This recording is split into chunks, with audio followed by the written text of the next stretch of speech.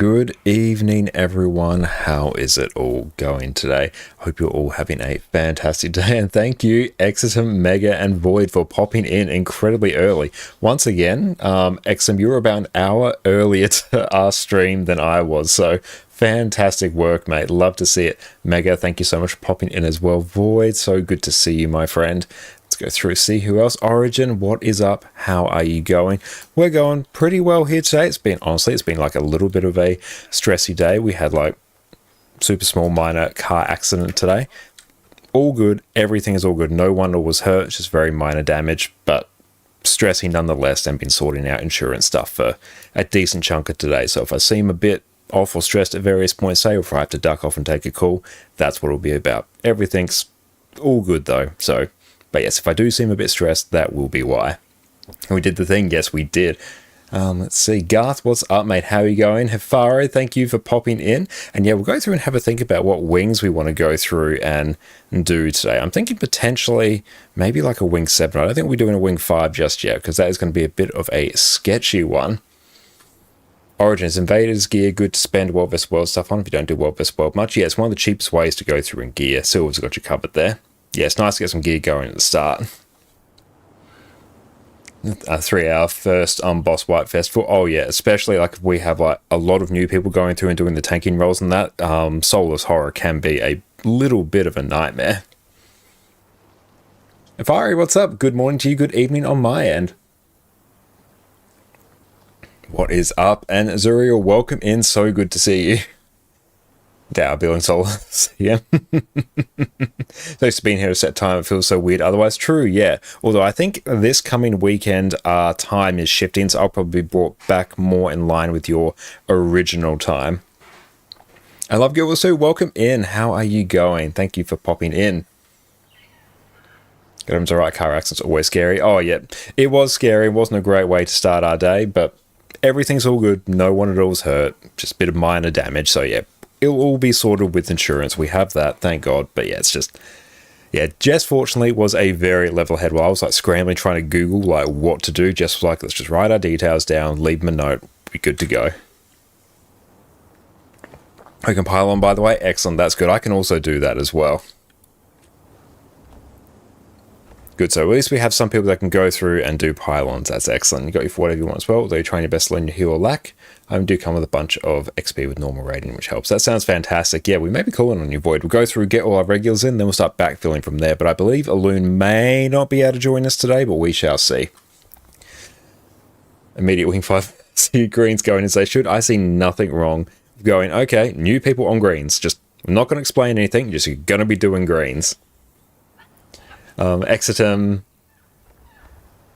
4 LI and 16 clovers missing, and Cole's done. Hell yeah, that is awesome. By 16 clovers, you can probably... How are you doing on spirit shards? Because yeah, maybe I just smash it. And hey, Origin, what's up, mate? Silent Storm, so good to see you as well. How are you going? Every Wing 7, can you tank on Earthgen? Yeah, sure. Earthgen is a pretty chill one to tank, actually. You only have to block like one attack and it's super easy. Got a plan bus for Wing 5 first boss CM, like it was super chill. Soulless Horror CM really isn't that much different to normal. In fact, in some ways, people do find it to be a bit easier. I think it's because like certain like fire spawns are much easier to work with. So I'm still good. How are you? How's everyone? Hope everyone's going very well. Mostly we're good today. It's been a bit of a stressy day, but we're here now. We're streaming, so it's going to be a good time. And your Earthgen's a good entry tanking. It really is. Excellent. Now we do have some time on food. What I want to go through and do, let me drag this, I'll paste what I'm actually looking at here. 12 shards, almost, 30 missing. Shouldn't be too long to get those. Nah, shouldn't be. Especially if you can rock a whole bunch of experience bonuses as well. What we're going to go through and do... Hi, Addie. There you are, Pumpkin. Good gal. We're taking a look at the Snowcrow's Beginner Power Catalyst Guide here. So I want to go through, work through... the process of actually learning this build, because I'm kind of interested in making an Elementalist guy as well, because a lot of people expressed interest in that. So I'd like to go through and start working our way through the process of actually learning this, so you can watch in real time. You can also do it in raids as well, so that would be good. I tanked a few bosses now, so imagine it's not hard, but you've never done it. Honestly, Earth boss is super easy to tank. That's like complete non-issue. That's one of the easiest bosses to actually tank. You just stand in the one spot and block one attack. That's it. Easier than Doom, easier than Veil Guardian. And if when you change your time, will your stream time not go even further away by an hour? I don't believe so. I think, what happens with daylight savings? Let's see.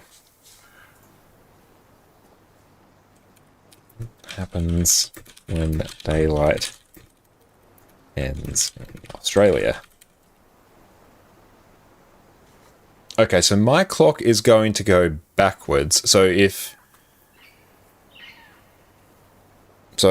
my stream started at 9 for you, because it will still be starting at the same time for us here, so then it should start at 8. So it should bring you. So I'll start an hour earlier. That should be how it happens. Because where our daylight savings is finishing, so clocks are going back an hour.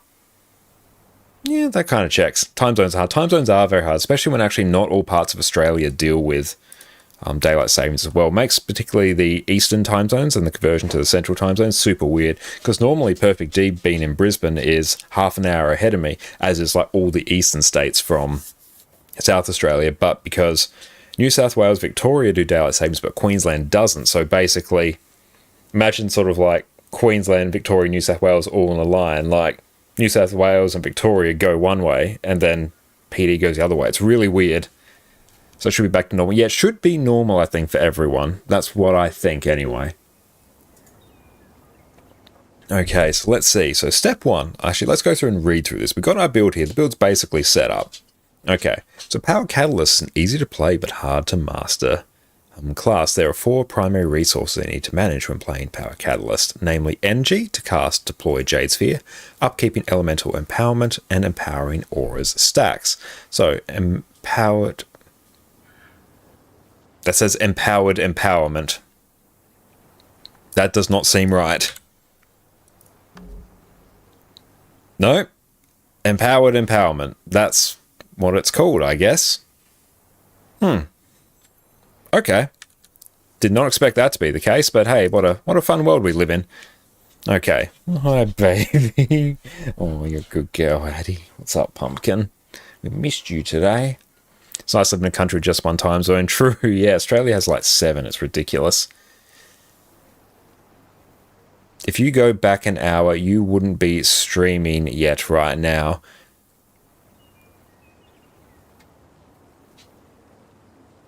We'll find out. So we're 10 Central EU when you do start streaming. So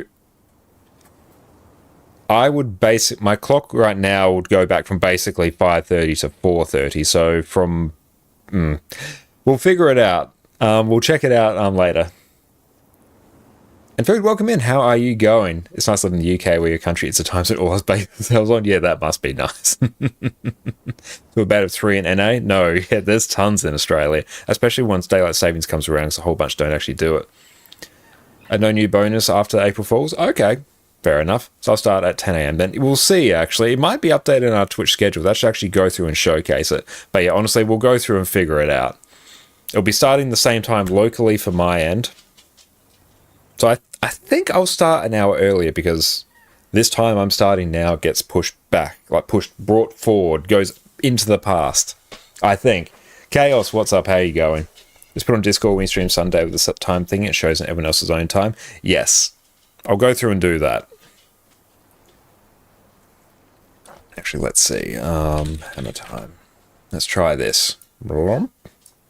Okay, so let's go Sunday, 5:30 p.m. Okay, so let's try copy that to clipboard. Then we're going to go just paste this over in Discord, just in the general chat. And let's see what this actually does. Just general chat. There we go. I just literally dumped that time in our Discord there, and see what that looks like to everyone. And Darkbringer, welcome in. How are you going? Your gap with the whole family is 3 hours, which is basically triple. 10 hours that are just them asleep and you asleep. Oh, time zones are an absolute nightmare. Especially bad in Australia, because you always have to like work around EU or NA time. They're like different times everywhere. It's super jank. But how you going, Darkbringer? So good to see you. And Pew Pew, do you know what animal killed the most people from 2000 to 2013? I don't know. What is it in Australia? Is that... It's probably going to be like kangaroos or something, isn't it?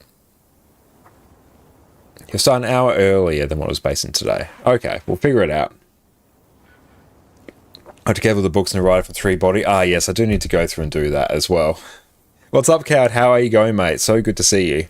Yes, and humans. You're a bit right. Yeah, like, humans is a fairly obvious one. Yeah, so it's 10 instead of back to 8. Okay.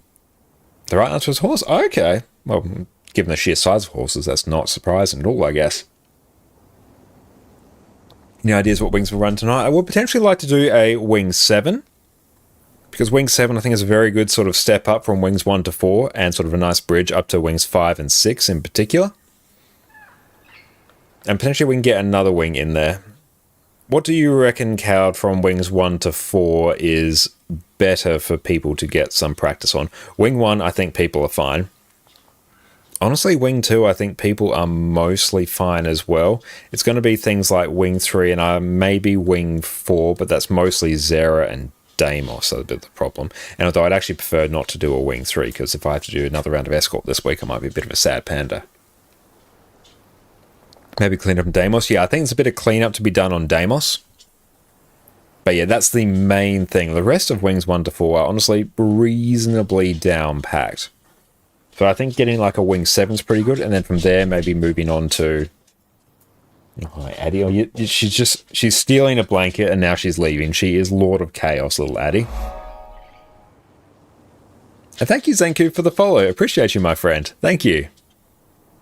And you teach wing 4 and EU. Very nice. Okay, so here we go. So the main things were upkeeping elemental empowerment and empowered auras stacks. Gain increased outgoing damage when you grant yourself an aura. Cool. And maintaining fireworks uptime. You'll automatically maintain high uptime in stacks just by performing the rotation fast enough. However, you'll start losing stacks and uptime between phases, which results in a comparatively slow damage ramp up time for a power class. Step 1. The power catalyst rotation can easily be divided into 3 smaller loops with 2 links between them. Starting in air attunement, the rotation is auto attack until 25 energy. Link 1, which is deploy Jade Sphere, fire attunement. Hi, baby.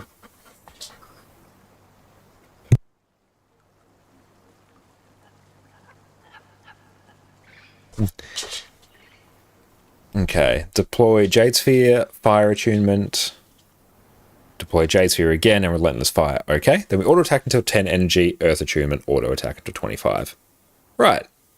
So a flying blanket must be a ghost behind you. I know, yeah, we've got ghosties in this house. There's a haunting.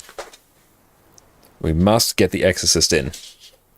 But okay, so here's basically what we're going to go through and practice right now. Let's go drag this back over here. Where's our computer been a little bit jank? You know what? I don't know. Mouse, why are you also being jank?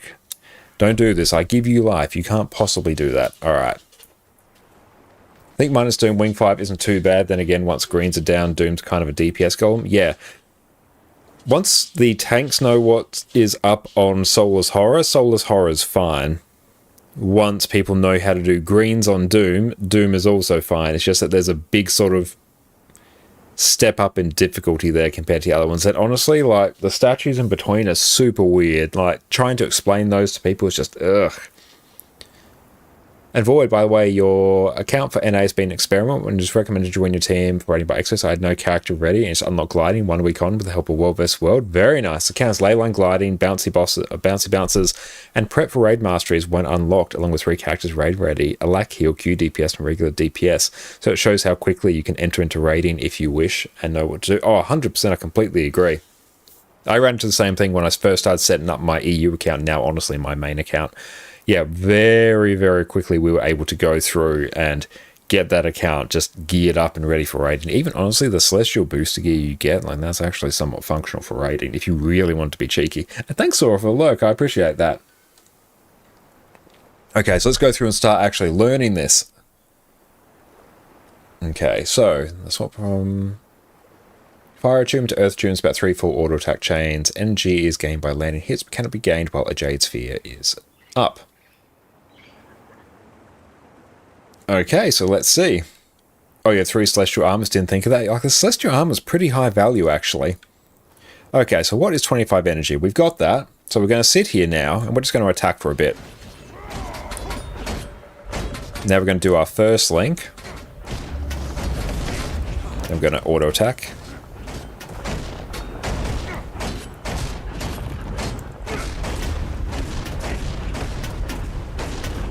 Now this is 50 energy, I believe. Alright. And so, welcome in, mate. Not gonna lie, I thought the open world builds on SC was just troll builds. No, they're actually decent builds. Okay, so we need to auto attack to 10 energy in fire, and then we're auto attacking to 25 energy, which is when we are in, so 25 energy, we have 30, so it's basically until it's almost full. Send you your LI Weaver build, one you made for EU, you might like it. Yeah, 100%, DM it to me on Discord. Okay.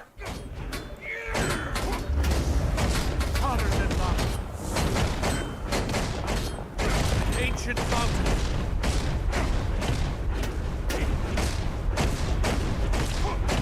Then there.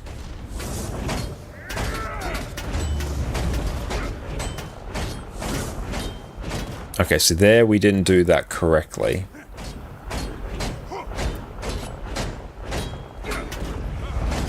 So we're trying to manage our energy here. So now we are basically generating a whole bunch of energy. We're going to wait till we get to about 25, which we are at 17, 21, about 25. I'm going to swap back to air. I'm going to keep going until we get up to 25 again. Just as the very first step, then we're going to swap.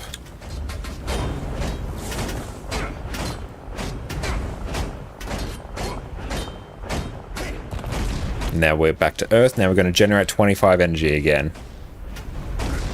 Just round about there.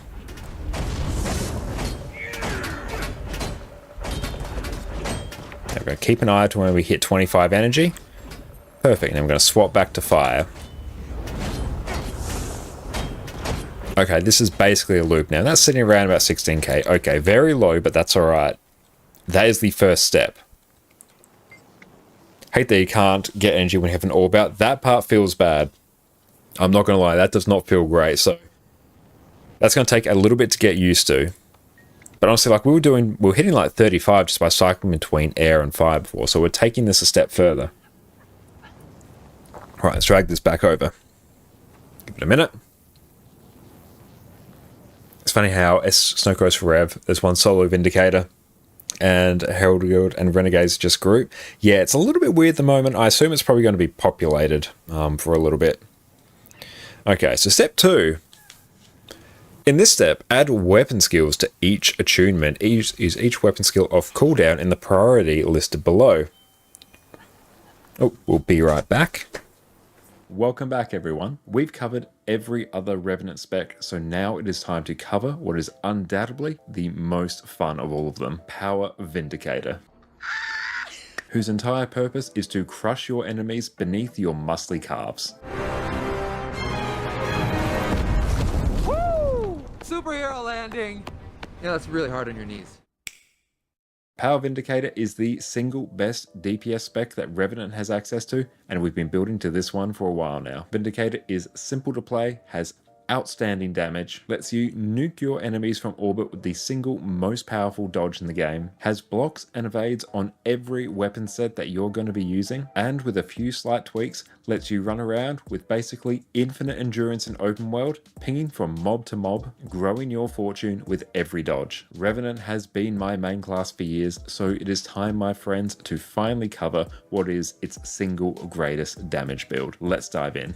So quickly, what is Vindicator? Vindicator is the Revenant specialization that came out with End of Dragons, which gives you access to Greatsword, and it replaces your dodge with 3 different powerful variants depending on what Grandmaster trait you pick. You also get access to the new Alliance stance, which you can toggle between your offensive Arkamora skills and your defensive St. Victor skills. You also get access to the new skill Energy Meld, which by default will simply gain you some extra endurance, but we can buff this further with traits. Vindicator is one of the highest bursting power damage builds in the game, which makes this exceptionally fun to play. To quickly cover off on our traits, in Devastation, Unsuspecting strikes, notoriety, and swift termination are all there to load you up with extra strike damage modifiers, the main thing that you're looking for on a DPS build. In Invocation, Rising Tide will grant you extra damage when you're above 75% health. Spirit Boon will grant you and your allies some extra boons whenever you swap legends, notably Might when you swap to Shiro and Vigor when you swap to Alliance stance.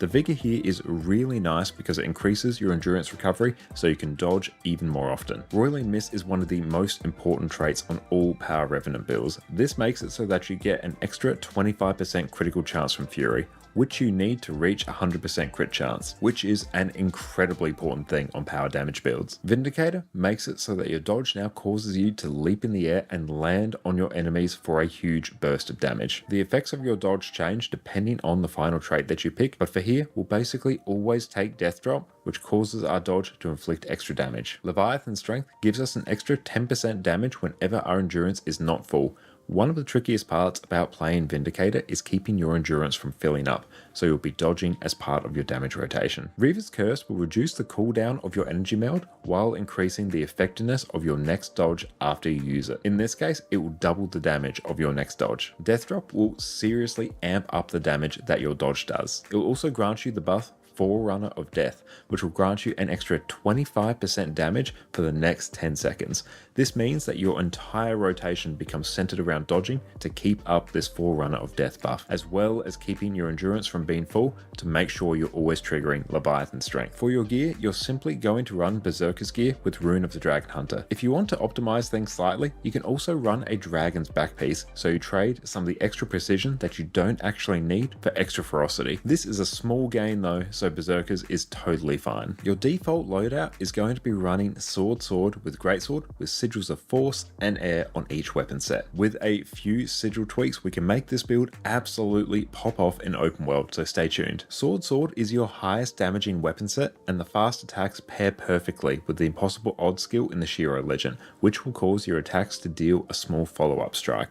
So faster attacks equal more damage. Greatsword gives you access to more AoE damage than Sword and scales really well the larger your target's hitbox is. This is due to the incredible Eternity's Requiem skill, which lays down a huge burst of damage in an AoE around you. Sometimes it is a good idea to swap out one of your weapons for Staff for the insane CC damage it brings. Usually you'll want to swap out Greatsword to keep the impeccable damage from Sword, but if you're a Greatsword enjoyer, you can replace swords as well. For our relic, we'll simply be taking Relic of the Thief, which will give us an extra damage modifier as we use our weapon skills. For food, take the best power and ferocity food. Excellent, and we are back. And oh, thank you, Disco Ranger, for the randomized dive. Let us go through and do such a thing. Is our golem up? Let's go through and get that one cracking. Rightio. So let us go through. Dies. We are just going to go through randomize.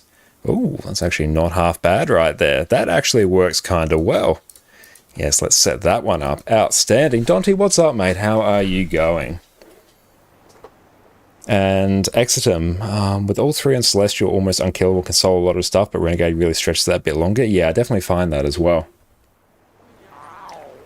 Imagine I can just change your back to Dragon on Herald and Vindy. Forgot you can easily change for ad infinitum. Yeah, it's like a really minor optimization that you can do. Cheesy, what's up, mate? How are we going? Everyone make sure you go check out Cheesy Chicken on Twitch. What is up, my friend? How are you going? We're going all right. It's been a little bit of a stressy day, but we're happy now. We are here. We're streaming. It's a good time. We're going to go through, blast out some raids. So it's going to be a good time. Right now we're in the process of somewhat learning Power Catalyst at the moment. So we have a build guide open. Let me just go through and take a gander. Okay, so now we're in the state of going through. We've done step one, which is auto attack and generate energy, getting used to the energy generation mechanics of Catalyst. So now we're going to start adding in skills. So step two, add weapon skills to each attunement. Use each weapon skill off cooldown. So we have Lightning Orb, Polaric Leap, and Quantum Strike. So let's go here. So let's go over to air. Let's take a look. So Lightning Orb, Polaric Leap, Quantum Strike. Okay, so 5, 2, 3. That's all the order I was already going through and doing that in as well, so that's not too bad. And in Fire Attunement, it's Flame, Uprising, Cauterizing Strike, and Wildfire. So let's go toggle over. Flame Uprising, Cauterizing Strike, Wildfire. Again, that's about right. You're just working your way down the skills there. Oh, can please thank you, Fari. There's Addie. She has returned to us. And hope you can join tonight. You happen to get some free time. Excellent. That sounds good. We'll see how many slots we have open, but I suspect you should be good. But yes, we'll see how we go once we start forming up. But thanks for the reminder, Fire. I quite often forget, so no, if I ever don't have Adicam on where I should have, just let me know. I will fix it. And Origin, would you recommend the Condi Renegade from the SC Open World builds? Yeah, absolutely. Condi Renegade is an absolute banger of a build. I definitely do recommend it. But what is that build actually looking like? Let me go through and take a look. Builds, Revenant. That'll be under the Open World section, actually. Revenant. How is Addie handling the boot with the car? Oh, she was totally fine. Addie was home anyway, so she's totally fine. Very glad Addie wasn't in the car. But no, everything is all good. No one was hurt. It's just been a little bit stressy dealing with insurance. It's fine. Everyone is all good, so yes. But we are all good now. Condition Renegade group. Let's drag this over here. But it's Ritualist because of group. Let's see, what else are you doing? Okay, so you're actually doing Alacrity of Righteous Rebel. Yeah, if you have relatively easy access to this gear here, if you have easy access to Rituals, so this is a banger of a build. One tricky part about Rituals, though, is it is a little bit tricky to acquire. Can be, like if you have easy access to it, that's great. This will transition quite well into a DPS build as well. Like my personal preference for this would maybe be to start with the Vipers, but I can see the value in going for Rituals as well, particularly in Condi damage builds. Going from Vipers to Rituals is not that big of a DPS loss, and here you gain the extra utility of being able to pump out Alacrity as well. So yeah, this is good. Like, this is basically fairly standard. That's standard corruption traits, invocations, basically, right? You got charge miss there. Yep, this is the Alac Renegade build with a bit of extra Rituals gear thrown in to give you a bit more cushion. So that is good. That's good she was home in your mind. You saw Addie getting all shaking the car. No, Addie was home, and yet it was super low speed. It was just like some minor damage. Everyone's all good. Like, we're just getting it sorted now. Who haven't read your state, feel free to ask any questions if I'm busy. Excellent, thank you for that. If you're a solo open world stuff, Celestial might be better. Yeah, Celestial would be better to hard solo open world stuff, but this can transition actually into endgame content, whereas a Celestial build starts running into some issues there. But okay, so let's go through, work our way down those skills, and now here it is Duststorm, Earthen Vortex, and Rust Frenzy. So what's that look like? So Duststorm is 5. Earthen Vortex, and Rust Frenzy. Okay. Let's get those skills to there on cooldown. Yeah, if you have Celestial already, yeah, just run those traits with that gear, you'll be functionally unkillable. Okay, instead of constantly looking at energy, use the following guidance to create a more fluid rotation. Air Attunement. Then Link 1. When Relentless Fire is off cooldown, start Link 1. Fire Attunement to Earth Attunement. Use Flame Uprising twice before swapping to Earth Attunement. Fire Attunement to Link 2. Link 2 is here. Deploy Jade Sphere. And then to Air Attunement. As soon as all Earth Attunement skills are off cooldown, start Link 2.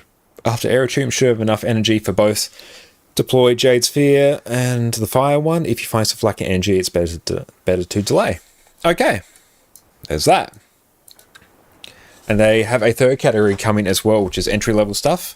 Stuff to play with day 1 Celestial gear. That is really good. That is a really nice addition. I love to see that. Okay, so let's go through, get ourselves some energy. Okay.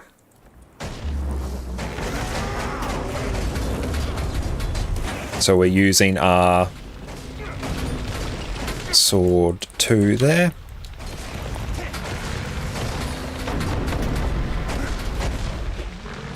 And swapping back in.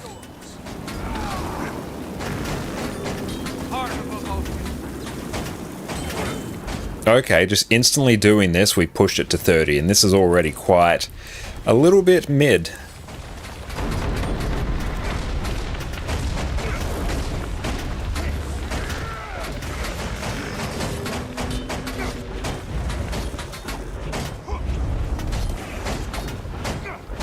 Excellent. No, this is like totally fine. So we should actually be doing 5, 2, then 3 here. Thousand storms. Brilliant Ember. Okay, so we can go through and probably actually refine that a bit more now.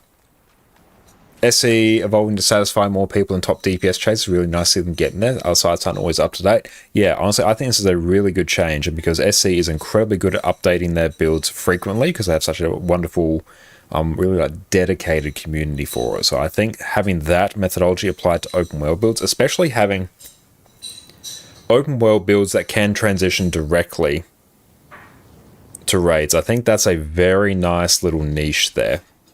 And it's because the website is separated from Guild, so Guild is uber hardcore. True, yeah. But one thing, like, obviously, Lord Hyson does absolutely fantastic open world builds.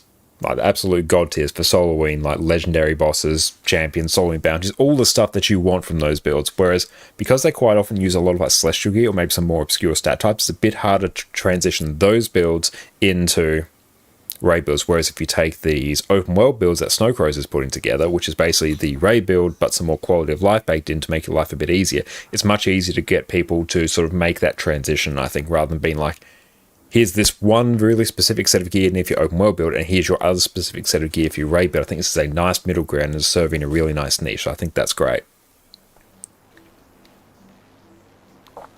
And personally, your favorite open world builds are usually World vs. World run builds. That's fantastic. That's a good option as well. Do we have a thing? Remove, respawn. And so, welcome in. What early build is this? I mean, the stat combo and relic. We're using full berserkers, so power, dragon hunter rune, and we're using relic of the fireworks. So full power catalyst here. We're just going through and somewhat learning it. We already have a bit of an understanding of it. I'm going through and working through the process of it now. Void would love to support Hyzen, taking some time to make a series called the Hyzen builds. That would be fantastic. Okay, so let's go through. Let's refresh our energy. Where's that not there?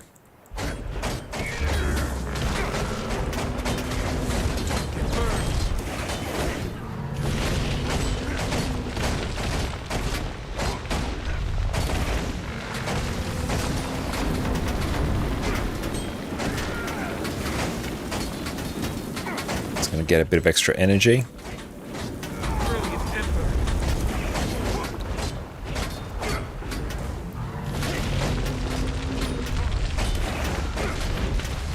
We're just sussing out what energy we have here. Might just wait in Earth for a bit more. Beautiful. That was a little bit slow. Then we did cancel some skills, which is less than ideal.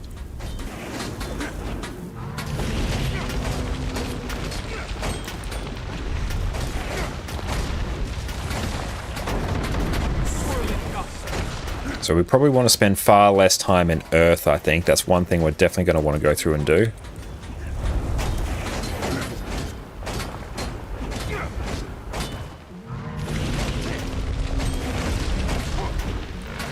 So we do have to sort of keep a bit of a mental check on when our Earth 5 is going to be off cooldown as well. Okay, so even just doing this, we're fairly comfortably hitting 30. Which is very nice.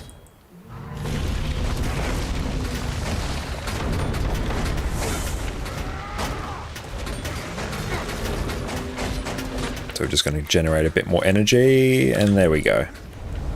Okay, so that's starting to hit 32 now, which is good, and we're still missing a whole heap of button presses as well. Oh, we cancelled our Dust Storm cast there, which is very unfortunate, so we're really going to have to keep that in mind.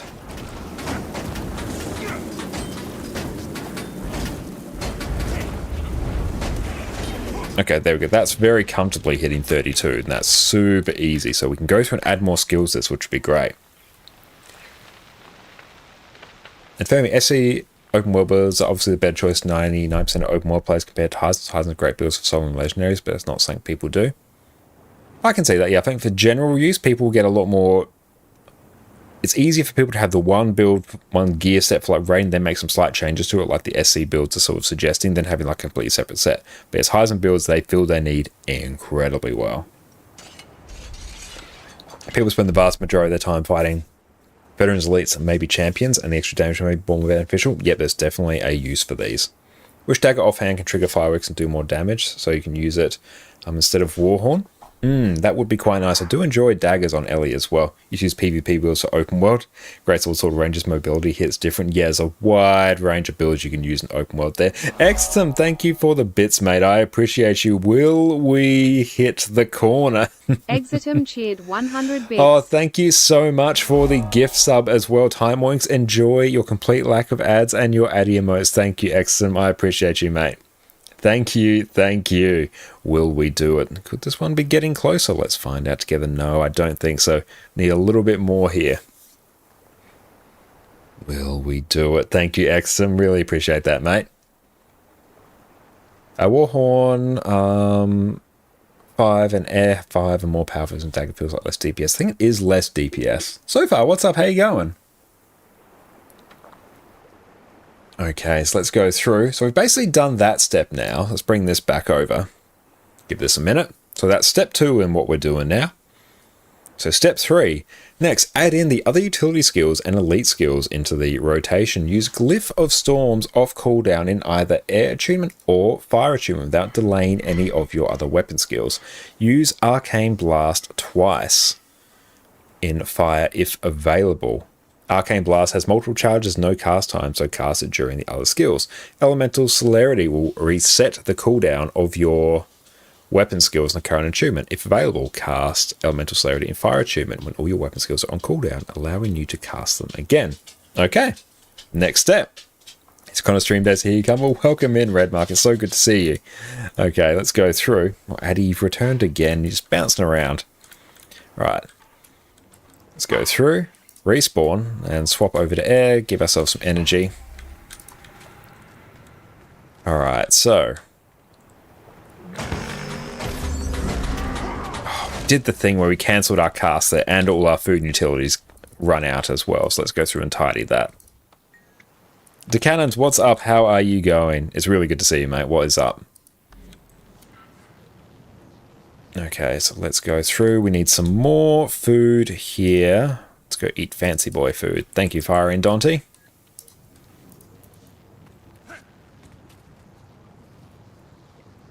Let's go just started work because it is 9:40 a.m. here. Ah, nice. Well, thank you so much for watching us whilst you are at work. I appreciate that, mate. Wish the trainer area can emulate fake boost utilities. I would love that. That would be so good. Okay, so let's go through and do this. Let's put on... Do I have Snap Target? I do, yes. Okay. Oh, we cancelled our cast again. Oh well, is what it is.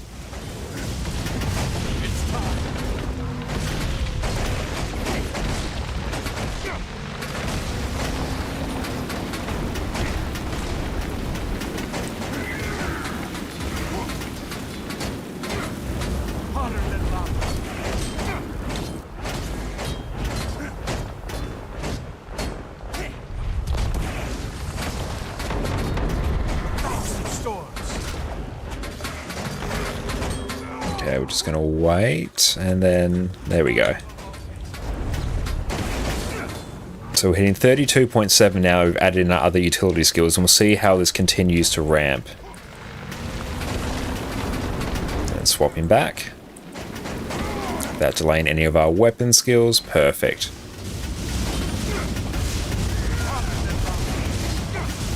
Okay, we're starting to get the loot now, so that's good.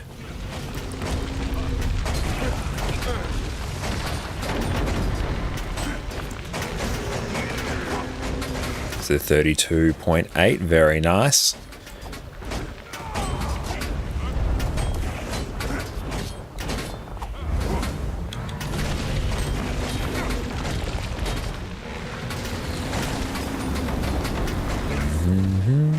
So we're adjusting the order of our skills a little bit there, which is not perfectly ideal. So we're pushing 35 now.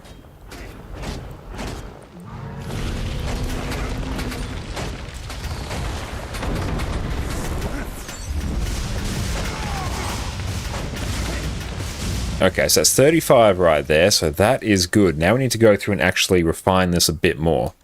So it's around about what we were hitting when we were just cycling literally between air and fire. So yeah, we'll go through and maybe compare that and see what else we can do.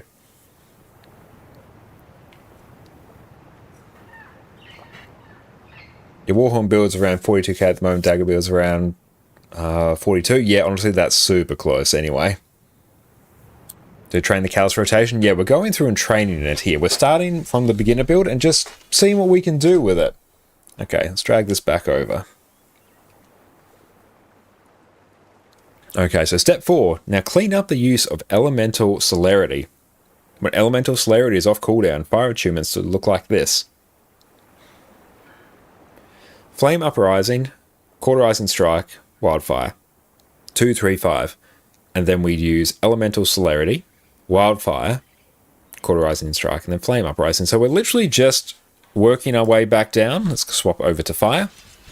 Flame Uprising, Cauterizing Strike, Wildfire. Then we use Elemental Celerity and work our way back up. Perfect. This prioritizes longer cooldown skills, ensuring they'll be off cooldown for the next loop. It's okay to delay fire attunement if Elemental Celerity is about to be off cooldown, but no more than for a few seconds. Delay should only be longer if a burst phase is about to come off. Okay. So let's go through. Give ourselves some more energy. Respawn. Right.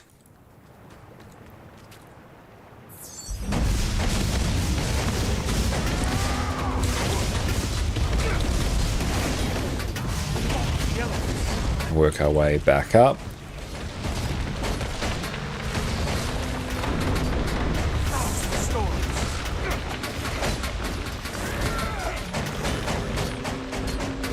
Brilliant.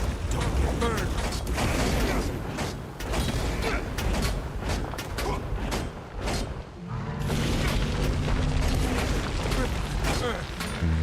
So we're a little bit slow in fire in Earth because we don't have the muscle memory for our skills, but our opening burst there was way better as well.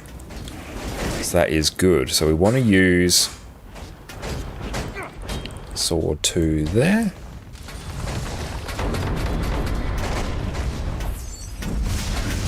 And start landing a whole bunch of skills right there.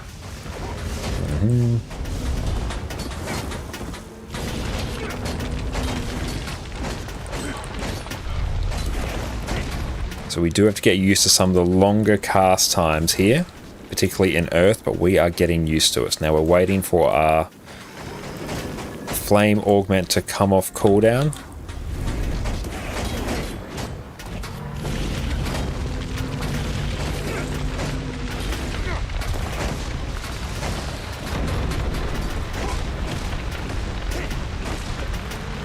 Oh, we shouldn't have actually used some of our skills in just that order, because now we spend less time. I spent more time in Earth than we wanted.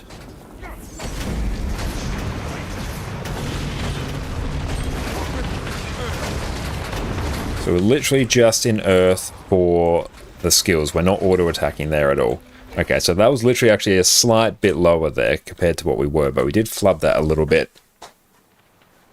Low damage ticks sound like relaxing rain. I know, it is actually oddly relaxing. Okay, so let's go through, compare what we need to do now. So finally, add Link 3 to rotation. Deploy the Earth Sphere, Water Attunement. Then deploy Water Sphere, Tidal Surge, Air Attunement. Okay. Due to the cooldown of Tidal Surge, Link 3 will only be used once every 3 loops, and it's a direct replacement for Link 2, so the full rotation will be Air Attunement, Link 1 to Fire, Earth Attunement, Link 3 to Air, Link 1, Fire, Earth, Link 2, which is do shenanigans there. Where's your attack speed buff come from? I believe that's just quickness, but that's just coming from the... I'm giving... The DPS room is giving me all boons, so I'm just forcing them onto myself. Okay. Let's try and Link 2. And then loop. So really just every now and again, we're just going to start using Tidal Surge. Okay. So, what is Tidal Surge? Tidal Surge is 4, and then we swap back to air. And that's a bit of extra CC as well. Okay. Respawn. Let's go get our skills back. Let's see what we can do now once we slot this in.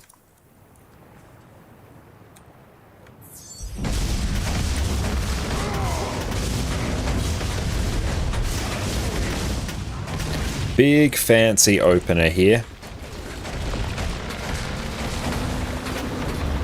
And swap there.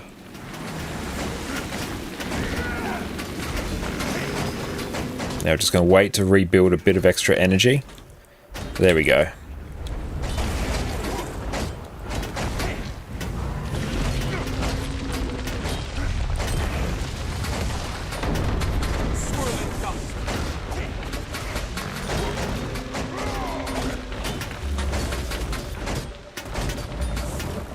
Oh, we flubbed that a little bit. We should spend a bit longer in...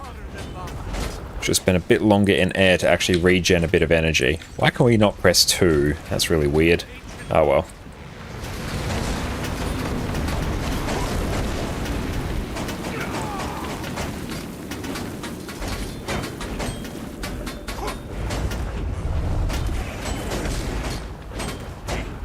I think after this next Earth loop here, we're going to start doing shenanigans in water.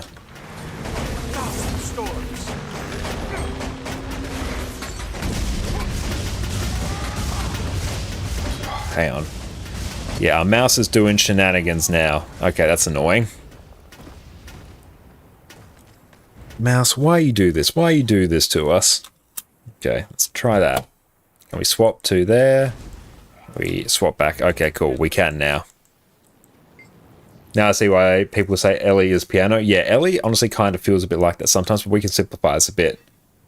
I was clear per second on the boss or target per second. I'm not 100% sure. I need to go through and actually check that. But I'll deal with that later. Trying to get that mouse skill cleaning. Yeah, I probably need to be honest. So we do have a few extra Nagas floating around from over the years. Respawn. So let's try this once more. That was coordinated, it was.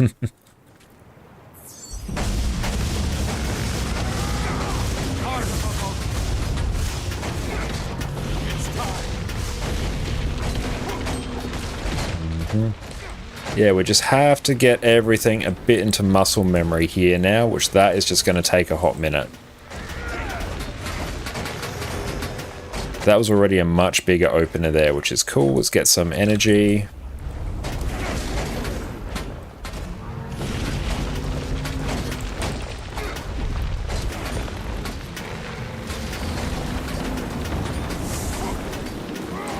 So we really have to tidy up our swaps into each element as well. Because yeah, we're basically taking the time to figure out what skills are off cooldown as well. Which we ideally shouldn't be doing. I think I can come in here and do that. And we cancel our Air Warhorn 5 all the time as well. So it's something for us to go through and consider.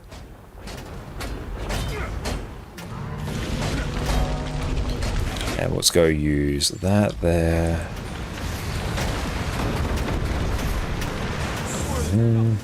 So now once we get back to fire, we can do the elite.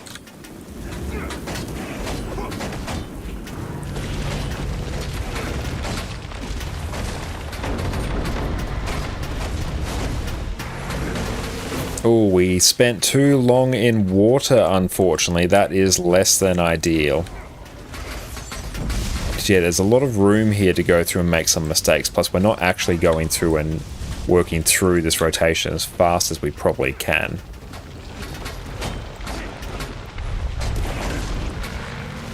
But it's definitely fun. Okay, so hitting like 33.7 there, because the fact we've added in more button presses, we've actually slowed things down a bit because our monkey brain can't keep up with it. And thank you, Light Deck, for the follow. I appreciate that. Gonna give me another build tonight. I'm your self-made LI intro into Weaver. Less damage for far more user-friendly to ratings. Whole day. Might have another build you'd like to see. Sounds good. Herald players stay in the general vicinity of someone shouting, I helped? Yes. Okay, what we can probably go through and do right now. So, round about 34 is what we're hitting. 35 on a slightly more simplified one without the water loop. Well, thank you so much, Jess. Jess has made us a wonderful doorstop.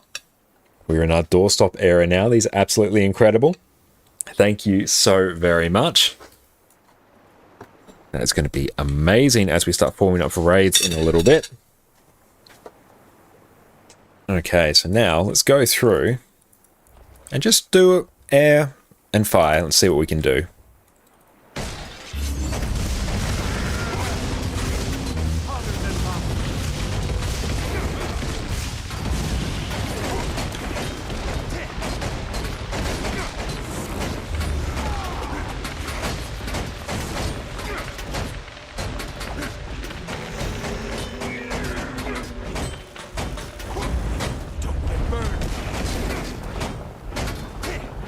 And already we're actually hitting much higher because this is indeed very simple.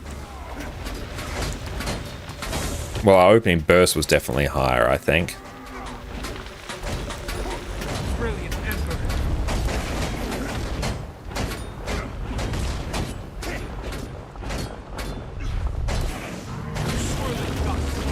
Don't delay any of our weapon skills.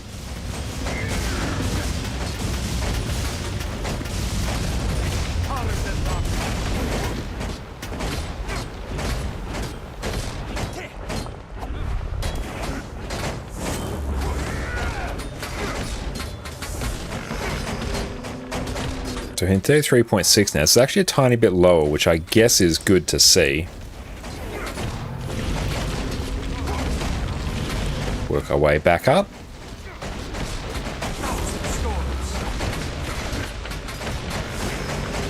But honestly, this is already totally fine. This is already incredibly simple to go through and play. Although I think adding in the earth loop as well honestly makes this very, very simple. Oh, thank you, Jess. We got some roast veggies as well. Thank you for that. Oh, and feta, nice. Thank you.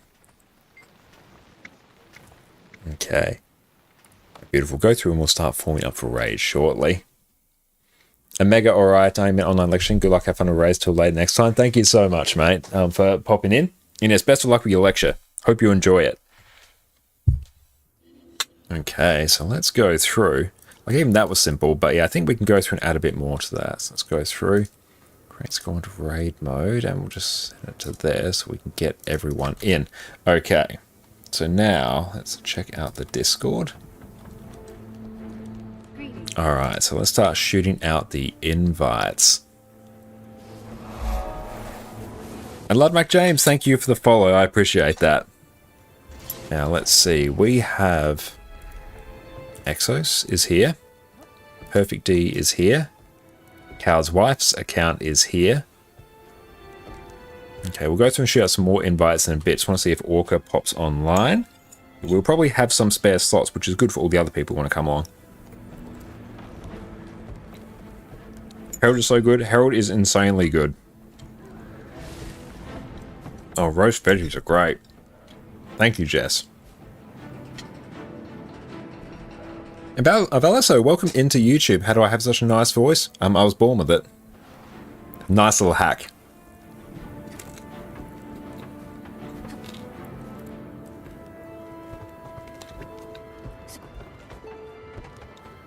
Okay, let us see. And can you be and get some spare slots? I'll let everyone know if we have some spare slots. I'm just getting all our regulars in, and then we'll start backfilling from there. Okay.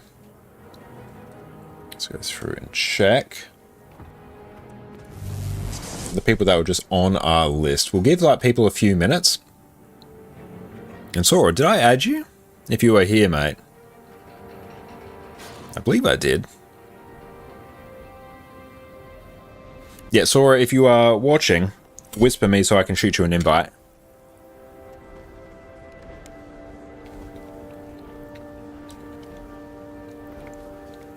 Olam's not on.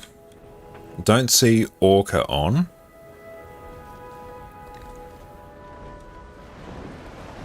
And yes, we're doing NA raid training here. Can do pillar bait. Perfect. That is good. Okay. So we'll definitely have some fills tonight, which is good. Can I join you guys? We'll let everyone know. We've got our sort of somewhat static group and list of players that we will work through for adding people. But if there are spots open, we'll start opening it up from there. Gives me a chance to eat as well. If I was Master Asia, I gotcha.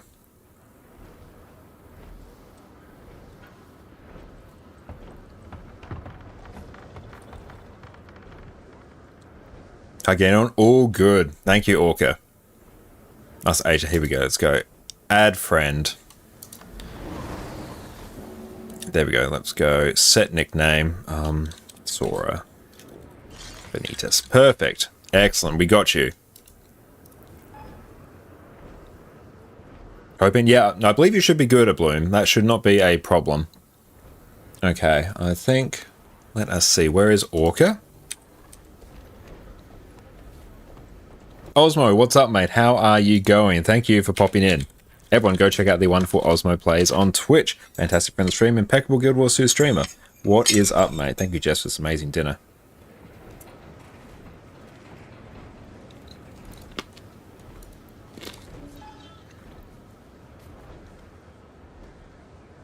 Beautiful. We are at 7.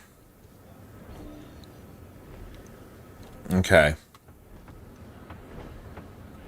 So we have a Bloom, Cheesy there, and I think a Ruffle is here as well. Hey, got us. Thank you so much for the shout out. I appreciate that. Raid full clear this week. Won't be full clear. We'll be doing some training. We'll probably start on wing 7, then maybe move on to another wing from there.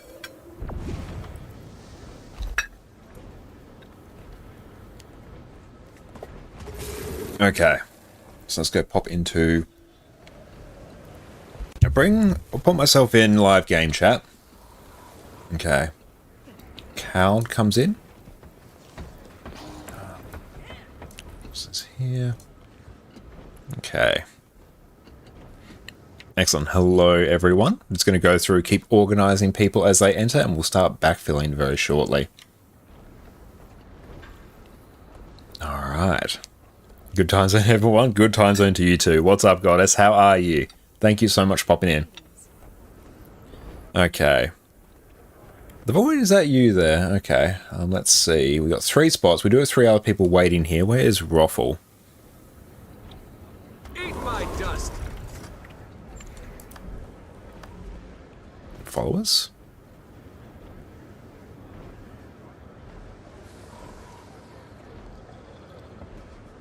Which account are we on?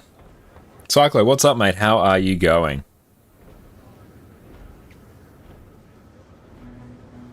And let's shoot. Cheesy and invite. Oh, Cheesy's already here. Okay, no, it's good. Cheesy, you're here. PD is here.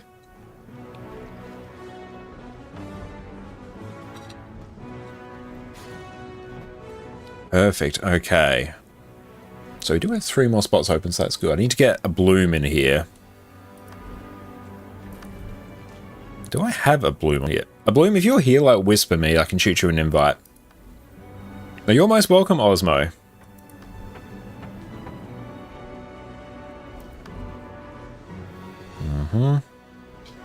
Because no, I would have added you as a friend. But yes, feel free to, like, whisper me so I can actually find you.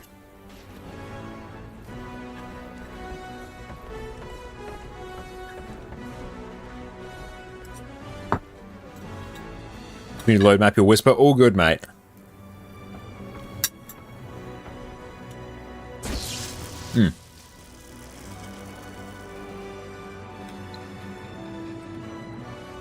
Discord name is your in-game name. Perfect. Makes it easy. Have you guys done... Wait.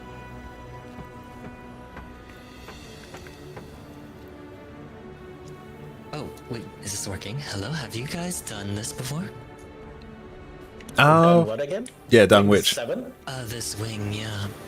Oh, Yeah, personally, I many did that. times, but yeah, that's probably not the question you're asking.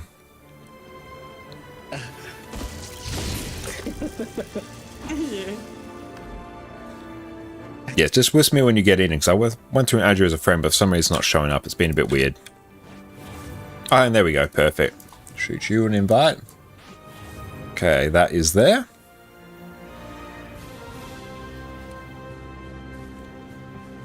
And do I have Ruffle?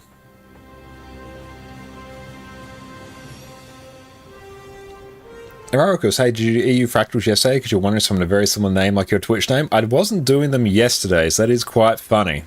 That's very funny indeed.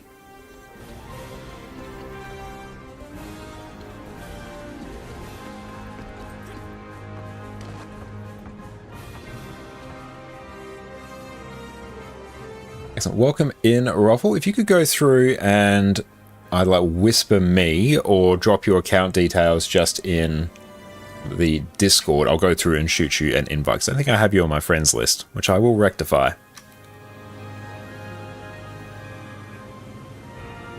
And Orca going to restart your game. For some reason stuff isn't You wanted working. me to send it in Discord? Oh yeah, just dump it in the Discord channel. Got a Josh impersonator. I'm so flattered. Imitation's the sincerest form of flattery, so I'm feeling very flattered right now.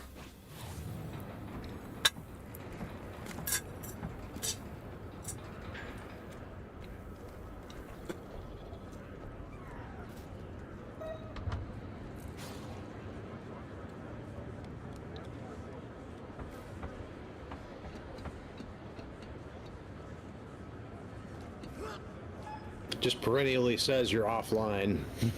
Oh, that's really weird. Yeah, I don't get it, but yeah, it's working. And Void, what is your account name? Oh, I see him online. And I've seen it floating around. I'm 99% sure that's you, so it should be fine. Just want to make sure that I find the right one. This you? Perfect. Let's go through shoot and invite. Excellent, there we go. And no worries, Dante. No, I'm very glad to be able to get Void in today, so that is excellent. Excellent, thank you.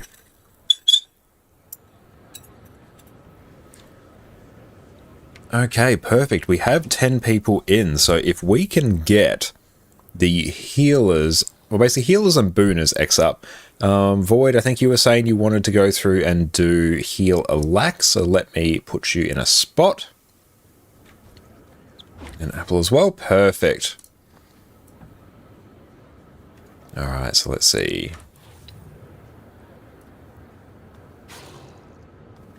And then we need a Q DPS. So Cheesy, I'm going to put you on Q DPS.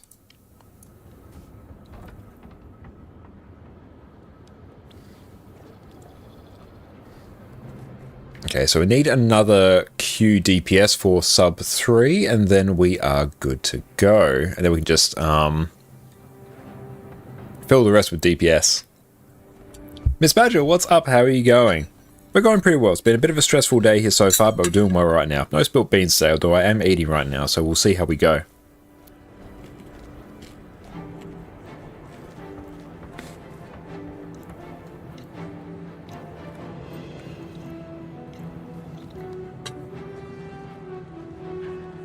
Joker, what's up, mate? How are you? Don't know what day it is anymore. Always hard to tell. I might even just make Orca go Q DPS. Nope, we spilt food, but it's on the plate. Doesn't count.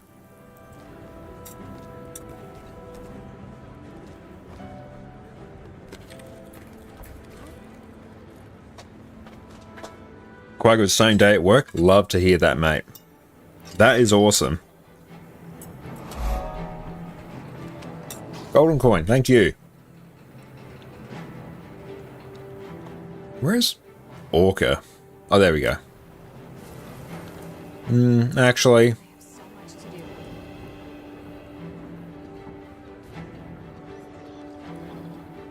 Welcome on in, Void. And yeah, Coward, if you could go Q DPS, if that's a thing you can do, that would be pretty sweet. And yeah, we'll go through, make sure we give Perfect D a shout out. Awkward for Pylon. Ah, yes, okay. In that case, we might get Orca to do it.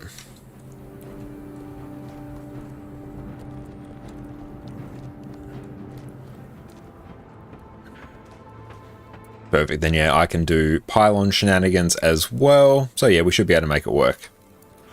Have you went through the grind of Soto Legendary Armor? No, not yet. One person wants to learn Pylon kiting. Yeah, we'll see what we get to once we get to that boss in question. But yes, if we can do have... a class shuffle. Yeah, absolutely, we can make that work. Am I doing Q DPS or? Yeah, if you could Q DPS Orca, that would be pretty sweet. Okay.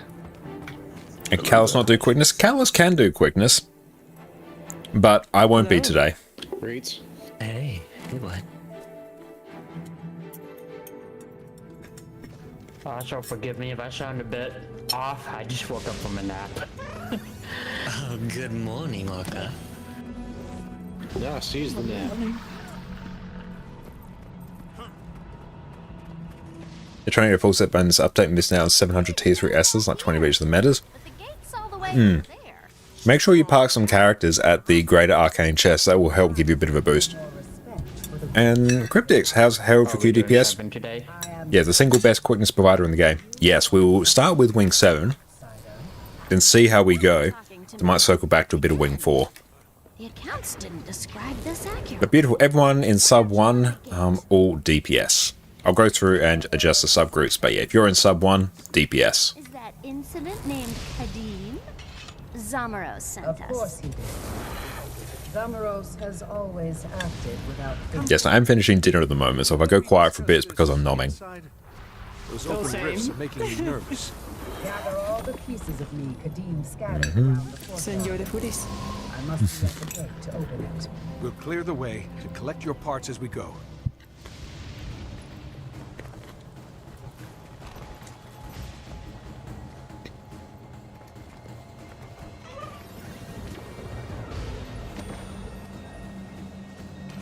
I think Connor was saying that he got doorstop or something for eating. Like, no idea what that is. That's not a thing over here.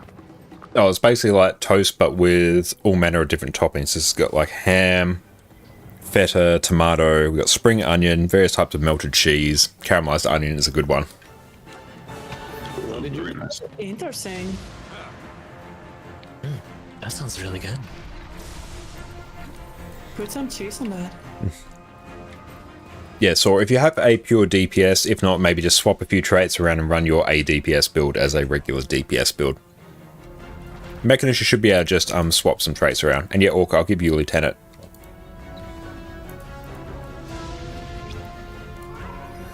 Beautiful, okay. See, because of how Mechanist works, even if you don't change your armor, it's nice.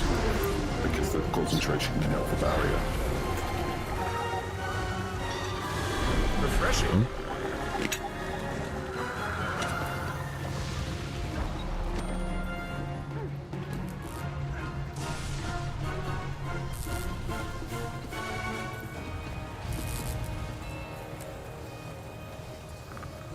Excellent, so here is basically a pre-event.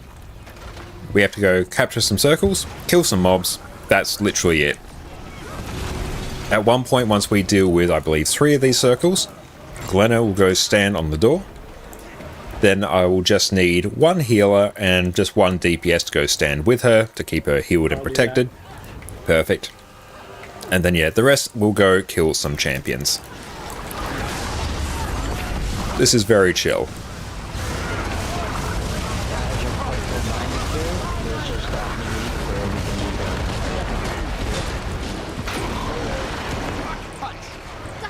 What tonic's that, Orca? Oh, nice. Yeah, did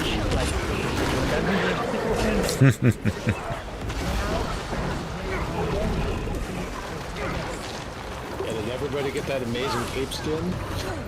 Oh, I've not touched any of the achievements yet. It's on my list to do.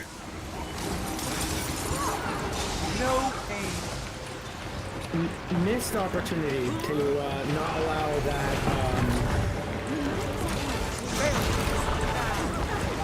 cat tonic thing to allow you to see the cape.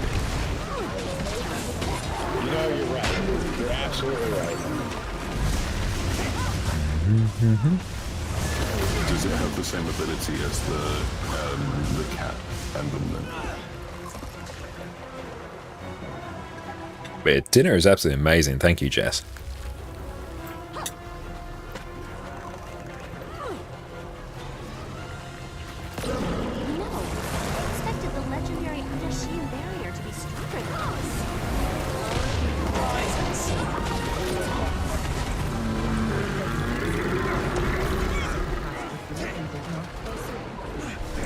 Let's just chill out here.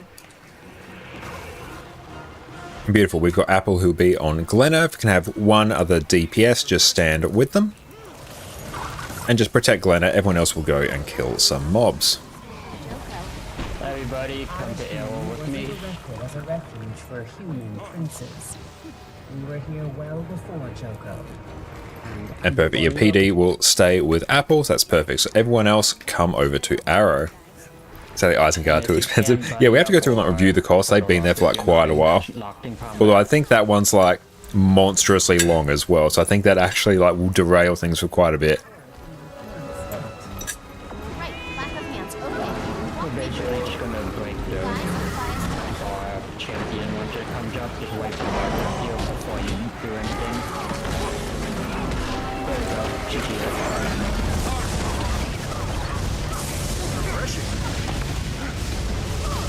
That's right, we'll go through and review that later. That one does unleash like a very particular brand of chaos. Rinse and repeat, but that's short though. They'll probably already be up. They might not be able to mount up because of mobs, but just run over and Don Khan, what is up, Al? How are you going, mate? And so, any plans after raid training? Potentially maybe heading over to EU to do some fractals, I think.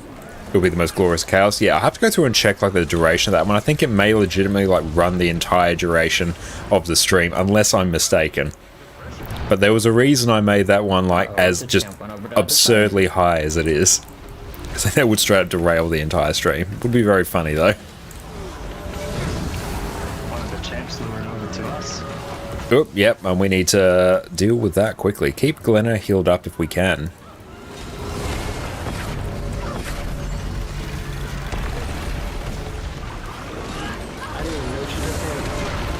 Oh yeah, she does.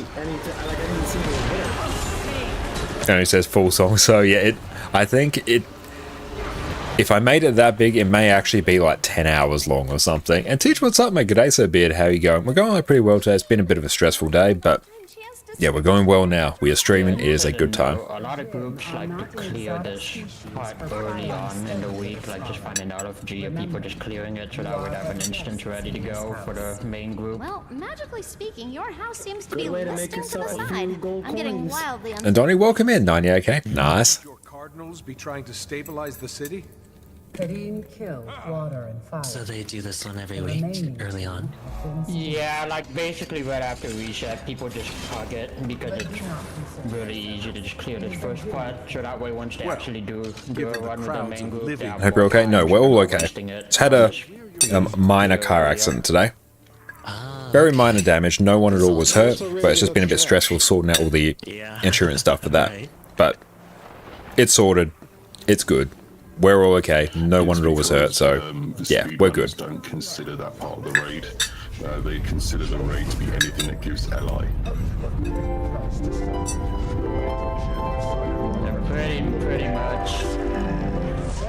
Redoing gate because Glenna died is super annoying. Yeah. It just cuts into the time that a group would normally have to run as well, so. Thank you, Jess. That wonderful dinner. He succeeds in draining the ley line completely. And yeah, just bit of just accident on multiple fronts, but like we're fine. It's low speed, just a bit of like damage. We're fine. But yeah, so if I come off like a little bit stressed, that'll be why. But everything's all good. Yeah, so for this wing, after they're done jibber jabbering, we can choose. You want to pet that dog? I'll make sure to pet it for you. Unlike any other wing, we have a choice at the very start. Addy says thank you. No matter which one we go to, but a lot of groups like to do Adina first. Unless you're in LFG where there's only one right option. Yep. I'd find a pillow. Pillars will only protect 2 people. Eat my dust. Max 2 per pillar, or gonna get bonked. You can go ahead and beat this thing up now.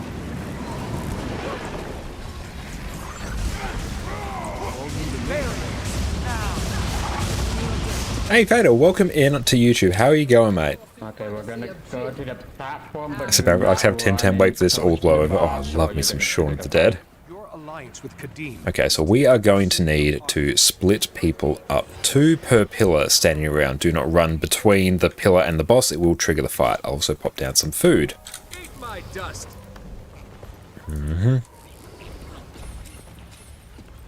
So grab your appropriate food. Preferably one melee on one range per as well.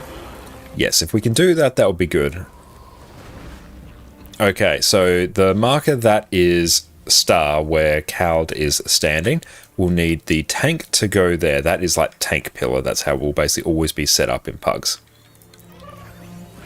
And then everyone else, 2 to a pillar. And yes, preferably star. Star? Okay. Yes. So yes, only 2 to a pillar. That is very important. It's going to be important for how we actually place these pillars later. Okay, so we are going to need, ideally, 1 melee player and 1 ranged player at each pillar. So yeah, Exos, you are with me. I'll consider you ranged because I believe your Rock and Condi Willbender, that is more ranged. Yes. Yes, that's right.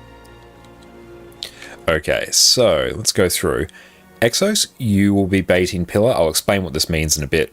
Kald will be doing it. And let's see. Void will be doing it as well. And PD, who's over with you? Can't see the name. Cheesy. Ah, Cheesy. Okay, so PD, you'll be kiting a pillar. Yep. And Sora, you will be kiting a pillar. Okay, so what we are doing now is the pillars will spawn periodically on the people that are furthest away from the boss. So if I have said that you are kiting a pillar, that will be Exos, Kald, Sora, PD, and Void. You will stand towards the back of the group. And that's right, Orca, I think you're not ranged, so we'll have you not do it. But yes, so what we will do, just stand towards the back of the group, and when you have the pillar, you will place it on a marker. Like you see, you have the markers of range in sort of a semicircle. You'll place them on one of those spots.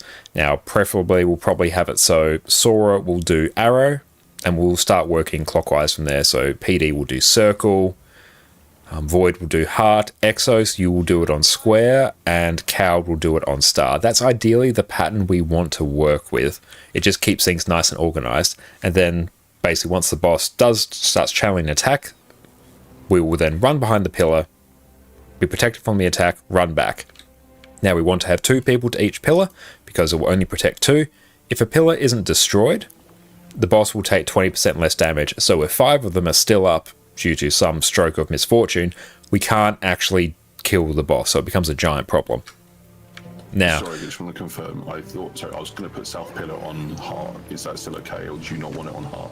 Oh no, you go on heart. That is totally fine. Sorry, North Pillar. Where I'm standing. Yeah, you'll go on heart. That's correct. Yeah, just making sure I'm okay to put it here. Yep. When you spawn the pillar, there'll be like an expanding AoE at your feet. And then once it locks in place, you have like a second to dodge off before it spawns. Don't be on top of it. When it spawns, you will instantly die. So just place it, lock it in place. Shift. Okay, there you go. Speak up quickly in case I did not put the right marker on you. I just went through and corrected square, so that's now on Exos. Okay. I think that's fine now.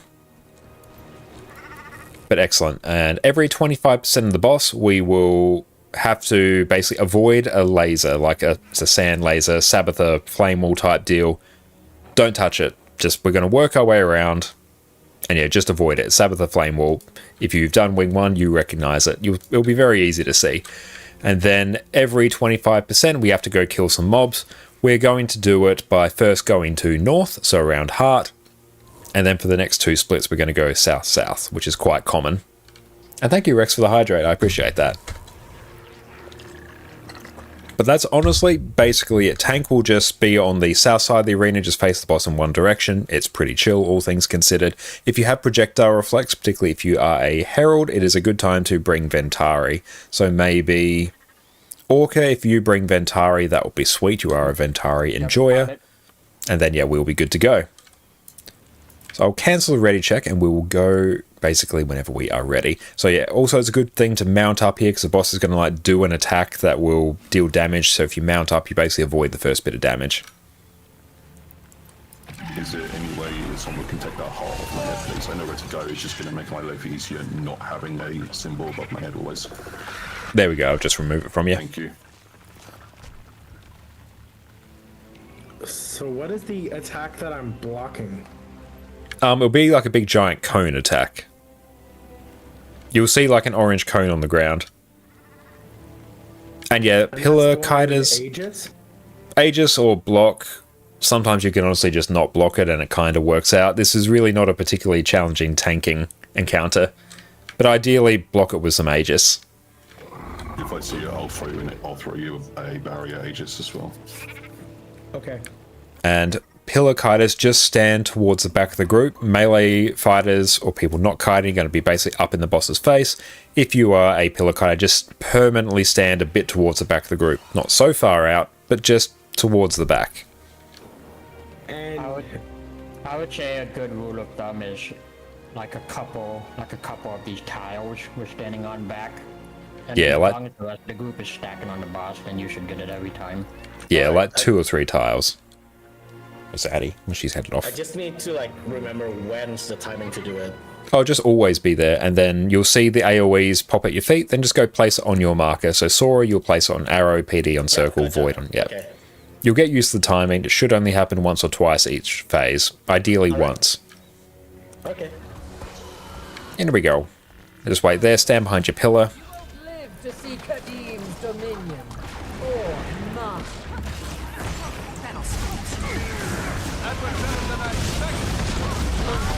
Pillars are up. Make sure you place them on your markers. Okay, it's going to be a bit weird. Okay, everyone get 2 behind a pillar. Just start heading that way now. Okay, we're going to GG this. Okay, so those were the pillars. Those need to go on the markers. Basically, notice the semicircle of markers going arrow, circle, heart, square, triangle. Or star, actually, not triangle. But those are the ones that you want to place it on. So Exos, go to square. Sora, go to arrow. PD, circle. Void, heart. And Cowled, star. Turns out a melee healer. Turns out a melee healer stands a little bit too close. I have a quick question there too. Did the tank go like off to the side? Is that why she threw the mines off backwards, or no? Someone had more toughness than me. I just bumped up my toughness. I'm now at 1957. Okay, so make sure other healers don't have that higher toughness. And thanks Fidel for the sub as well. I appreciate that. But the tricky part of this fight is just the placement of the pillars. The rest of it is quite easy. But once you figure out the pillar placement, it's fine. This fight is basically free. As a note, like these markers, they're not set in stone. Right now they're just guidelines since half the group is new to this, but the general rule of thumb is as long as you're placing it in like a half semicircle on the rear side of the boss, like not on the tank side, then we're good. And then you go into the corresponding pillar. It's funny you say it's not set in stone against an Earth Gym. Yep. Unintentional, but it works. And Ravi, welcome in. How you going? I did it yesterday and finished your heavy set with it. Nice. I'll just go start. What are we waiting for? Yeah. Ah, nice. Forgot the reject pop. Don't run in early. Because now the pillar is up and that's a 20% damage reduction. I will place it on square. GG. So yes, make sure you don't stand on the pillar. As it spawns, it will insta-kill you. Yes, and also there, Goddess, make sure you don't run in. We're waiting until the pillars get destroyed.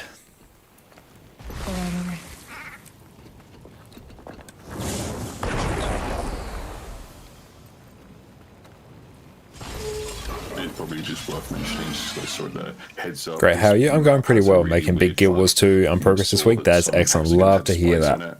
Even after we died and respawned, if you go to those spikes before they break, you will die. So you have to let them finish off first. For some reason, it doesn't reset. Oh, thank you, Fire, for the hydrate. We'll go through and do that in a moment.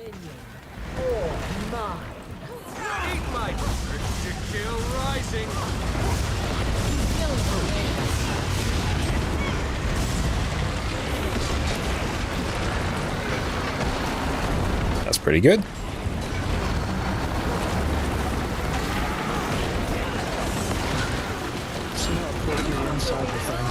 Oh, that's fun. I think I can get you up, maybe. Yeah, that's really weird. Nope, I can't. Oh, that's GG that, but that was pretty good. So there, Exos, you want to make sure you stand behind the pillar there. As soon as the boss gets the eye attack popping up, that's when you want to run behind a pillar. Because the boss is basically charged up attack that will one-shot you.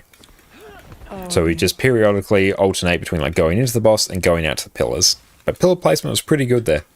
And thanks for the hydrate. We'll do such a thing now. Excellent. Let us get the ready spaghetti checker. And she also uses out the same line each time. You'll know it once you see it. Yeah, once you see it a few times, it'll be pretty well locked in. How do you provide stab as boon chrono, mantra, or well? You can do it on... After the pillars go up. The main one that I use is mantra typically. It also has a certain sound that it plays every time. And Keys, thank you for the follow. To see Kadim's dominion. For mine. Urge to kill rising. That's a cost.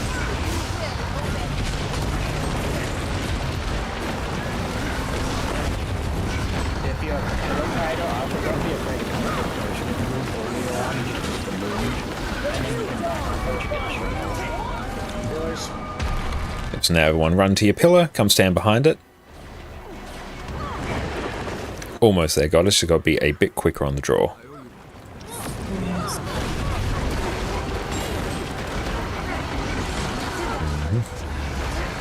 So we're going to have a phase coming up, so make sure to dodge off those. Perfect. Yeah, now we have the laser, so don't touch it.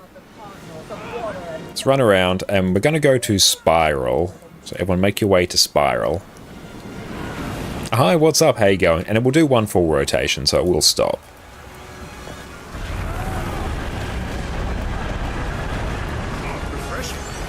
It's going to kill these hands.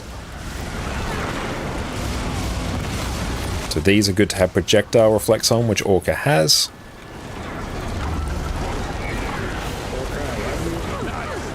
Now everyone head back in and repeat. That's the entire fight.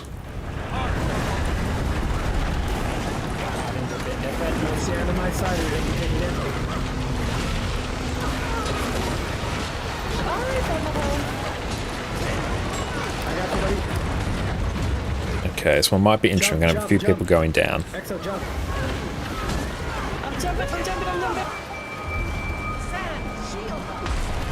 Okay, we might GG. So yeah, it's going to start destabilizing a bit. But yeah, make sure you are on the north side of the arena, basically where the main group is stacking. Then just wait for your pillar. Then head out, place it, come back in. Oh yes, sir, I was panicking when I was falling to the whatever it is. Sand? Yeah, and usually if you're in the sand, you can sort of just stand in it for a moment and it will sort of spit you out. But sometimes it's a bit fiddly, so just be careful not to get in the sand. Yeah, if you ever fall in the sand and you and it stops popping you up, just stop for a second and then just jump at once, and then it'll start popping. Try to complete the wing fight, but failed in the last boss, so let it go. Doom is a particularly spicy one. Hi, it really is. Good morning, Warm. What's up? Just stop for a second and then jump, and then it'll pop you back up. It's also worth mentioning, just because it screwed me over at the end, when Connor was saying about how the people need to stand in, it's the 5 outmost outside people are all going to get pillars. So if you aren't on pillar, as soon as we go finish that round, we really need you to go towards the center, because otherwise people like me kind of get messed over. Yeah, if you are not a pillar cutter, you're going to be right in the boss's face. Basically on the tile immediately next to it. We're going to be stacked up tight, and the pillar cutters will just be 2 or 3 tiles outside that. Don't have to be so far out, but as long as they're towards the back of the group, they should consistently get it. And yeah, if for whatever reason, if a different person gets it, just go to your corresponding marker. Incoming first try, maybe. One last expansion on what has been said too and what I said earlier. If somebody else does end up getting the pillar and they drop it out and it's in the semicircle, you still want to be running to your corresponding pillar, not exactly the one you placed down, in case you were the one who accidentally got it. So that way not everybody else is being thrown off by that. So if, for example, you are the pillar on one of the far wings, you will always be that far wing one, no matter where it is. And then if you're the center one, you will always be the center pillar, no matter how they're placed out. That's usually how I do it. Yeah. So just remember not only the marker, but your placement in the overall arrangement. So far right, far left, second from the right, second from the left, and then center. Yeah, once you remember that, then it's fine. That's the only real hard mechanic of this fight. Beautiful. Okay, let's go crank on some power catalyst.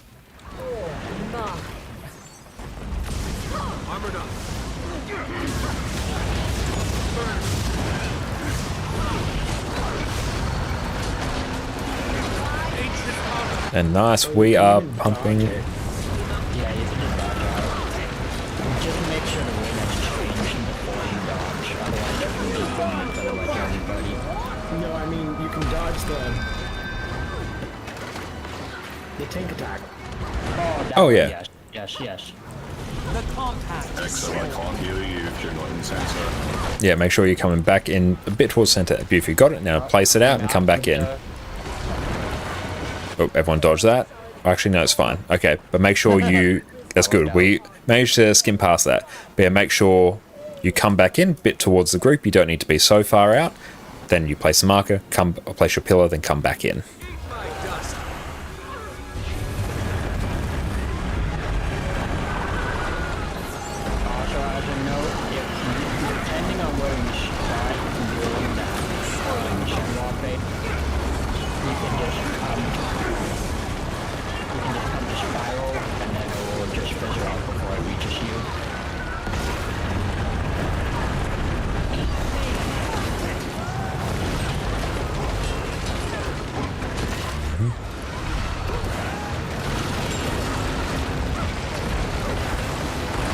Beautiful, you can come straight back in after the pillars are placed.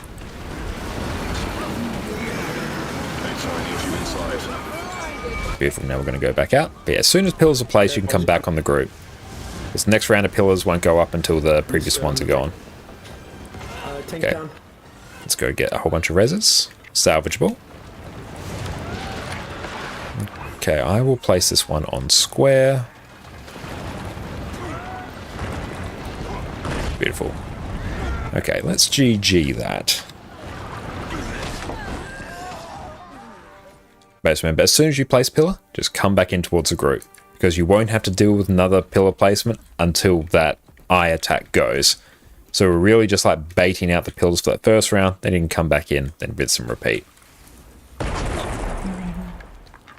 Just want to make sure people come back in, because that's where the heals are. It's a general rule in raids, is you always want to be on the group, because that's where the heals are, that's where the boons are, that's where the stability and Aegis are. If you're off the group, it's actually the most dangerous part for you to be.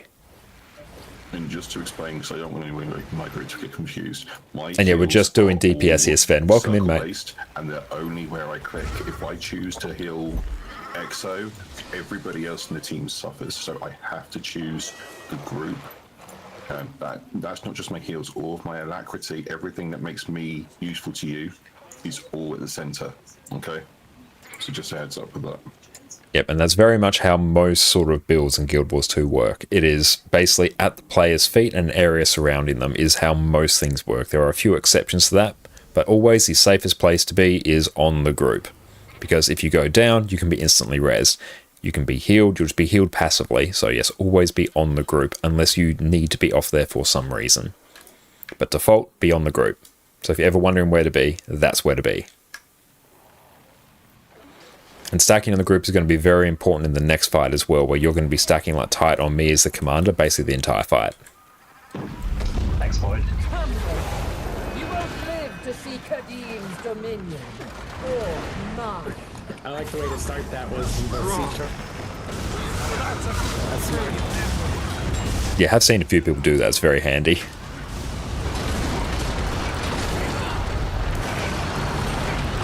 Oh.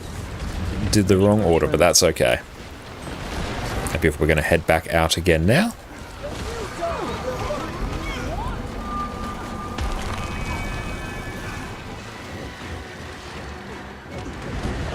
Perfect.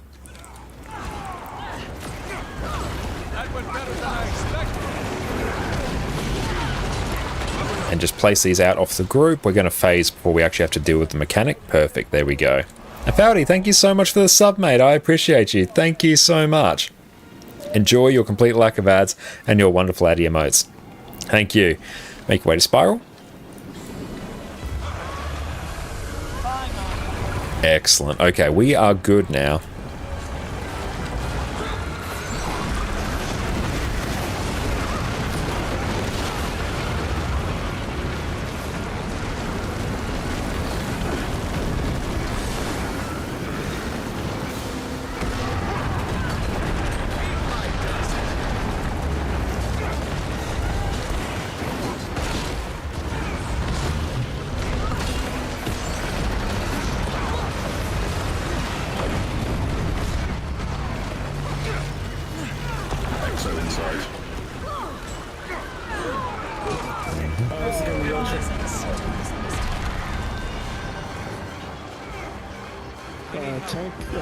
GG. You're running out a little early and getting behind the pillar. I saw that. My bad. It's all good. That's right. So remember, place the pillar immediately back on the group. Because at that point, we don't actually need to kite them out anymore. Then we're just going to wait for the pillar to be destroyed by that attack, and then we can repeat it from there. Ideally, on each phase, we should only be dealing with one pillar. If we have high enough DPS, that will be the case, which we're kind of at. So no, we will get there. Oh yeah, power creep's a huge benefit to this fight.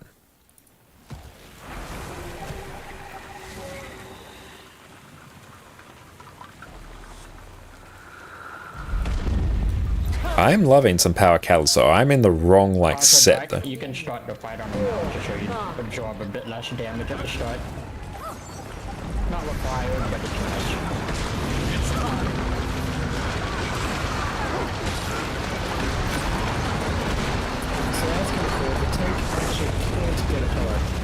Yes.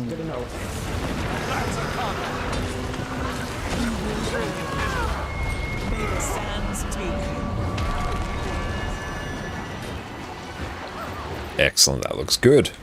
And that's also why they're pushing with the Tankador by default, the Hydro for that. Just move them off the group and we will phase.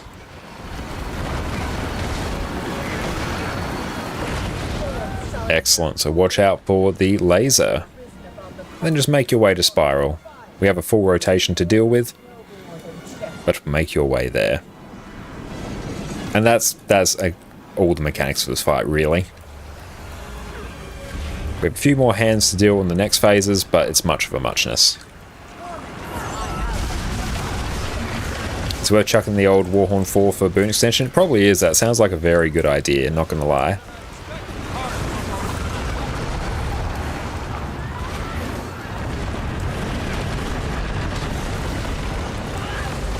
I'm cancelling my Earth skill quite a bit, so I need to stop that.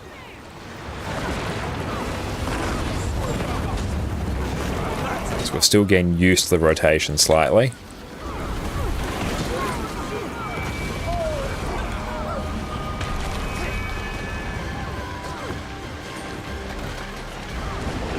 Beautiful.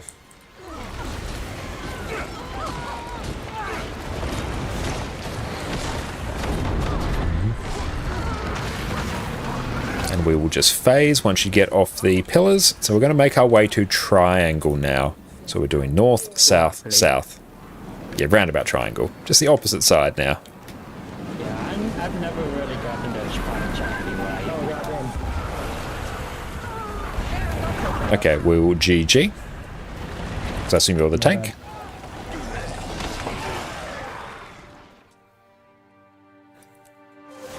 Oh, yeah, so that's right. So pylon kiters, just make sure you, after the pillars are destroyed, you then transition to standing towards the back of the group. So notice I got the pylon at one point, which I ideally shouldn't have.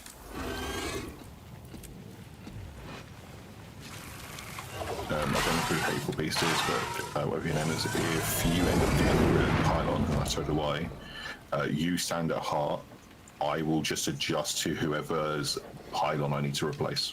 Alright? Alright, I will try to observe. Yeah, and as long as the pylons are in something resembling a semicircle, we should be fine. You can sort of just adjust things on the fly from there. So just, if things are a bit of a scramble, just keep an eye on which pillar doesn't have 2 people on it, because then that's one you can go to. And often a lot of pub groups nowadays, they won't actually go through and place the markers. They'll just specify who's going to be pylon kiter, and people will just try and adapt to something resembling a semicircle pattern. And they'll sort of just play it by ear a bit. So we are going through and assigning things a bit more than what most pub groups nowadays kind of will.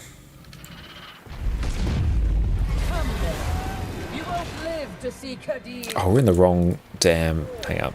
There we go.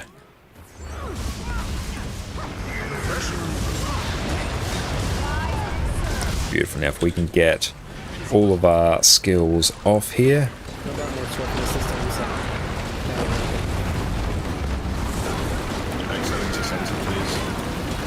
Perfect. Get ready to move out.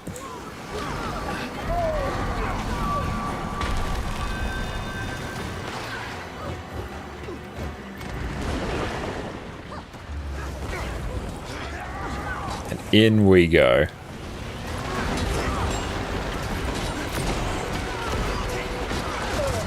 Perfect. Watch for the laser.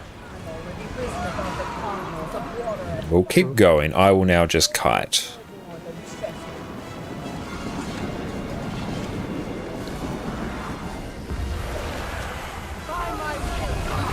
Yeah, it's going to be a little bit tricky for us, but it's workable.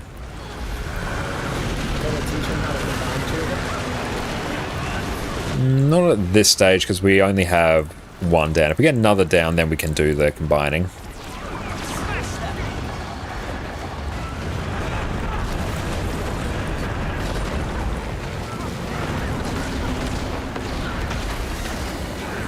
Should have taken lightning flash here, actually.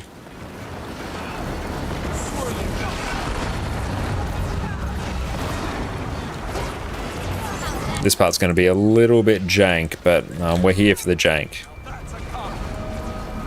I should be able to survive this one, I think. There we go. Let's go get the reses. Okay, we've got 2 pillars up.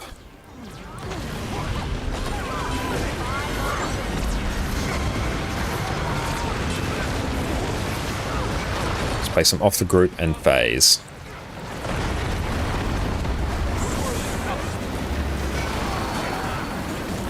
Actually, I might need to go and actually deal with this one.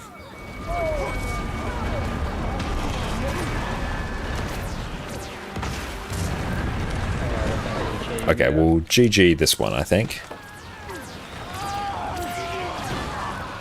So hey, Sparrow, what's up, mate? Phase. Yeah, we're getting close to phasing there. So I moved a little early because I just assumed we were going to. Oh yeah, my bad. I went to that pillar first, but I had to go around the hole right there to get to mine. Okay, is there anything else we can add to our build to make this easier? Times you don't want to go in the hole, man. Exactly. You can't place pawns at the edge, Lou, so you can't get behind it. Yeah, it was a bit sketchy on mine. I could just do it. Because you fortunately, you just have to be slightly behind it. Is every time you leave a pillar, that is a hole now when the pillar disappears. And yeah, going in the sand will insta-kill you. Yeah, insta death, man, yeah. So I think I figured out a solution that makes my life easier and also yours. You know when you're dodging backwards. If you could dodge forwards instead, you'd actually dodge into the cardinal, make my life easier. And that way I can barrier you straight away. And that's weird because I'm always pressing W. Yeah, you're dodging backwards each time. I don't know if you realize it might be because of one of your skills that's doing it. But yeah, you're dodging Hey, playing CM, have a no. We're just doing regular here. We're doing some training here. Players shouldn't be placed on the pathway with players walk. Yeah, there's quite a few optimizations we can do. I think at the moment we're just really trying to get the pylon kiters to bait things out correctly. That's the big thing. Plus we're going through and learning some power catalysts. It's a good time. I wonder if you can time the jump behind the pillars at the perfect time. We probably can.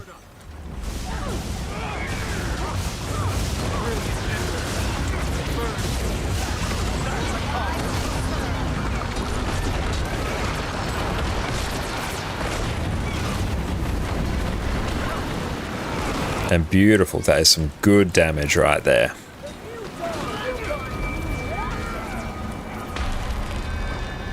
And Crash, welcome in. A DPS meter looks very slick. How can you get it like that? I do have a video on just how to go through and do that, so I do have you covered there. But thank you. I'm glad you are enjoying that. Get ready to phase. There we go.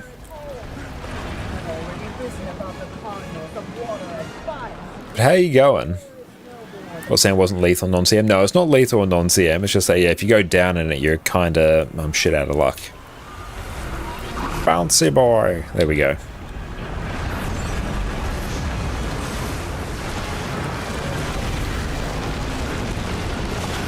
A bit of boon extension. That's good. We got a lot of utility baked into Warhorn, which is nice.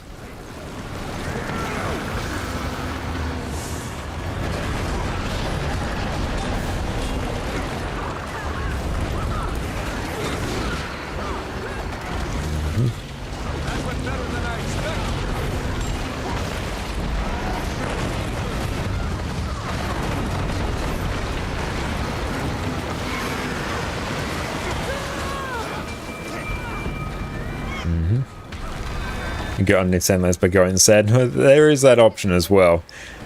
Don't really want people to start learning that though. That sounds like a bad time.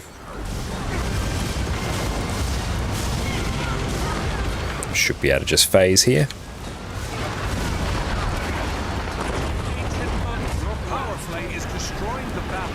I had a few animation locking skills there. That's quite terrifying.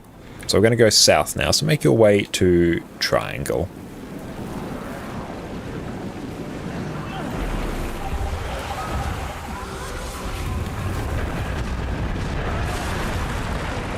Okay, let's go through. Is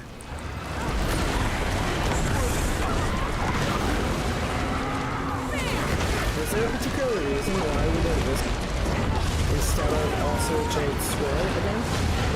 Because I see some groups do that. They go swirl every time. It's because we can sack after.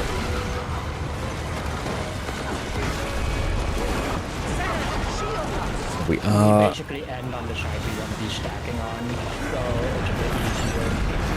If you start in the swirl, then you want to. Okay, let's just go through and pick up our rotation.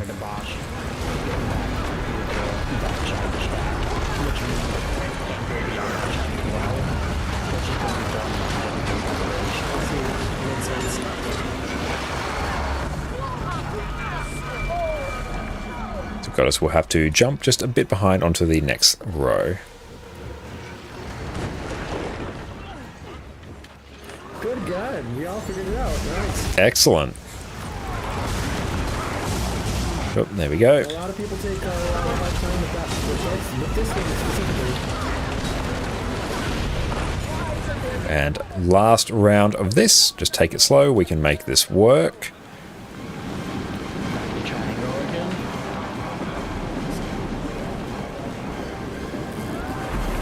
Yeah, you do have to be mindful of boss's health percentage to make sure you don't use an animation locking skill when you're about to phase, or else, yeah, stuff can happen like that. Yeah, I got it.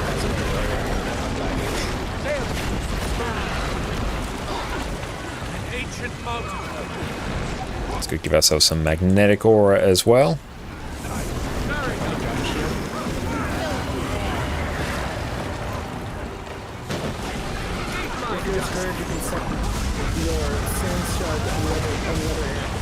You can use Sandswell to port your entire team across.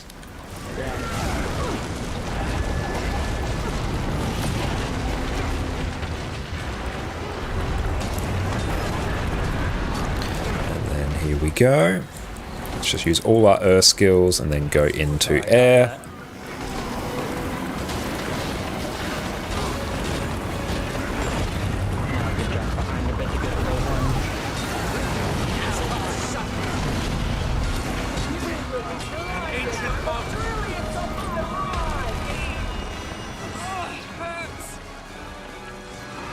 Excellent. Good adapting. Excellent.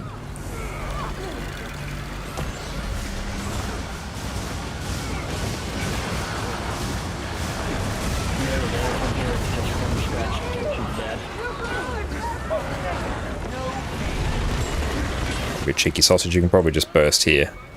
There we go, good job. Excellent, good job. Excellent. Just needed Master to die. I'll be honest, I knew that we could do the sand spell, but I kind of didn't, because this is a training session. I don't want to do it the easy way. I'd rather do it, I'm doing it the way that you will find most LFGs doing it.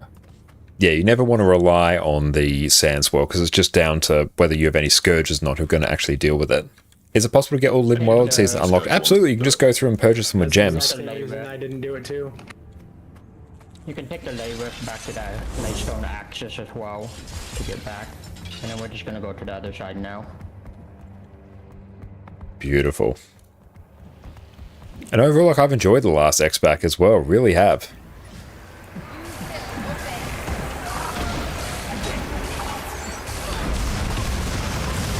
And Crash says, thank you for the follow as well, mate. I appreciate that. Oof.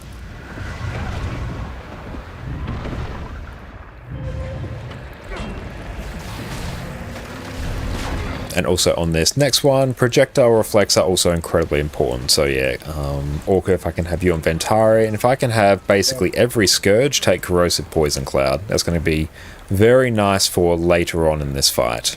We're just going to kill these mobs here, it's pretty chill. I don't know if you're interested, Connor. I might be able to teach you a little trick for the Ventari one that makes life a lot easier. Do explain. So what you do, it reduces the DPS of one member down practically very, very low. It's minimal in the grand scheme of things. What you do is you have Ventari Herald at the end of the second, if I said to you the 3 floors, right? At the end of floor 2, switch to Ventari, but then don't use the skill until you get up there. It will max out your Ventari up to 99%, and any group with okay DPS, as long as that Ventari person now pretty much has shield open while they're on the 3rd floor and just auto attacks, they can block all the incoming attacks. Oh yeah, they can. And yeah, you can also run Corruption as well, and the trait that gives you increased energy basically reduces your upkeep cost, so you can just keep it up permanently as well. You can do that, yeah. I just I don't change traits. If you go in anything further than the edge here, it triggers the fight, so stay on the very edge at all times. Okay, so basically, GG. Oh, the hell, sorry. Yes, do not tell your mech to go in and attack. Yeah, the CM here is free, probably the same level as KCCM if you have a Herald. True, yeah, we could probably do it, but I probably won't get people to do it just now.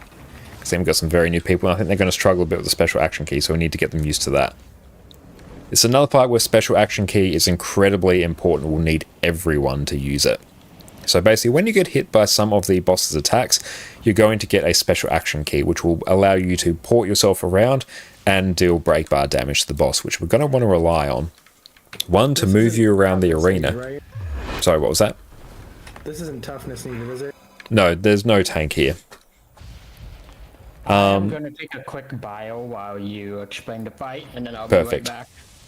Excellent. So special action key is very important. You'll get it periodically, and if you go into a spinny tornado like the ones that we just used to get up here, it will basically remove the special action key from you and like deal a little attack that damages the group. You want to try and avoid the tornadoes, which you'll do by stacking on the tag. I'll just stack in the spots where you don't need to worry about it. It becomes fairly apparent where I'll stand, like always. You'll get used to it very quickly. There are several attacks that will basically one-shot people. So one attack, the boss is going to like sort of charge up a shockwave attack. You're going to want to use your special action key or run to a tornado to get up in the air. If you're not up in the air, or if you don't get up in the air quick enough, you'll be one shot. You'll go to down state, so it is recoverable. But yeah, it's a bit of a hard thing to go through and describe until you see it, but it's basically after we deal with this first platform, we get the boss to 80%. We're going to make our way up to the second platform. It's going to be one of the earlier attacks he does there. So yeah, I'll try and call it out as we go, but you want to use your special action key ideally to port yourself into a tornado, because that gives you the most time to get up there. You can walk in or use any other blink skill to get there, but the quicker you get up there, the better. If you get up there too late, you can still be in the air and die. Super annoying. The next attack that can one-shot, the boss is basically going to summon 2 safe areas in opposing corners of the platform. I believe that'll be on the 3rd platform of this we get to, sub 60%, I believe. Then yeah, you just run in there, wait till the attack explodes, then run out. And during the fight, there's going to be lots of little mobs that go through and shoot projectiles at us. That's why projectile defense is great, because the projectiles immobilize us, which sucks. Now, take a good look at the floor here, guys, because if you see, a lot of the tornadoes and the effects will follow this floor pattern that you see on the ground. They will, yes. I just want to know, when do you expect the Scourges to be using CPC? Because realistically, that's only for 8 seconds, 30-second cooldown. It's quite weak now compared to what it used to be.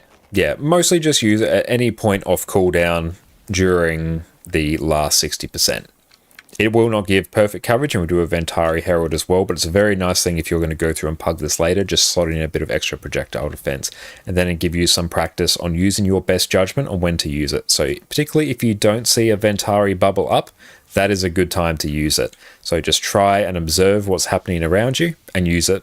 But if you can't be bothered doing that, just use it off cooldown. It's nice to do anyway. And in terms of the other thing, there's 2 big CC components in this. There's a CC phase where we basically get pushed out towards the edge of the arena. That one, you just load as much CC in the boss as you can. Use your special action key. It is big CC. And then we just break the bar. Then we just have to spread because we get some damage circles beneath us. Later in the phase, there's going to be a point where we need to coordinate the CC bar. It's basically when the CC bar pops up and we're not being pushed out. At that point, we need to time our CC so we all do it around the same point. So basically what I'm going to do, and what the commander in any sort of pug group will do, is they're going to look up at the squad UI, and they're going to see when everyone has the yellow outline around them. That means they have the special action key. I'm then going to go through and just like spam my mount there. And when you see me spam that in chat, that's basically license for you to immediately use your special action key on the boss. We need ballpark like 7 or 8 people to use it at the same time, or else it's going to be a giant pain in the ass to deplete the CC bar because it refills. And that's basically everything. Is there a reason people spam their ult and not spam the special action key itself? Just avoids the chance of you accidentally using it. Oh, fair enough. It's also just a universal. It's not just in this fight. It's a universal sign to be like, I need you to pay attention, because other fights like Kadim 1, we use that for other things. Yes. Yeah, like on Kadim 1, they'll use it for the person who goes down the lamp to signal someone else to break a lamp on the main boss. So spamming your mount, it's one that's always there, and you can use it to very quickly signify to people, hey, I need everyone to pay attention or do something. Can I just add one last thing in to help? Of course. When Connor was saying about CC, if you notice that things aren't going ideal with the CC gauge and it isn't going down, just because you had to use your special action key doesn't mean you can't use your normal CC. So Yes. if you have a normal CC, that is, especially I'm looking at the Chronomancer, knowing how strong Mesmer CC is, you have option to just unload all your CC onto it as well, just to help out. Especially if you're holding a pistol or necro as well. That's a really strong one. Yeah, if you want to squeeze in as much CC as you can. It's an instant cast, so you can cast it while casting other CC. You can. And yes, it's also a mobility skill. Yeah, that too. So if you have like something that's like a melee distance, Glyph of Tides, you can use the special action while casting Glyph of Tides, and then it'll finish the cast while you're on him. That's true. Heads up, Hexo. I know you move around a lot because you're a willbender. The special action key for this fight will also make you move. So just be careful how many you use in the combo. Okay. But overall, I'd probably say this is typically an easier fight than Adina. Once you figure out how to use your special action key for mobility, that's when it becomes really easy. I'll just wait on Orca to come back, and then we will be good to go. Ready. And to go through and do the weeklies on this account, as well as on our other NA account as well. I think we'll probably duck over to EU after raids, and then we will... Are we just waiting on Kelsey? Yes, just waiting on Orca. Then as soon as Orca is ready, we will dive on in.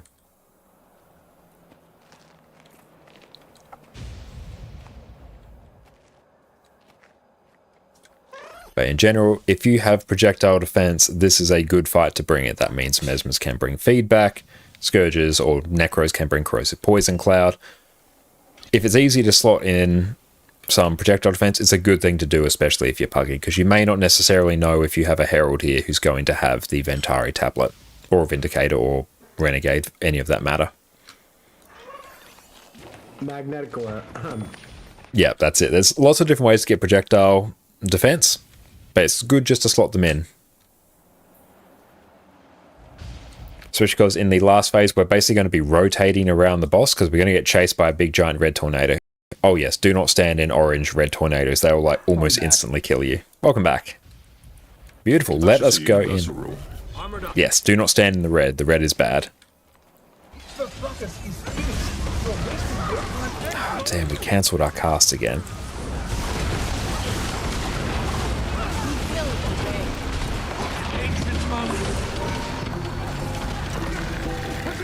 There we go. Grab the first CC bar, so just use your special action key and any other CC you have.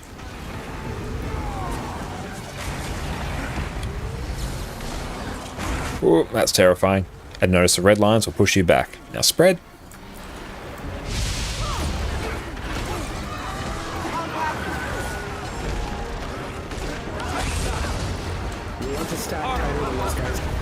Yeah, want to be right on tag, especially for later. Especially on this fight, you want to be directly on top of the tag. Yeah, just some mobs you can somewhat auto-attack and kill. And then we're just going to bounce up between platforms. Just be careful you don't get pushed off. We're going to have the big red tornado in a bit. Avoid it. If you get pushed off by one of the higher platforms here, you can try to down to the lower platform and then try to catch back up to the group. Yeah, completely avoid the red tornado.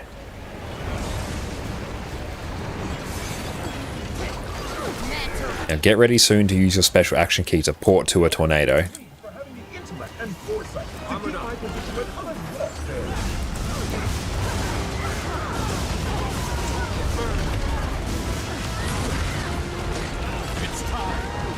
Now. We can do what I did and completely miss it. But yes, that is the mechanic.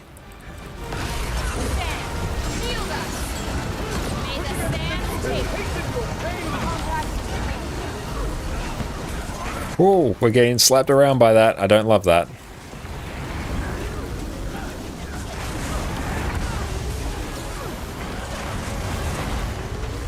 So get used to using your special action key for CC. Then spread. Doesn't matter if you're not entirely spread, although you do have to be a bit careful.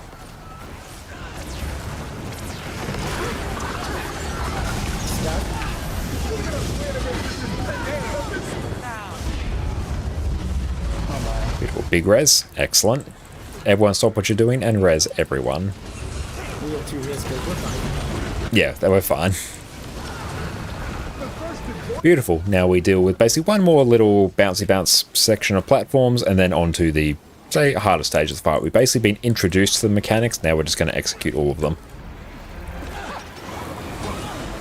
Yeah, if you were to switch to Ventari now and just sit on that auto attack, your bubble will now last. For when you go up there, your turn bubble will last for about 80 to 90% of the fight. Okay. Nope. In case you want to, just We did the thing. It exists there. I assume that was the red tornado. Yeah, that was slightly terrifying. I was slightly panicking there. Stack tight.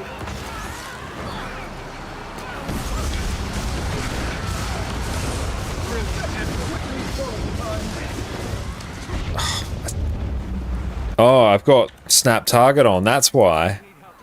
Yeah, I can't have snap target on here. It's porting me directly to the boss. Okay, we're going to coordinate CC now. So just wait. Just sit tight. I'm going to avoid the big giant red tornado. Just don't use your special action key until I say so. Start moving around. And now. Excellent, that's what we want. Be careful of using it so you don't go into the tornado. Yeah, do not use a special action key to get center on the boss hitbox because that might put you on Go find a safe spot. Yeah, this happens to me. So you only got 1 healer now. It's me, we're fine.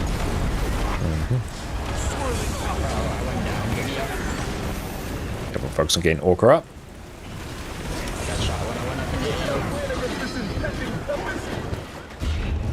Next, let's get all the reses.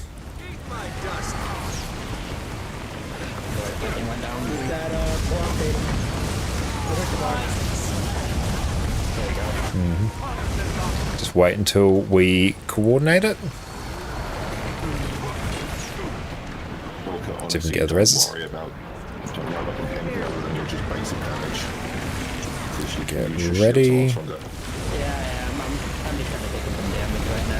Yeah, we're down a healer, so it's going to be a lot of ticking damage.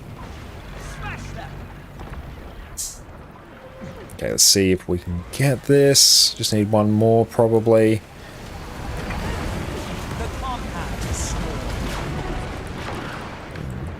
Let's GG this, because yeah, it's going to be, we're sort of stuck in the state of only having one healer where people just keep losing it. Jack, what's up, mate? How you going? But yeah, that's basically the fight. Just be careful of the red tornadoes, and yes, don't have, if you have snapground target to current target on, like I did for various parts of that, toggle it off for this, because yeah, your special action key will go into the middle of the boss's hitbox, and then it's a bit unpredictable as to where you actually end up, which is definitely what I found on that one.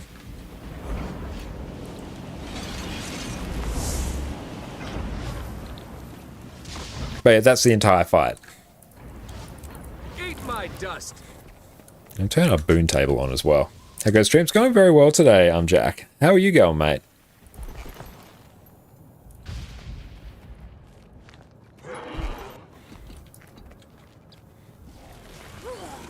Beautiful, just waiting on a few peeps now. Those little projectiles, by the way, why we need to stop them is less for the damage and more for the fact that they stun you constantly. And oh yeah, they immobilize you, yeah. Yeah, they immobilize you. Oh, cancelled our damn cast again.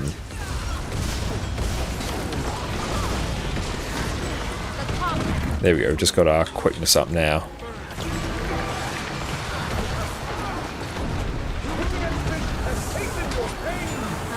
This one's kind of cute. No, we're still doing like fairly good, especially considering we didn't have a whole bunch of quickness. That is good.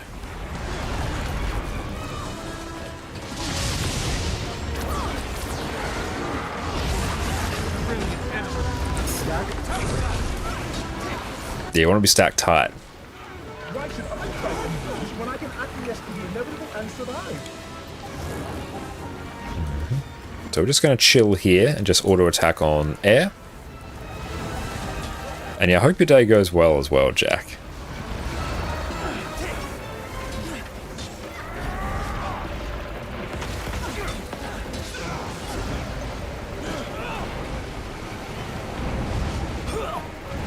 Yep, be careful of the red tornado. Just always be well away from it. Don't try and like skirt around it. Just be on the other side of the arena from it. Yeah, my bad. If you're unsure too, you can just hit the white one right before it. You just launch yourself over it. Just kind of ignore it and then just take another white one maybe then. I'm having like 1,000 games, so I'm doing a stack. Go up.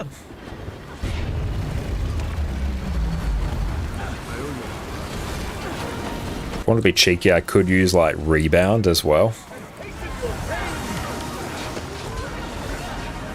Hey Daniel, welcome in mate. How are you going? Hope you're having an exceptional day.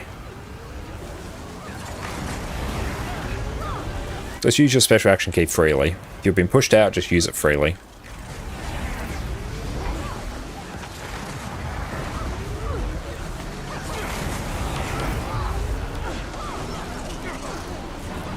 Ooh, we've got a few there in the wrong spot. Most part group would just say like 3 CC back or in the base.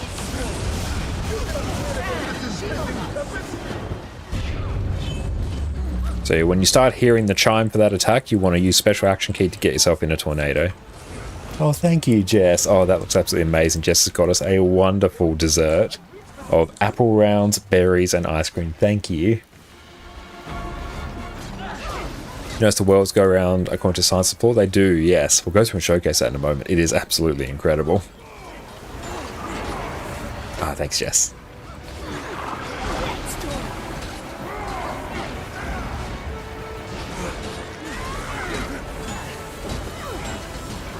Beautiful. And again, avoid the 2 tornadoes now.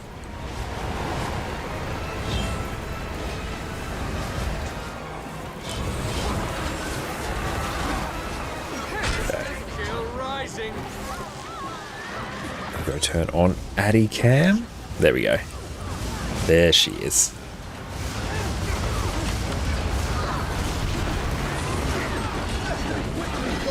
Special action key into a tornado. I'm always right next to it. Professor, but I am so sorry. So we're going to coordinate CC in a moment. Now. That's right, if we miss it, we'll simply go again. We got it, perfect. Spread out.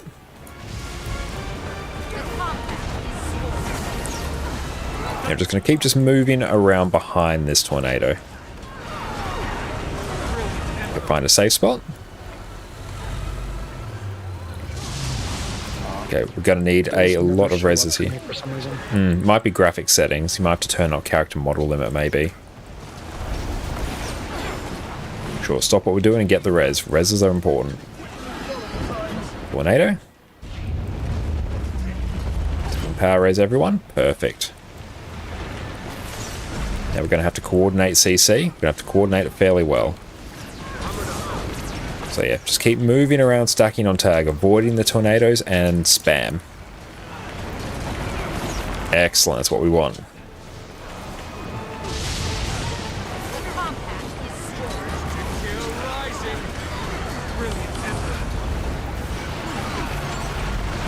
Go find a safe spot.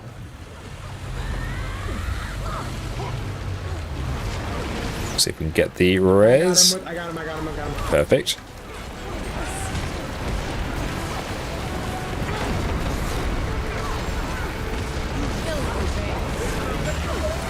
This is regular CC, so just use it whenever.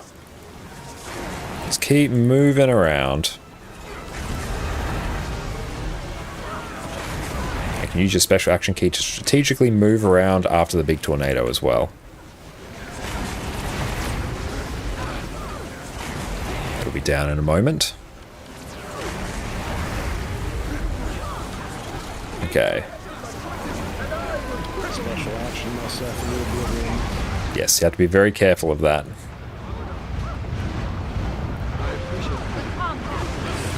Find the safe spot right behind us. Beautiful.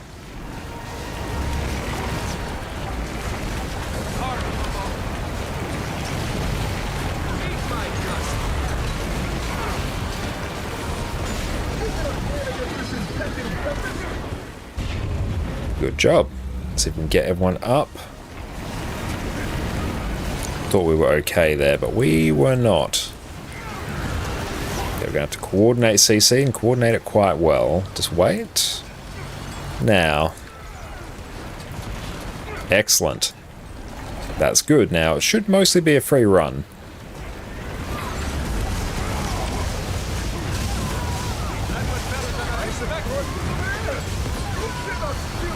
Go run to a corner. Excellent. Just going to move around the boss a bit to get behind that big red tornado. Excellent. Good job. Nice. Again, thank you for carrying me. Excellent. So here is our wonderful dessert here. Thank you, Jess. A lot of those NATOs, don't aim for the NATO yourself. You know where they're going to be, because if you look on the ground, they follow this. They'll go around this. The barrier saving us just then? Yeah. And then there's definitely some strategic barrier there. This one, and then they'll go around this way. So predict where they're going to be, so then teleport right in front of them. Oh, okay, yeah, I got super bad aim for mini tornadoes. I'm so sorry. This is one of those things where ask any experienced raid group and they'll tell you they love and hate scourges because we are very useful for keeping people alive. Yes, we are. You're good at keeping people alive. We're ready to do whatever it takes to defeat Kadim and save all the Jinn. Are you? I'm just going to take a quick bio break. Be back in a minute. That's your team. Welcome back, everyone. We've covered every other Revenant spec, so now it is time to cover what is undoubtedly the most fun of all of them, Power Vindicator, whose entire purpose is to crush your enemies beneath your muscly calves. Woo! Superhero landing!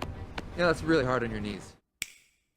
Power Vindicator is the single best DPS spec that Revenant has access to, and we've been building to this one for a while now. Vindicator is simple to play, has outstanding damage, lets you nuke your enemies from orbit with the single most powerful dodge in the game, has blocks and evades on every weapon set that you're going to be using, and with a few slight tweaks, lets you run around with basically infinite endurance in open world, pinging from mob to mob, growing your fortune with every dodge. Revenant has been my main class for years, so it is time, my friends, to finally cover what is its single greatest damage build. Let's dive in.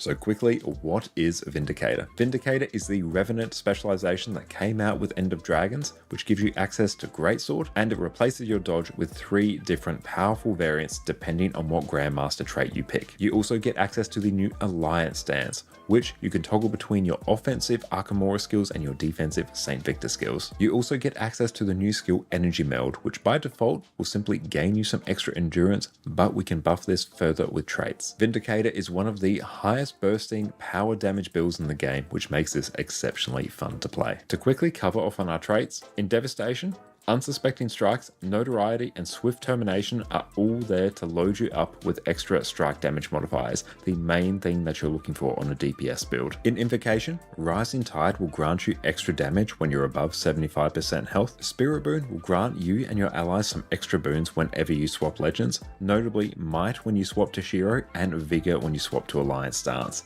The Vigor here is really nice because it increases your endurance recovery so you can dodge even more often. Roiling Miss is one of the most important traits on all Power Revenant builds. This makes it so that you get an extra 25% critical chance from Fury, which you need to reach 100% crit chance, which is an incredibly important thing on power damage builds. Vindicator makes it so that your dodge now causes you to leap in the air and land on your enemies for a huge burst of damage. The effects of your dodge change depending on the final trait that you pick, but for here, we'll basically always take Death Drop, which causes our dodge to inflict extra damage. Leviathan Strength gives us an extra 10% damage whenever our endurance is not full. One of the trickiest parts about playing Vindicator is keeping your endurance from filling up, so you'll be dodging as part of your damage rotation. Reaver's Curse will reduce the cooldown of your energy meld while increasing the effectiveness of your next dodge after you use it. In this case, it will double the damage of your next. And we are back. We are back. DPS or normal? I am playing. Okay, so do we have Pylon volunteers? Because I can certainly cover one myself, but we will need at least 3 of them. I can't count yet.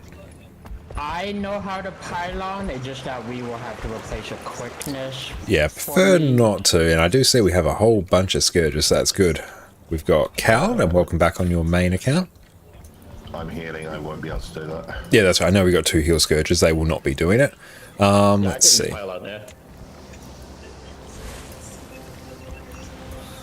And so does that mean you want to do pylon? Yeah. Okay. Did you say you've done it before? Sorry, I misheard. Yeah, I did this before, yeah. Okay, cool. What class would you prefer to do it on? I'll stick with this then. I'm just gonna stick with this. Let's see, I think we've got 2, then I can probably cover another one. So let's go, actually. Just to confirm, Josh, are you doing odds and evens? What do you mean, odds and evens? Evens and odds is you match your you play match with your pylon. Heart goes to heart, star goes to star, and then on the second round at 60, we go to odds, which is the one that's not your marker.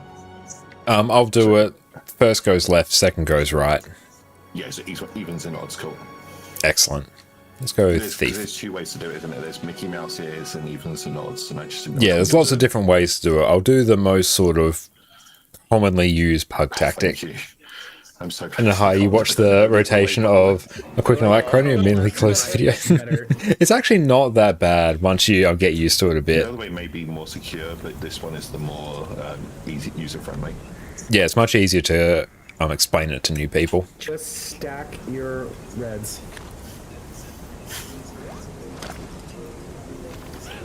While you're sorting out your section, Connor, do you mind if I explain the... Yeah, feel free. Because it's like one bit I know how to do. Okay, if you are a herald, this is where your dwarf stance is your best friend. Just like normal quickness, if you just treat it like normal, but there's going to be some times where we're going to have... Find that a nice one. Try. I'm just purely going to do like pistol one. We have to take out the CC of the pylons. That's E terminology. I think it might be, yeah. Glacial Road, just after the CC, you will be able to, and anyone walks through it, these people will not get knocked back. That's not core, that's just useful. G, okay. Say again? Oh, I'm just checking who the other herald was. Don't mind me. Yeah, I'll use it GG, not GZ, and that's just got confusing. The second thing is, you will find heralds are the general class that is brought here to Wing 7. Yeah. That is because at 40, that checks. 30 and 20%. So everything in this fight happens at 80, 60, 40, 30 and 20. At the last 3, so 40, 30 and 20%, Connor will probably do some call out of some kind, probably to us to go out and CCA one of the pylons. When that happens, can you see just below the dome south that there's a little bit of an area? Don't run towards it, but you can see as an area. You will run your road across it. And you hear Void? Yes, Void is here with us. Obviously you'll break it. But if you do that, we all... I can just turn off my boon table there. Each segment will give us stability. And that's going to stop us from getting knocked back and dying. Because if we get knocked and we got back, Quip as well, this is going to be great. Will kill us. How beautiful, we got markers. I could outrun a I just said it didn't make sense, just tell me. That's right, excellent. Thank you, Orca, for putting markers. Okay, so we're going to have people split themselves between pylons. So one of the 3 pylon guiders will go to each one. I can take north. I've done that a fair bit. Then everyone else, we just need you to split reasonably equally between the pylons. Tank will come to north. Okay, I might even place... How many markers do we have? We're using like all of them. Okay, let's see.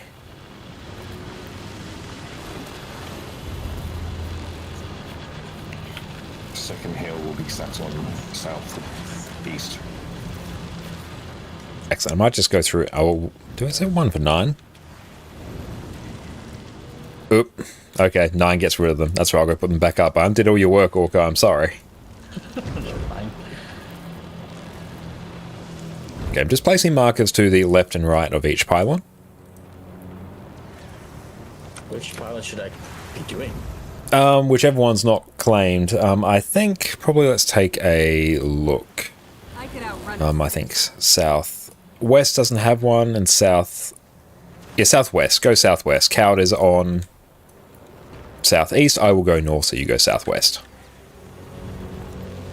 Which one is southwest again? Sorry, I'm really blind with the direction. The one near square and heart. Oh, gotcha. Thank you. Southwest is over where I'm at. I will swap with you. I'll go to southeast. You go to southwest. Yep. And 7, 8. There we go. Okay, and Apple, I assume you're tanking this one? I would like to. Okay, perfect. Yeah, so just crank your toughness like as much as you reasonably can and activate your special action key. So basically, where the markers X and triangle are, you're just going to alternate between those two spots and tank.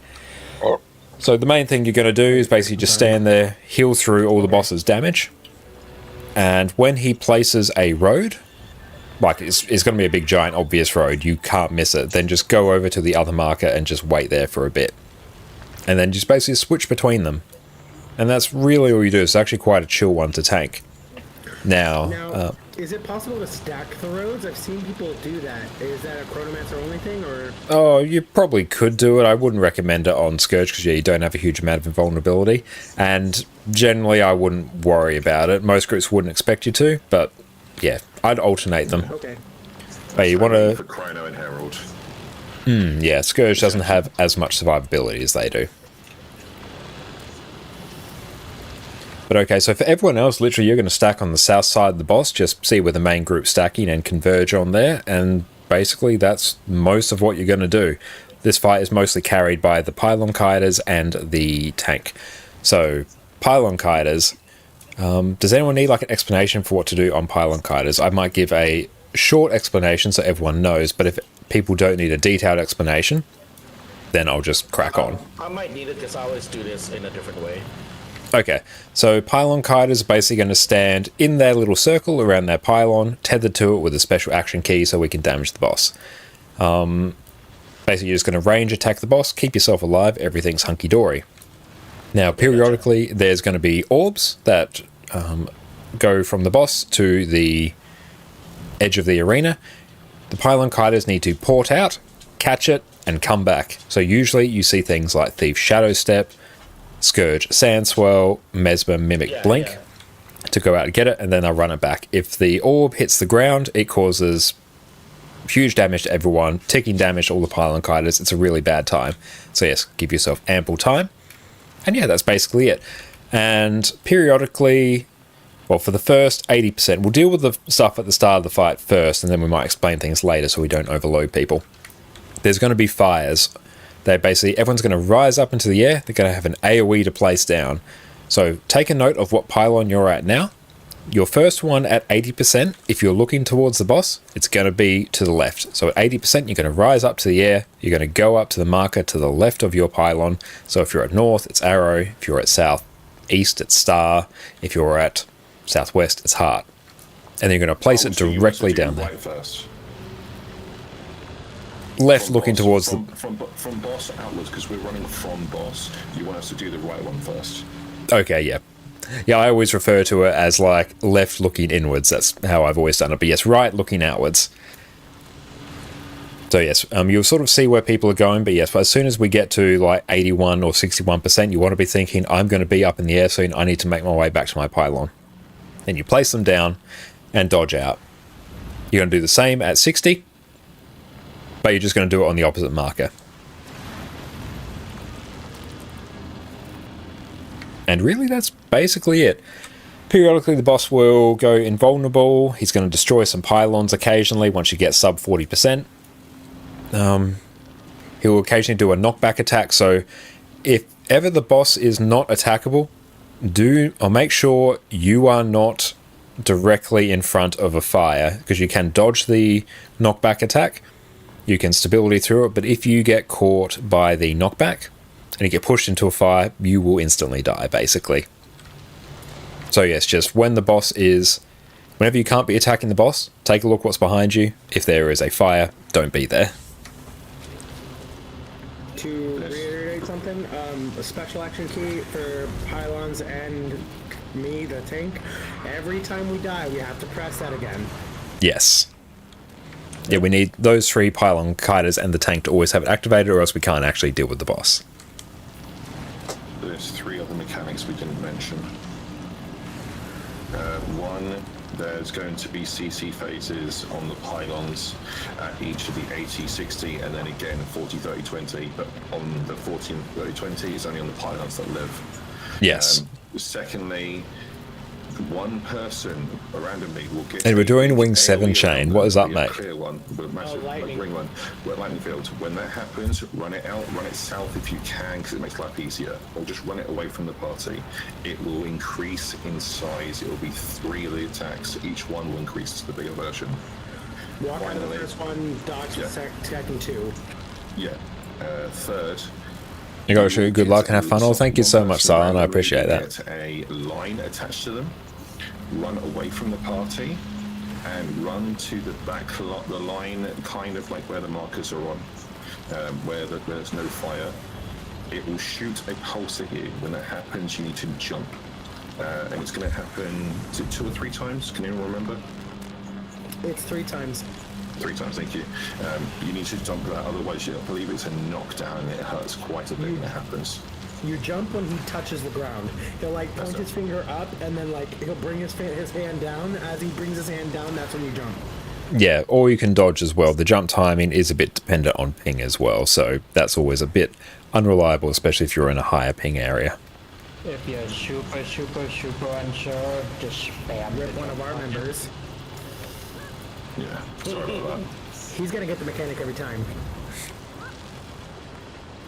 But excellent. I think that should be basically it. And yeah, if we get stuck on certain mechanics, we'll explain it as we go. But yeah, there's a lot of stuff for the pylon kiters to do and a bit for the DPS to do. And then Harold, I think I mentioned to you about the thing with the roads. And so Raven, welcome in. You started Guild Wars 2 4 days ago and hit level 80. One thing you have extreme difficulties with is quite basic stacking. You play a range and you're stuck in close range. You must admit you have difficulties staying stacked because you play WoW for 21 years and stacking in WoW during the MMO play is not a good thing. You just can't get used to it. It's extremely hard to dodge or when to stay. Any suggestions? Sorry for the massive wall of text. Done this before, right? Or any of I believe so, yeah. Okay, good. CC. Get ready to dodge. And dodge this shockwave. Everybody who DPS on me and arrow. And make sure you have your special action key active. One of the pylon point back up.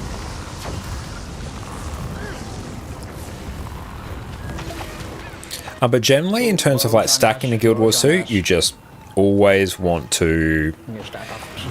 Rule of thumb, always stack. Yeah, we'll just GG that. Yeah, it is. Guild Wars 2 is very different to other MMOs. Like generally, in groups, you're going to want to stack because that's where boons are. Instead of where I was. Boss was probably facing a bit of a weird direction. So make sure we reactivate our special action keys. But yeah, Guild Wars 2... Attack dodges always function off like a very similar sort of timing, basically. The pylon, or you're gonna get booped out. There we go. Where it's going to be like you see an AoE, 1, 2, dodge. And that's basically how most attacks work. Most telegraphed attacks that you actually need to dodge. That little boom thing to, so you're going to be basically stacked on the group, keep an eye out for AoEs, and then 1, 2, dodge. And that's broadly a good rule of thumb. Confirm something because actually, this is one thing I don't know about my own class. This will be the first time I'm hitting this, so I've got my usual kit. Brain-wise, my brain's telling me bring Sandswell just because I know that I'm going to have to heal out the extra back to pylons a lot more often than normal. Is there anything else that's worth me bringing instead? Or is that fine?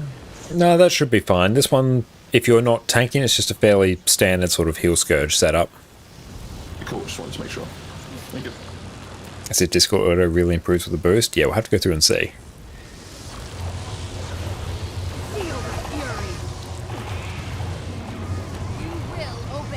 Get ready to dodge.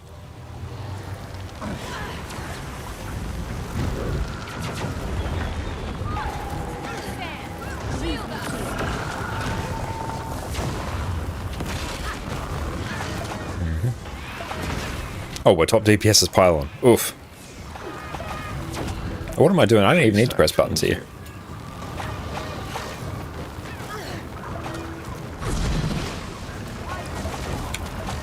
Grab that. Back we go.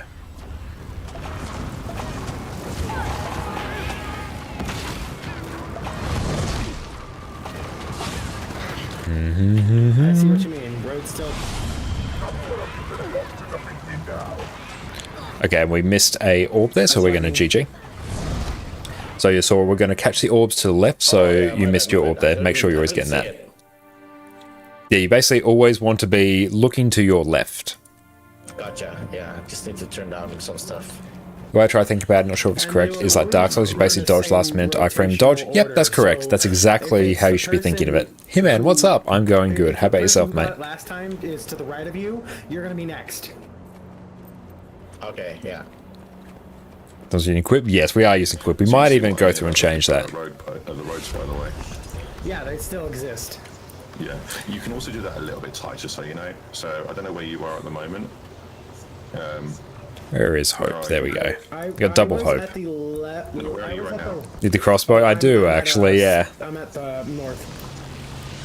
Can you see what the What's the point of being a range class so confusing? Range classes in Guild Wars 2 really benefit from being able to attack a boss while the boss itself is moving. So even though people will generally be stacked in melee in Guild Wars 2, range classes have the advantage of being able to range classes will really benefit from being able to attack the boss while it's moving. That's why range builds in endgame PvE are generally preferred, because bosses, particularly in more recent content, have more of a tendency to move around. Oh, I see. You would just be on Professional class, that's fine. Terms are interchangeable here. You can actually put it through the marker happily. Okay. A worst case 7 can have an animated icon now, Josh. Not sure if your boost really has anything noticeable to audio. Yeah, we'll have to go through and find out. It does seem like that. Make sure we have on our special actions.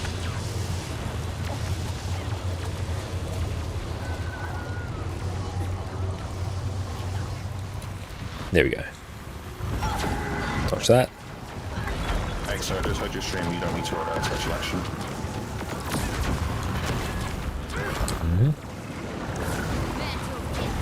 But yeah, I literally just set my pistol 3 to auto attack here, and this is my life for the next bit.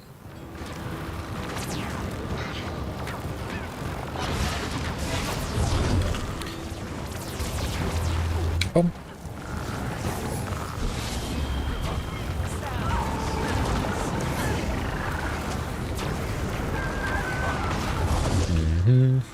Go grab that orb, Sora, that one's yours. Need to make sure you grab that before it lands. Yeah, I've got it. GG. Sorry about that. Been like having is unstable ping. Okay, that's unfortunate. And yeah, every boss in EOD has a spread mechanic. Yeah, that's one of the other big benefits. Like if a group has to spread, means your ranged players can still be attacking the boss. That's where the big benefit comes from.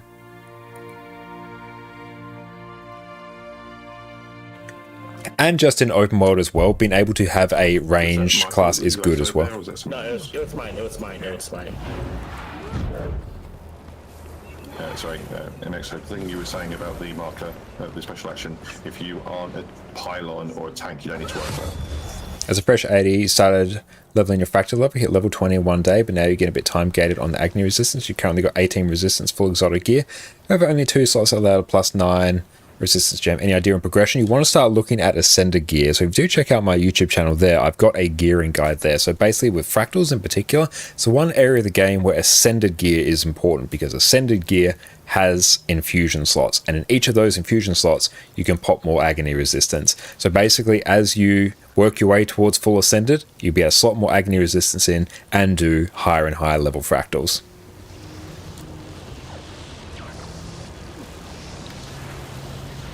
Yeah, the bot might be a bit delayed there, but we got him. Sometimes Stream Elements will do what it wants.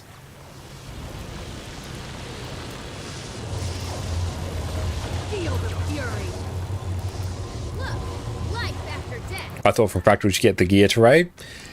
Yes and no. There are a lot of ways you can go through and get gear. Forgot special action? Yep. We're going to have to CC that pylon over there. This is going to hurt. It's happened again. I've got road on south. That's blocked us over. GG. I turned it on already though. But like honestly, for raids in particular, the exotic gear is totally fine. Why it's putting itself to you. It's I'm not sure. It may potentially be something weird with the special action keys not being fully sorted. Right. So yes, every encounter, make sure tank and pylon activate special action keys. But yeah, raids are totally fine with just exotic gear. Fractals, once you get to high levels, that's when you start needing Ascended. So make sure you check out the Wizard's Vault, because there is a whole bunch of Ascended gear you can get here as well. There you go, you got Ascended armor chest there, weapon chest, and there's tons of different ways to go through and get Ascended gear now. Fractals are just one way.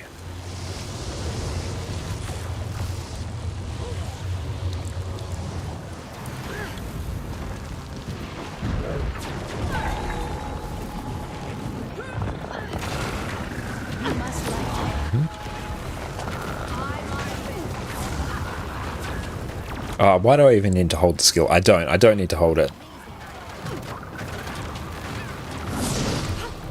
And we're just going to port over there. Back we go. Ouch. Ooh. I got you, bro. Excellent. And maybe tank him a little bit elsewhere. And work with that because he's like aggroing on me as well. Oh, I see.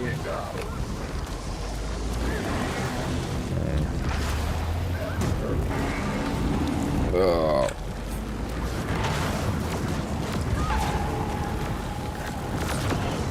Yeah, oh, we're taking. There we go. We're good now. We can make this work. Watch for first fire. Go towards your marker. Make sure they are all stacked correctly. That's going to be a bit of a problem. Yeah, someone's put it right in the centre for us in the bottom. GG. Yeah, so remember, looking towards the boss, your first marker, or your first fire will be to the left of your pylon. If you're looking out, if you prefer, that point of reference will be to the right. So, southeast pylon, your first one will be on star. Southwest, it will be on heart. On north, it will be on arrow. Could I I just want to ask say, you? North was so clean. Oh yeah, north was spotless. Can I ask a favour to make your life easier, to make people, new people's lives easier? Yeah, sure. I do it myself. I don't even know how to do it. Could you mark the pylons with the alternate marker? As in, like, so for example, my one, could you mark it with star? With the pylon in southwest, mark it with hearts and such, so they know to go to that one first. So they know it's the same than different. Okay, let's try that. It's the alternate marker button.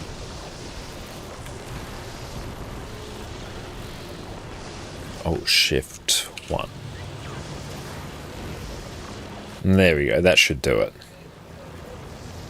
And if you never got into rating, because I've heard most people want DPS with an average around 40k, basically minus 27k. No, people won't worry about that. Like, if you can hit anywhere around 30, like, that's totally fine. You won't make it. Yeah, that makes sense. It was extremely helpful. You told me you don't want to get carried though, so learn a lot of the game instead of getting all your gear not knowing what to do with it. Nice. You got all 90 gold perch for 6 point each. You're going to get the weapon box followed by 3 armor boxes. That's a good shout. I recommend that. Fractals and raids aren't like raiding Mythic Plus here. You get same gear for different modes, thankfully. Very true, yeah. That's a totally good approach. Yeah, Spiral has been put on Ventinari, that's what I'm asking. Hang on. Oh yeah, hang on. I'm gonna swap it. Spiral is our other one. Basically, if the marker, you can put the marker on the pylon itself, because it's an interactable target. There we go. Yeah, that makes sense. Excellent, that's better. That makes life a lot easier. Thank you. Yeah, most people don't even get 40k on the golem. Yeah, 100%, 99.9% of people won't ever hit 40k on the golem, so you don't need to worry about that. Beautiful, whole bunch of CC there.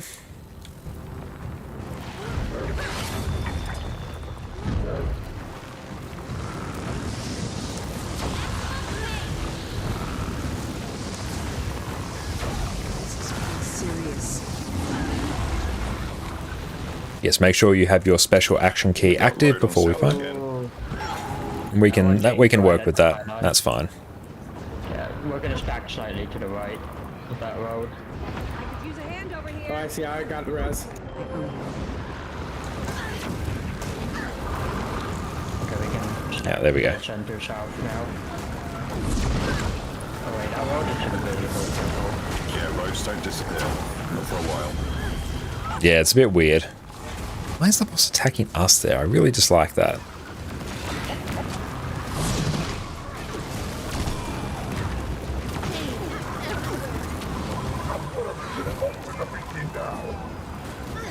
There we go.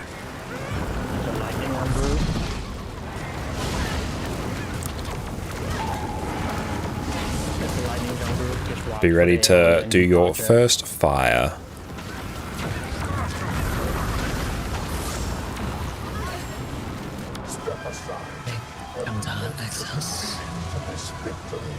That is pretty good. We can work with that. Watch out for the shockwave, which will arrive momentarily. Be ready to dodge it.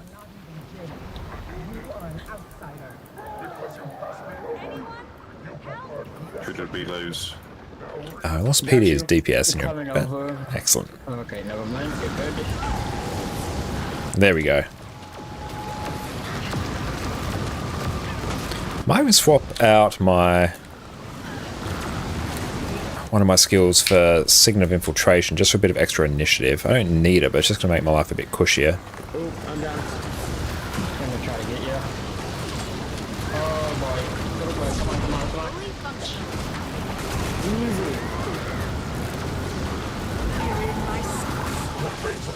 And Asumi, thank you for the follow. I appreciate that. We'll GG that.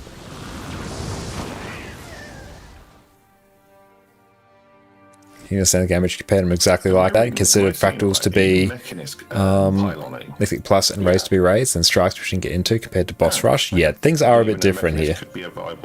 Astro, what's up, mate? How's it going? To do that? That's what I'm wondering. I don't know if they've got the numbers to do it. And the biggest thing as well is also probably going to be the lack of a double port. Yeah. Yeah, I was using the Signet and Rebel 5. That's okay, so that's fair enough, but do you have the numbers for healing to even make it work? Like, not much Scourges on this usually one. take... Yeah, Scourge will take Parasitic Contagion, Thief will take Invigorating Precision. Yeah, you wanna swap with me then? Hateful Beast. Yeah, let's maybe go through and try that. I'm just trying to figure out if Mechanist has one thing. I'll be completely fair enough, but I just don't know if they have a vampiric trait, basically. Yeah, they don't really. Or if you have a thief, you could. Was there an invisible raid on you?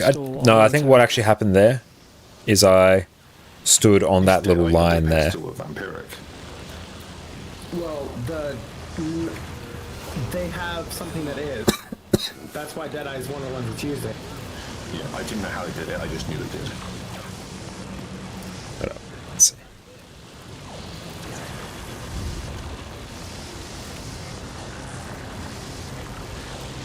It doesn't really work in terms of I get this from there. You get a Sentinel Armor from raids, Fractal Thief just doing open world content. Yeah, you can get it from basically anywhere.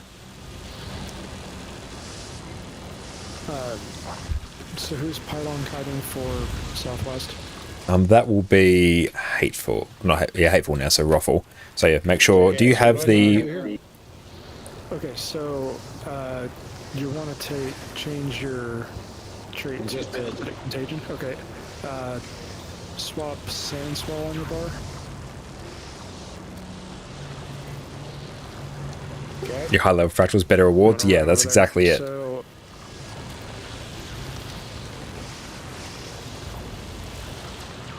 You can also swap... standing at There you go. at the edge of the circle to attack the boss, closer to him, and you're gonna watch over here-ish. The thing you need to catch is gonna appear over here, so you Oh, catch the orb. Yeah, so the blue circle will show up, drop the sand swell on it, wait for it to land on you, and then take your sand portal back. Gotcha. And yet you can also swap the middle trait in Death Magic to whatever the middle one is. It will increase your incoming healing as well. It's going to make it even easier for you to survive.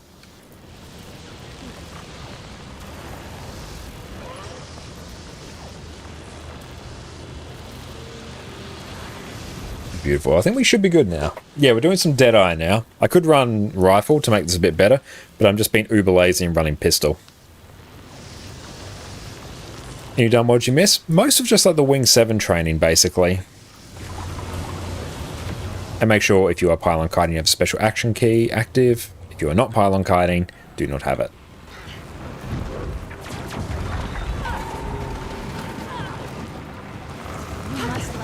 And it's always be careful of that shockwave.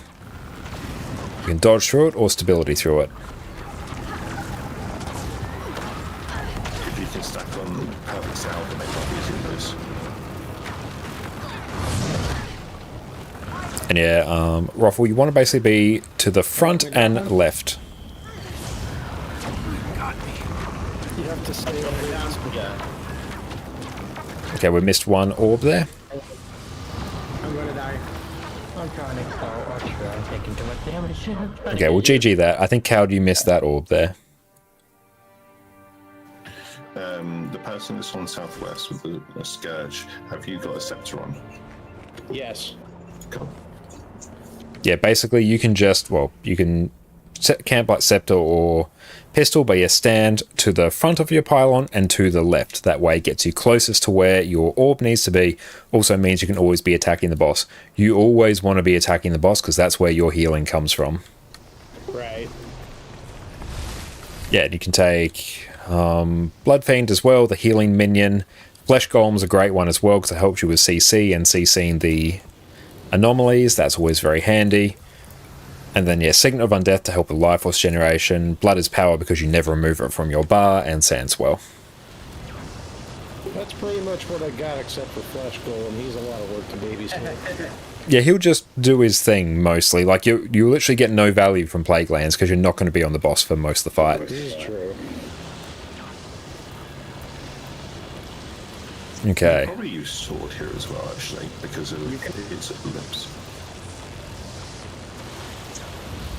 Yeah, Sword's not a bad option, but yeah, I find Scepter, Torch, and Pistol Torch is like totally fine.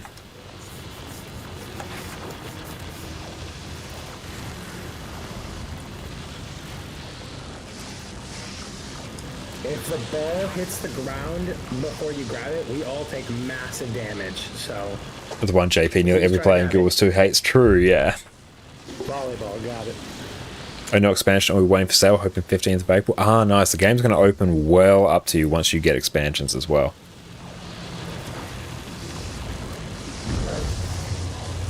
Spam, spam, spam. Feel the fury. Not enough indeed. Target marked. So make sure your special action key is always active. CC that as quick as possible because everyone's taking a whole punch. Okay, GG. Okay, before we start, all pylon kiters, make sure your special action key is active. If it is not active, we can't damage the boss. So if you're pylon kiting, activate it now. You have to do it after every pull. Yeah, it's happened quite a few times now, so we need to... If it's red, it's active. Yes. And if you mouse over it and it says deactivate, that means it's active. But yes, welcome to Guild Wars 2. Yeah, 100%. Action in this case is a toggle. It's not something else. So make sure you just hit it once. And Yeah. every time we die, it deactivates.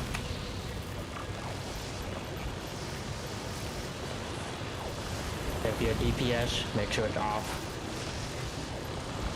Any idea if the complete edition is better or worse than the ultimate edition? They're the same price but doesn't include the same. Ooh, I'm not 100% sure because I haven't bought them. I'll have to go through and like, look at the list, but does anyone know off the top of my head what the main differences are between them? I have a question for you, so feel free to ask, Astro. Contract complete. Okay, GG. Southwest again. So, Roffle, make sure your special action key is active. And you have to stay inside of the circle. Yes. Oh. Yeah, you can't... The only time you can leave it is when you're getting the orb. And make sure you're dodging the first shockwave as well. He's leave it in the circle. Watch him here as we come in. They'll create a little circle around him as he spawns in. See that circle right now? That circle you have to stay inside of. Are you playing on Steam with the ring itself? Yeah, it depends as well. You will know it when you see it. Just stay within that ring at all times because that's what the special. It plays with the original launcher? Ah, nice. So straight through the arena method. Grab an orb, that's fine. You go to grab the orb and come back. I might even just take Bassy Venom. So as the CC is done and we're waiting for the boss to... And yeah, feel free to post like links that you want there, Astro. Then I can just go through and like check them. Dodge towards him. Yeah, don't buy Steam things if you at the pylon, do that, you'll stay in the green are on the arena launcher. They won't actually do it. Oh yeah, just go post them in Discord. There's no links in stream chat. In Discord though, it's different.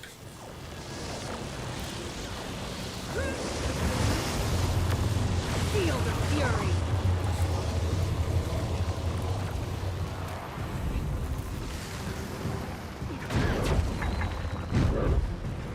Okay, GG that. Someone. Something. So. Yeah, I thought I got it. But I think it's also, do you have the special action key active? Because even if you get knocked out, you will have a bit of time to get back in there. Yeah, I've got it bound.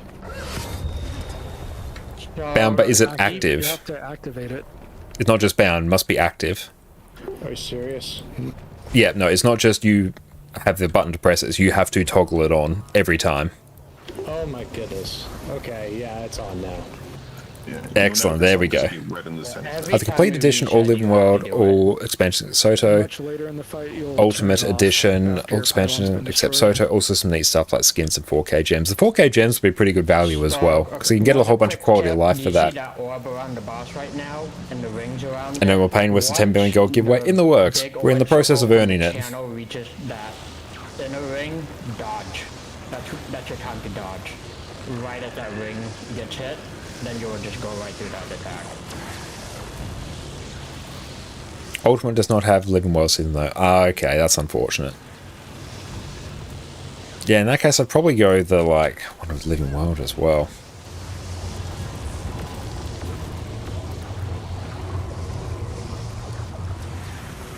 Ready to dodge in. Dodge. So remember, always be attacking the boss. That's where your healing comes from. Beautiful. I think we're good. Perfect, stand with us, please.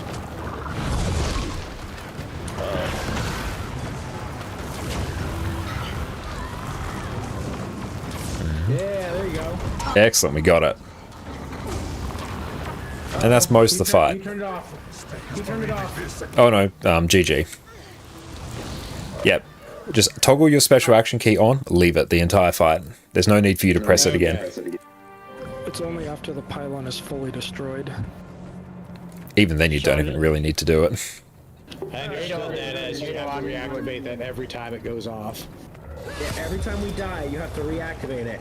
Other than that, don't touch it. Gotcha. There you go in hands free. What was that been, Halva? But how you going, mate? Into issues where multiple pylon kiters running to a pylon to revive people later on could really screw it up. So, like, just wait for the pylon to get fully destroyed first. That's much later in the fight, though. They bought your base Nika set for the money. They say well invested. Yeah, the Nika set will be incredible high value. If, let's say, I don't know, fucking Rentinari, I'm guessing his pylon, let's say Rentinari goes down, right? Doesn't die, but is downed. When we bring them up, do they also Pistol Thief as pylon sounds like the coolest thing in the game. It is pretty chill. It is indeed very chill. You still have the special action key. It'll still be available to you while you're down. So no, you don't have to reactivate it when you get back up. Yeah, you don't. Deactivate it while you're down. You can choose to deactivate it, but you will never want to do that. It's only when you're dead that you have to turn it turns off. Right? 180 gold though. which every time we GG, we're dead. Once you get to endgame, 180 gold will come up quicker than you expect, especially if you go through and watch some of our guides there on how to go through and make gold in Guild Wars 2. Because yeah, that's basically what I've gone through and done. Whenever I've needed any stuff for gems in Guild Wars 2, I've always just converted gold into gems. So you see that bar again. So you see the pylon. Make sure it's active.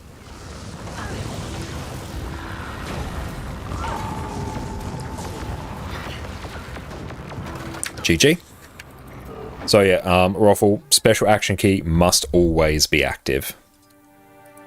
I thought I had it active that time. If it, right now, if you've just respawned, it's like all dark, there's no color to it. If you activate it, it's going to turn like red. That means it's active. Yeah, it's on now. I can see like the little orange streaks coming towards my character. Excellent.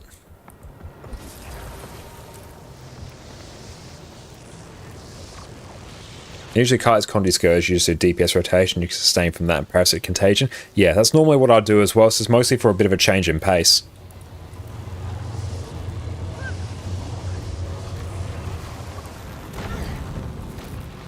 Dodge. Beautiful, okay, we're good now. Already check never finished, by the way. GG. Special action key must be active. It was not again.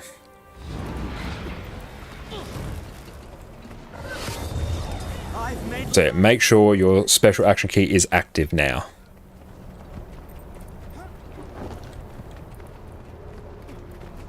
If it says Flux Disruptor deactive, that means that it is active. Yes. That's a button to press to deactivate it.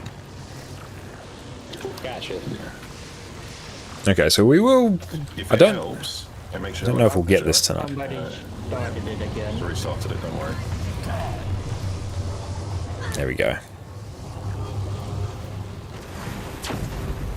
And yeah, you can buy the Anguish tier of Alba as well, true, to get yourself some extra fractal agony resistance. Excellent, that's what we want. And make sure you're always attacking. That's what's going to heal you.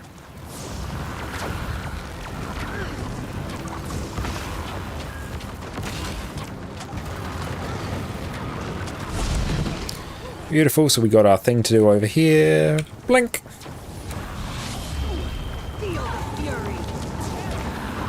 Yep, that's literally the entire fight for us, basically.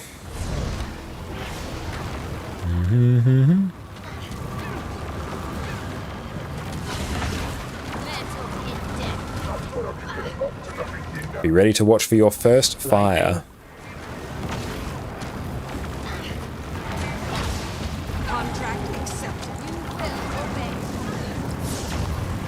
First fire coming up shortly.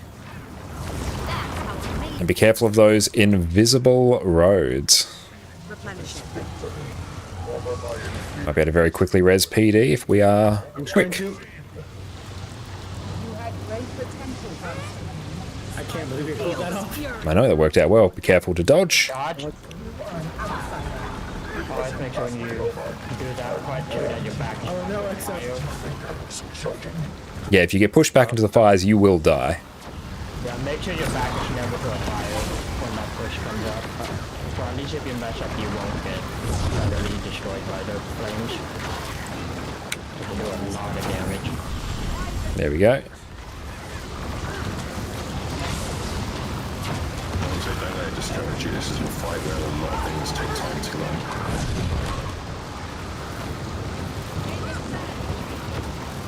There we go.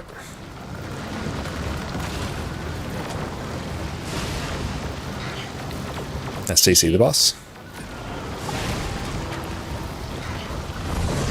I literally just set my pistol 3 to auto attack.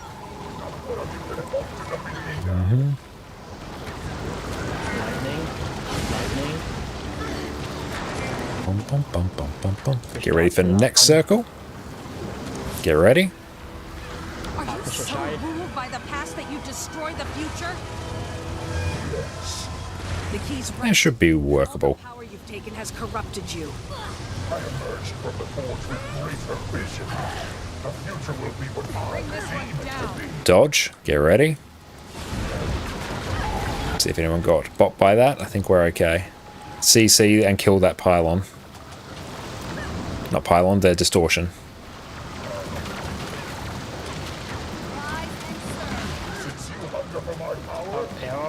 And in terms of that video, we got you covered there. Wizard's Vault, that's it. Vault makes more sense, actually. I should set it as an alias. Good timing. There you go.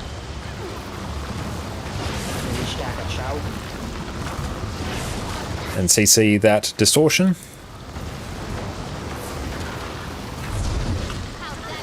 CC it and it will die in the fire. Make sure to go grab your orb. Ouch.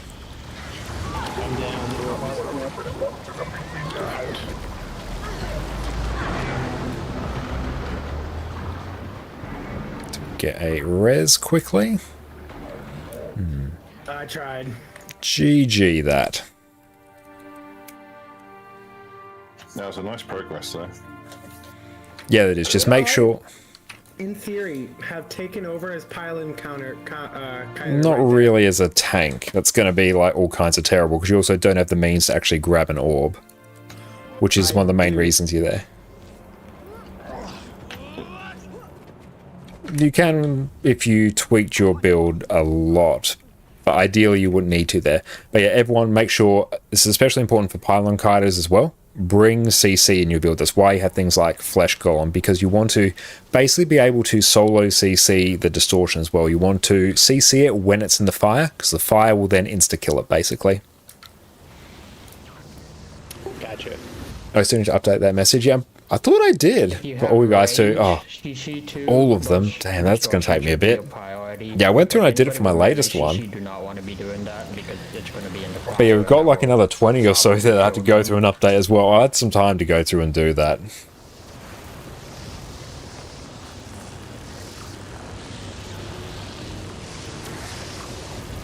But Legendary Starter Kit is great. Laurels are also awesome.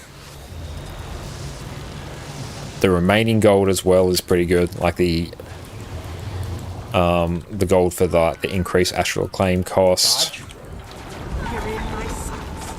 There's a few others as well. They're probably the main ones. Mystic Coins, get your Mystic Coins, 100%. They should be one of the first things you get as well.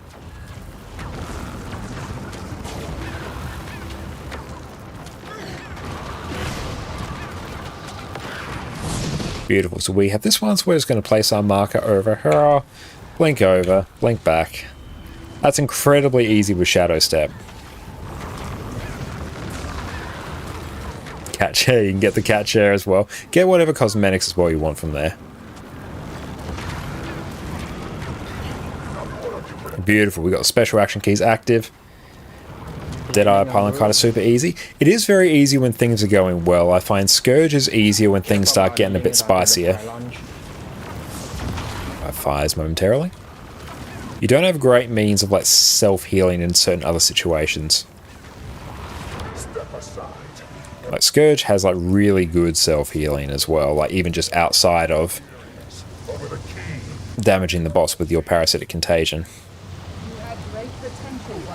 Get ready to dodge. All I need is one breath and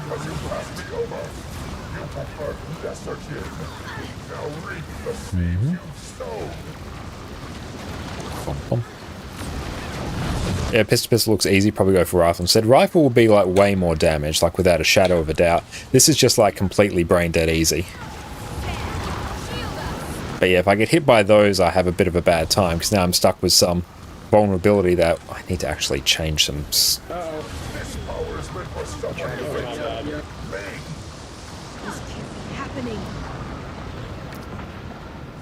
GG. Yeah, I can get that.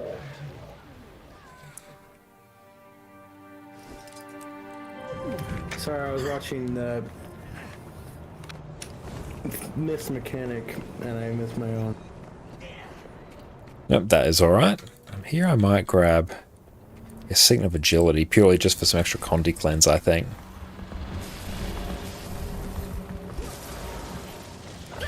We will do 2 more pulls on this, and then that will be it for the training tonight.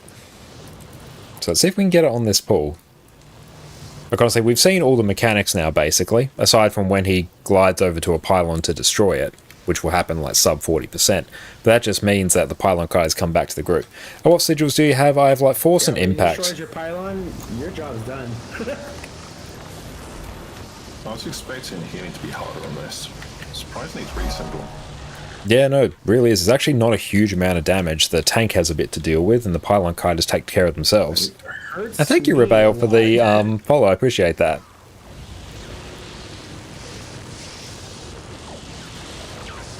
Yeah, things like Herald, Firebrand, and Chrono are usually easier to tank this on because they have easier access to blocks, so they don't just have to hell sponge a whole chunk of the damage. Make sure special action key is active. We have one. We have one. If you need to block, it'll be Serpent Cycle. Yeah, that is for a nice. single block, yeah. But the problem is a lot of his damage is a lot of dots that are. Yeah, so the blocks don't, or a single Aegis only gets you a bit, whereas like a big channel block or a distortion like really gives you extra value. Or like the Glint heal, which is absolutely busted because then you can heal yourself on all the roads. It's great. I'll try blood to gain some more health. Yeah, let's go take a look. Fires heal you. Yeah, let's do that. Even easier.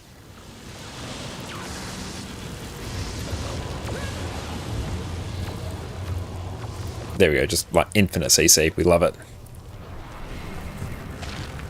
Dodge. Feel the fury.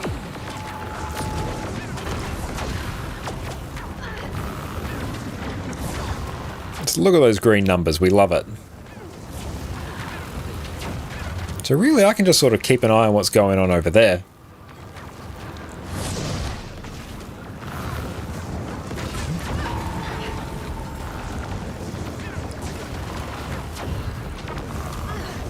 And there we go. I didn't even really need to look at the boss, actually.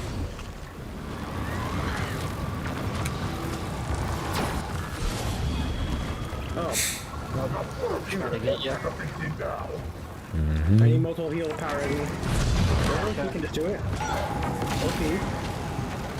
Is that Sigma Mercy? Nah, I just robbed you.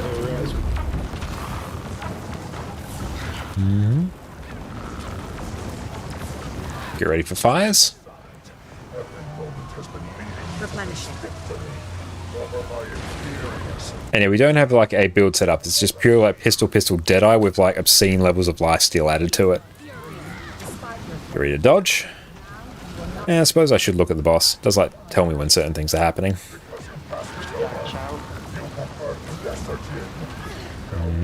But yeah, we'll go through and showcase it just after this.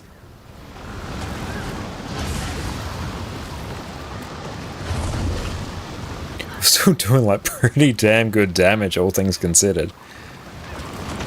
Considering this build literally plays itself. Like I'm literally... Oh, we actually have a mechanic to deal with. I was hoping that'll be a little bit later. Boom. Boom. There we go. We have a distortion here.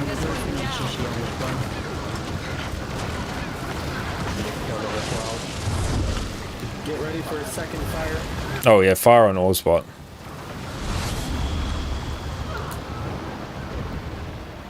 Oh, I see you. I was in some deep trouble. Feel the fury. Yeah, that's going to be a bit of a problem. There we go. Oh, do we have to go and deal with this? Hang on.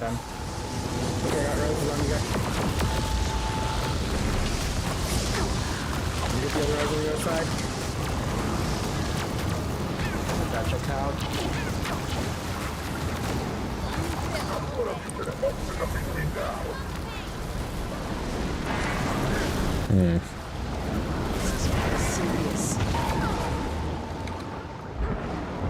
Are you so ruled by the past that you destroy the future? Opposite side. Time to do some real dip. The key's right. All the power you've taken has corrupted you. If you can get the res on me quickly. Trying you. Replenish. I was in some deep trouble. Yeah, we need to deal with some of these distortions. There's distortion up, CC it and kill it. Oh, it should. Okay, well GG that. So what happened there, what caused the entire thing to destabilize, the fire placements on the southwest are not correct. You notice one of the fires is sitting directly on top of the spot where the orb needs to be picked up. So then that basically means that Roffle just can't pick up the orb, which then gives a massive burst of damage, which causes the entire thing to destabilize. So the fire placement is the main thing that the DPS players need to worry about here. That is basically the one mechanic you actually need to concern yourselves with. So make sure your fire is going to the marker that is to the left of your pylon, looking towards the boss. They must be grouped up and they must be in the correct spot, or the entire fight destabilizes. If you can do that, the fight's basically free. If you mean we're gonna do it this time, so the fight's basically free. Oh yes, exactly. But yeah, so 80% and 60%. Keep an eye on the boss's health percentage. When the boss is approaching 80%, you want to be thinking, where am I going with my fire? Same thing when you get to 60. And after that, honestly, that's all the mechanics basically done. Every other mechanic, even if it has failed, can sort of be recovered through, aside from Pylon Kite is going down. What happened was on 80%, I don't know if you saw, the orb dropped on the ground and it almost got to the boss. So I think there was a clamour to go and grab it on that side. Yep, that probably happened as well. Yeah, someone's ping taking 5k as well. Will there be EU shenanigans today? Yeah, we might duck over after this and I think do some fractals on EU. Would your sustain be better with rifle because it does more damage? Potentially, but my sustain's not really an issue. Like, the issue is actually certain mechanics getting dropped, which then I just really can't sustain through anyway. Whereas this is completely AFK.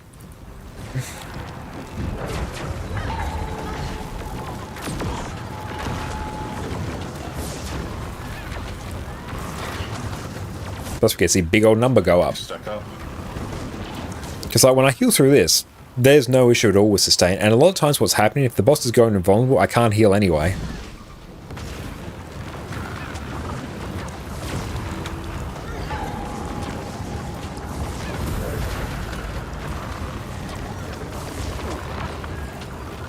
So you get reload before the bubble. Yeah, that was because an orb got dropped somewhere.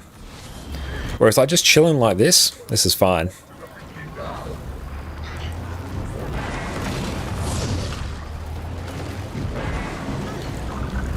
It's gonna have to start healing through that. Ouch. Get ready to drop fires. Get ready for fires. Beautiful, we got up there. Yeah, that one I should have actually used my Signet of Agility there to get some extra endurance there.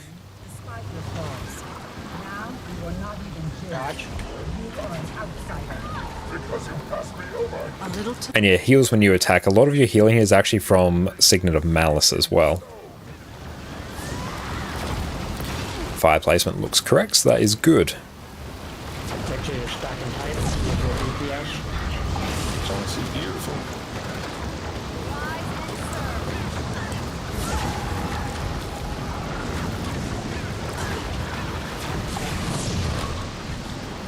I've got to do with this mechanic.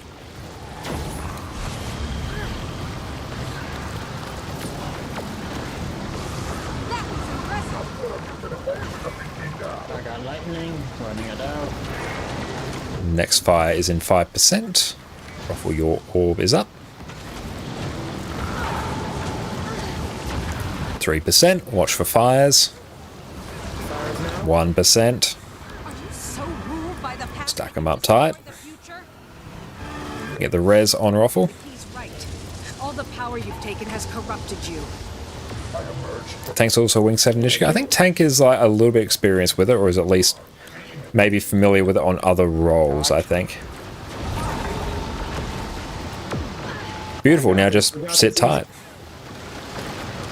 Focus on that distortion. DPS, stop what you're doing, deal with the distortion. Stay away from me. I got low. Jump. Okay, there we go. We need to actually keep attacking. There we go. There we go. Look how quickly we can regen our health there.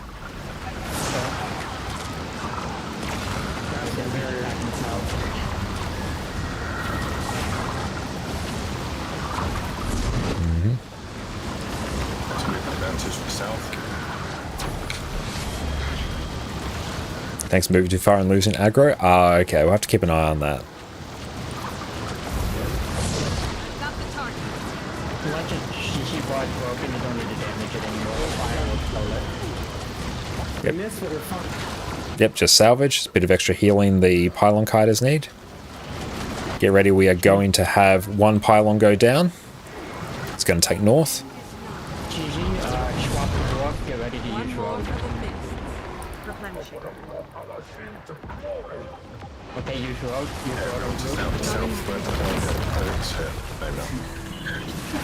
I am taking over southwest pylon. When that happens, put down the road in the center. Thanks, was not expecting a shot. CC. Okay, we're good.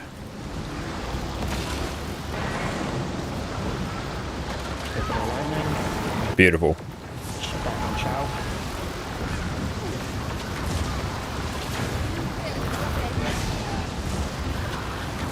Okay, this is fairly free now. Wait until it gets into the fire first. Ouch. Get ready to rush them just in case. 30, he's about to destroy the other pylon. There we go, we're good.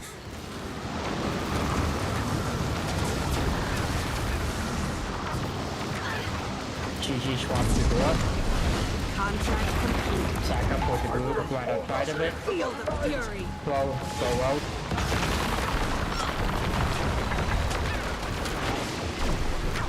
Get that never mind, you got the distortion.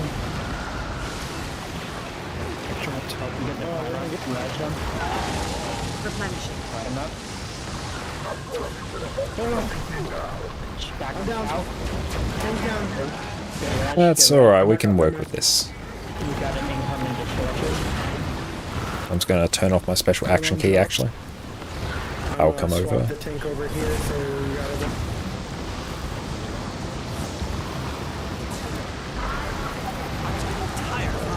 DPS stack south. Arrow. DPS get off the area. Is the tank alive, yes or no? Yes. Yes, I'm live. The rats. Got your eyes. Okay, this is fine. Left for the next pylon break.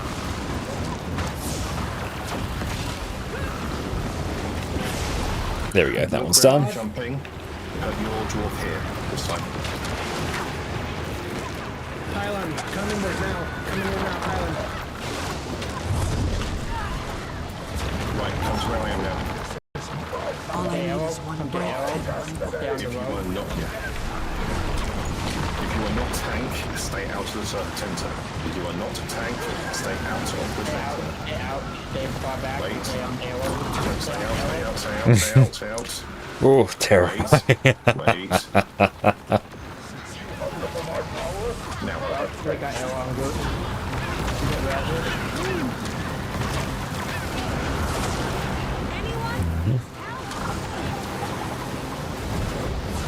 Nope, PD's gone.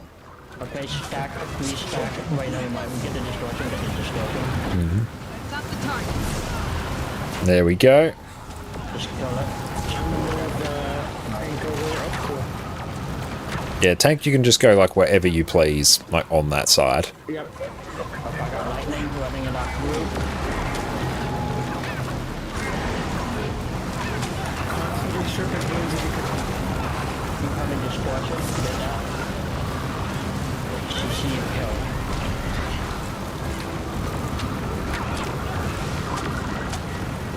There's not much time pressure on this fight, so once all the pylons are gone, it's pretty chill. Get it off group.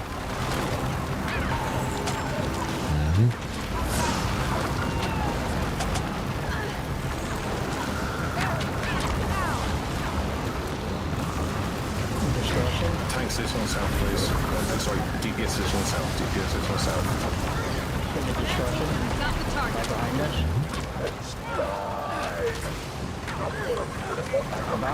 Stay south.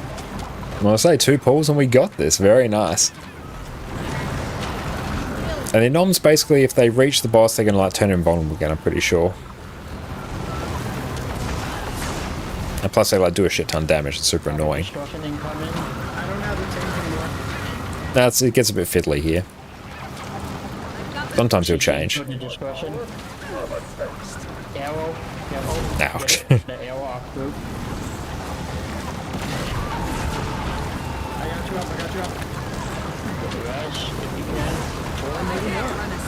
Ooh, that one hurt.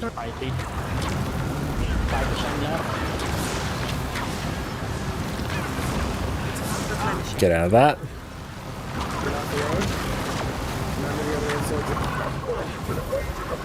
Just gonna run this away.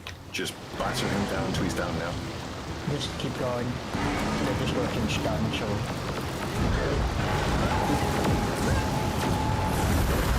And that one's dead. Whew. That is Kadeem, the Peerless.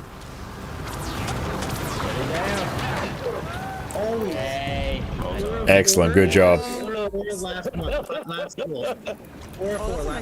Oh, we got a... Oh, I don't have that skin on this account. Nice.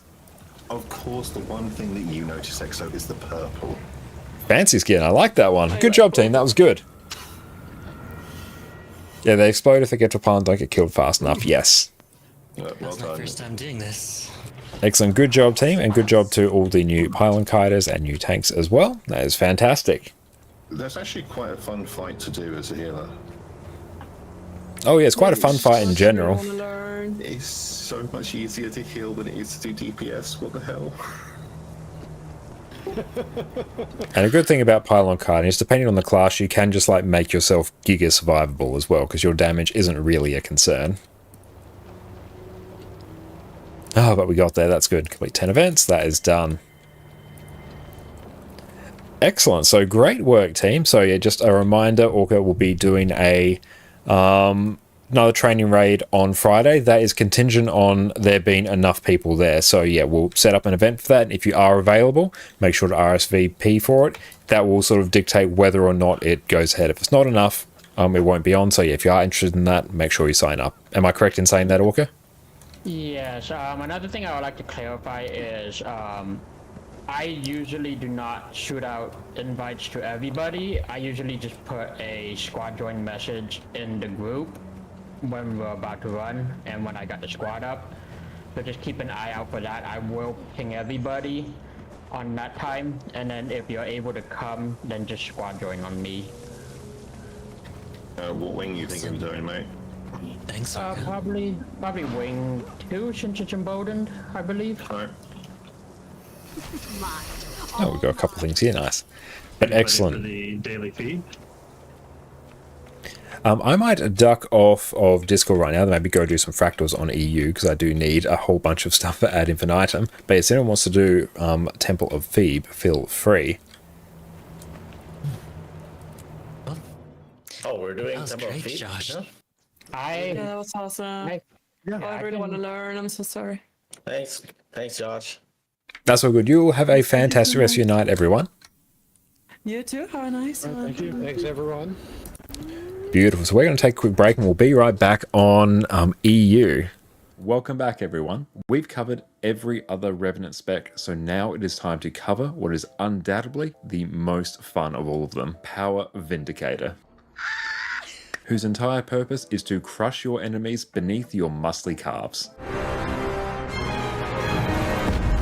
Woo! Superhero landing!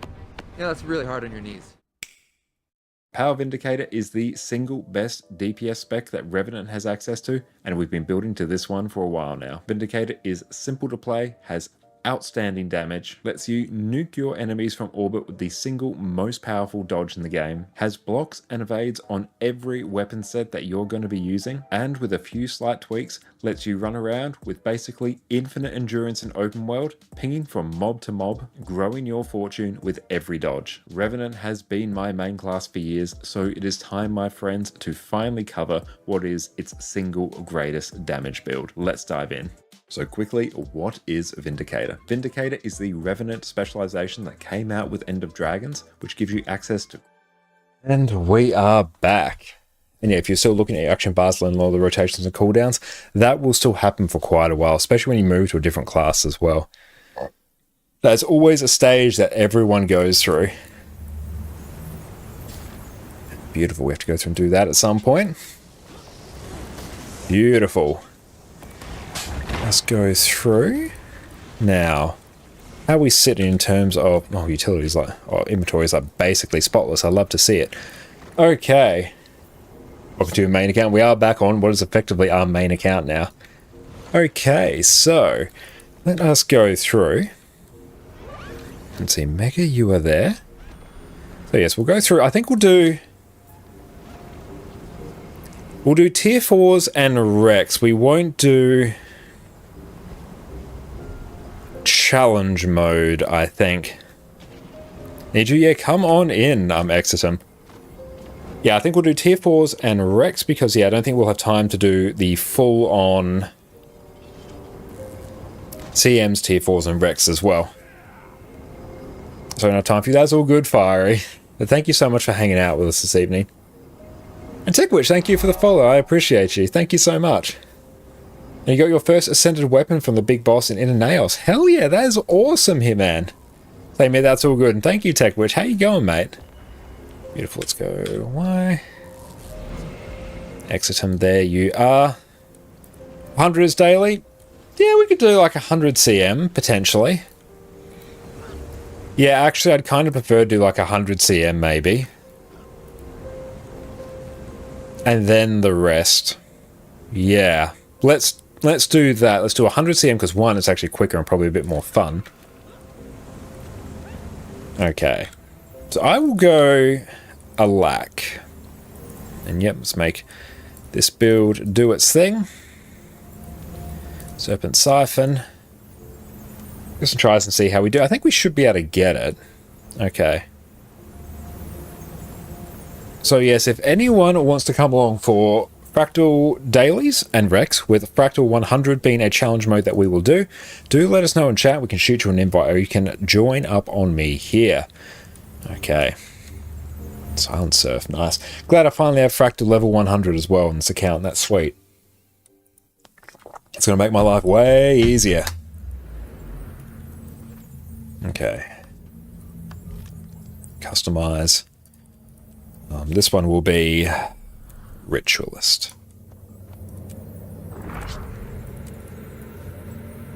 Fractal is fine. Let's go Dungeoneer, let's go. Oh, I love me some dungeons. And a high, come on in. Do some Condi Ren there? Yeah, do some Condi Ren. Boon Overload, Flux Bomb, Mistlock, and Spilly Hamstrung. Damn. How are we doing for food? Oh no, we're plenty. We're totally fine for food. Sweet, love to see it. Let's take a look and see who else is online. Okay, so if anyone does want to come as DPS, we've got a slot open. Emporian, thank you for the follow, my friend. I appreciate you. Okay, so let's go Fractals. 100 CM plus T4 plus Rex. DPS.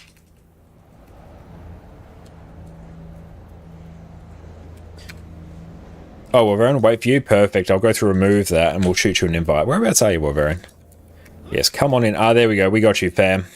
Hell yeah.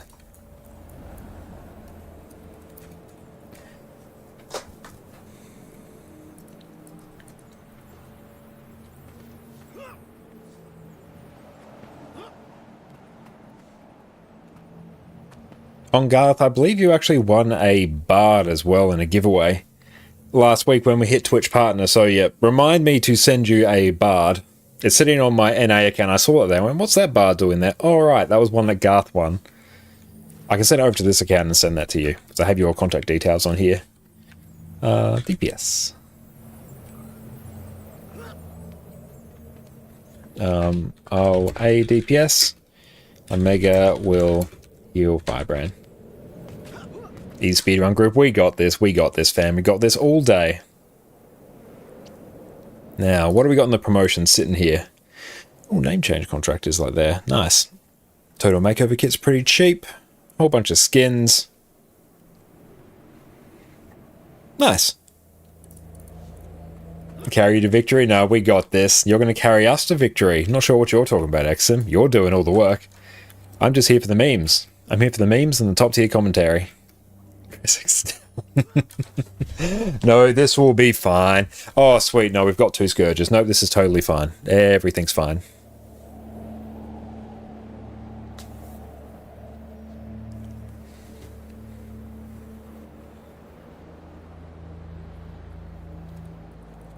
Got to make sure I have my potions. Always, if you're doing tier 4, especially challenge modes, have your potions. And thanks, Cheesy. I hope you had a good time tonight. It's good that we got through Wing 7.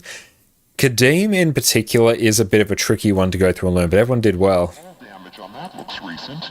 Intriguing. And I will eat my special food. Grab anything you can find, but survivors. I hope I finished the ending. Straight up on the last pull of the evening, we went through and blasted it. Leftovers get sold. So no, we did very well.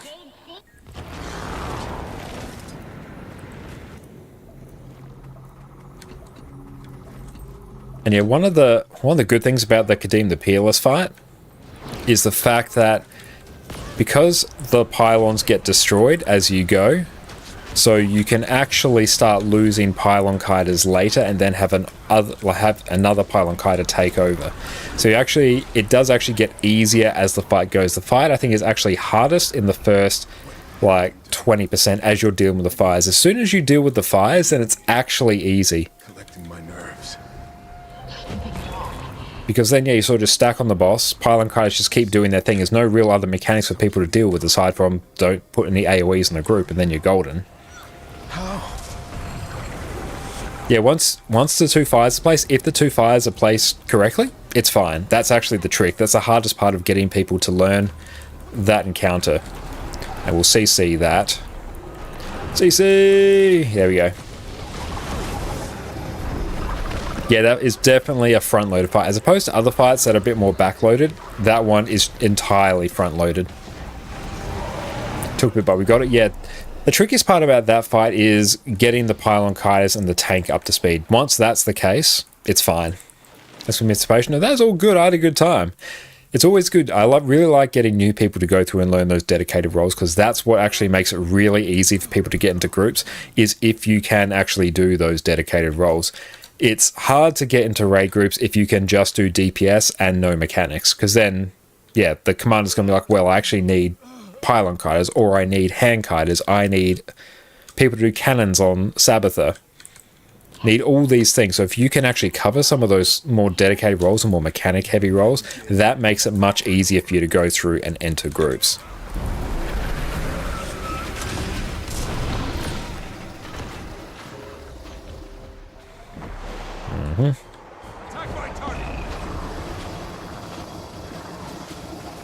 I'm just going to face out now. No rush. Take your time here. Don't look at the boss. I've detargeted everything. I'm looking away.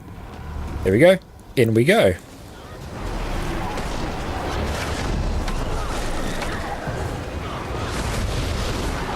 And you want to come back into the group.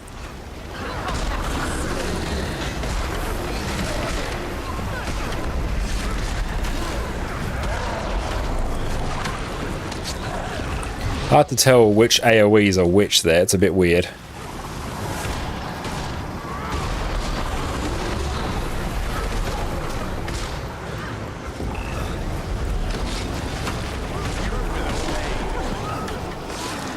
Yeah, because those AoEs look very similar to the Axe AoEs, which is very terrifying. So I'm just going to detarget. looking away, or else the eye's going to get you. So you're going to wait, look at the eye attack. It's always just look away. And by that I mean have your character look away. So just have them look towards the edge. Do not rush. This fight is made worse by rushing. And Goddess, thank you for coming again. Yes, everyone make sure you go check out the wonderful Exos Goddess. Good job tonight. I'm very proud that we were able to go through and blast through a Wing 7 like that. Wing 7 can be a bit of a spicy wing, so that was really good. That's sort of the next step up in terms of difficulty, as like a bit of a bridge between Wings 5 and 6 in particular. And 6 in particular I think is mostly just the actual like first iteration of Kadim's a bit of a nightmare for people to deal with. Especially trying to teach people to kite on the first Kadim is oof. Yeah, sorry, I had to try and get out that AoE. I'm very glad I didn't kill you there, Wolverin. I got very close. I did my darndest there to get you, but you outsmarted me, so well done.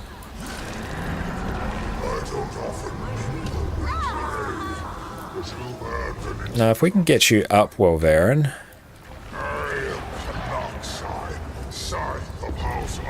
Oh, you got a revival. Perfect.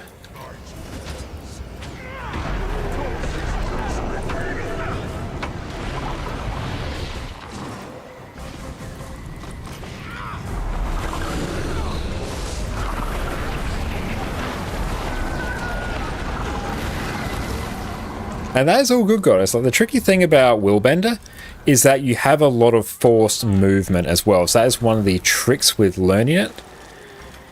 Yeah. There we go, we got you. One of the tricks of learning is how to navigate all that forced movement and trying to predict where you're going to end up in certain parts of the fight and knowing when, like, hey, when is safe for me to use my movement skills. That's one of the tricky parts with it. And like saving your F3 as well for the Aegis and stability is incredibly good to help you just avoid dealing with certain mechanics.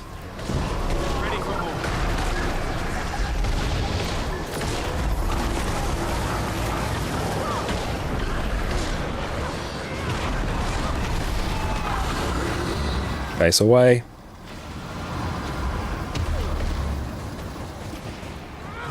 Didn't actually bring a stun break here. That's actually going to be a bit of a problem if I do get feared. Here I don't need to really worry about staying or looking out during this phase. I can sort of just chill here and contemplate my existence.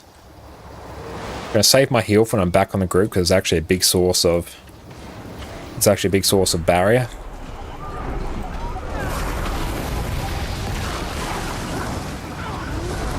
We want to avoid that.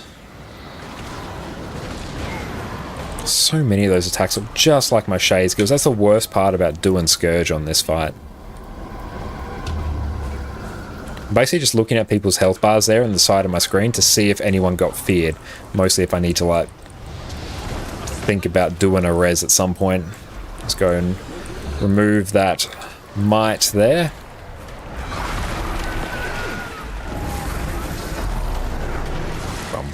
Run towards the edge. If you get hit by more than 2 of these like numbered AoEs or more than 1, you will just insta-die. Very bad. Very sad. And beautiful. No AoEs on the boss. And no ripped boons on the boss. That's great. This break bar is going to be a bit of a spicy meatball. Okay, so we're going to have a mechanic there. Oh yeah, if I can grab that, I will actually take that. Land on here. Perfect. That was a little bit too close to my liking. That didn't spark joy. Whee! And we're back. And the beautiful part about the last part of this fight is actually some ways way easy, but also much more terrifying. I'm quite happy to... Oh, give us a thing. Give us a thing. Yes, we have a thing. Oh no, oh no, we do have a thing. Brilliant. Grappling hook. I hate the grappling hook mechanic. Always have. Kill this. And hopefully everyone deals with their thingamabob. Let's find out together. Buckle up. Woo! Hey, we did it. Okay, literal hard part done. Break that bar. We actually don't need to deal with any break bar mechanics now. We can actually just skip them. It's just a bit weird. This one, run towards the edge, face out. Do not look in. De-target the boss. Literally take your hands off the keyboard. Because every one of these circles is an eye.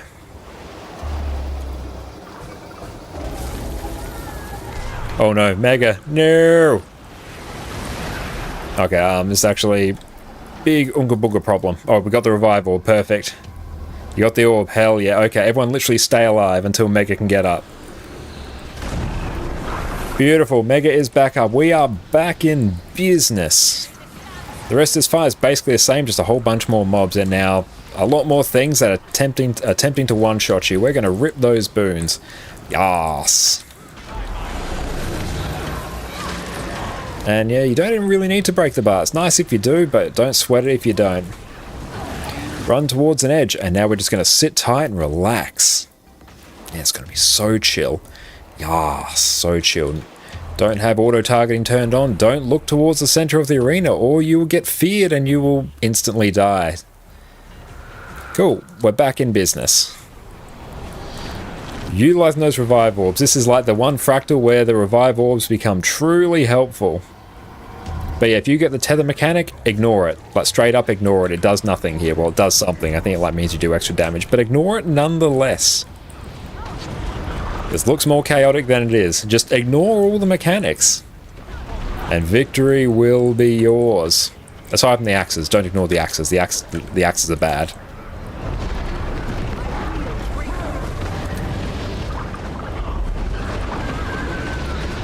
Run, run, run, run, run straight to an edge. Straight to an edge and chill. But, oh, I'm just moving away. Moving away. Yep, you're just facing out. Oh, Mega, no! Mega! Oh, we might be able to do this without you. If you have a revival, that'd be pretty spicy. Oh, you got one. Sweet. This is literally why revive orbs are used for this fight. Spaced out, got feared anyways. Yeah, sometimes it's a bit fiddly. Sometimes you have to be right on the edge. Depends how good your angle is. This is going to be a most rewarding fractal here, though I don't think we'll get the nightmare aspect today, unfortunately. 2%. There we go. Good job. That's good. Revive orbs put in work. Easy. But yeah, yeah, swap weapons to drop it, but you didn't actually swap off. I hate that as well. Ooh, that was a big one. Look at all these rewards. Yas. Unless you got to double click and drop it properly. Yeah, it's a bit weird sometimes. It's not always the most reliable. I don't like the grappling hook mechanic. It makes me really sad. Okay, Captain Mitrin, perfect. Easy peasy. There you go, very rewarding. We get some integrated fractal matrices. That's pretty sweet. Let's see what else we get. Oh, hell yeah, we got power, precision, vitality, ferocity. Probably not particularly useful, but that's actually still not a bad one. And Vio, can you go full Viper at Laxgird, or should you take some rituals? You probably can go full Viper, but you may want to slot on some extra boon duration food, some extra concentration food, and maybe an extra concentration relic. Let's end this. I swear it's Aussie ping though a bit. Yeah, the Aussie ping can be a bit spicy there.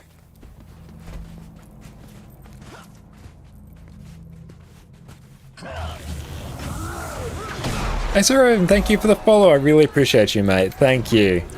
I'll clean my inventory. Nice. You've actually got me at... That's not a bad spot for me to be, actually. Oh, this is actually a very clean one. Deposit. Use all.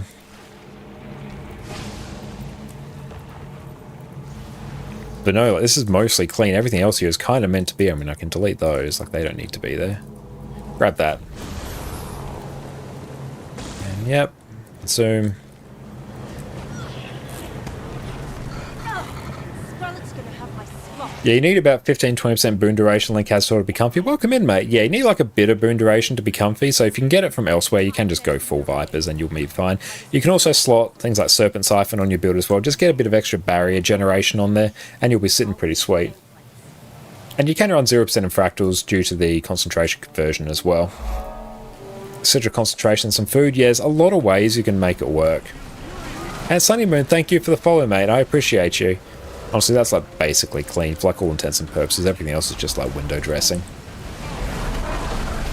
Yeah, there's other ways I'd go before getting the Sigil, because a lot of Sigils get more benefit from, are more beneficial to Scourge in particular. But it will work in a pinch. But yeah, if you got like full Vipers, like DPS Scourge, just maybe slot on some extra food and maybe a different relic.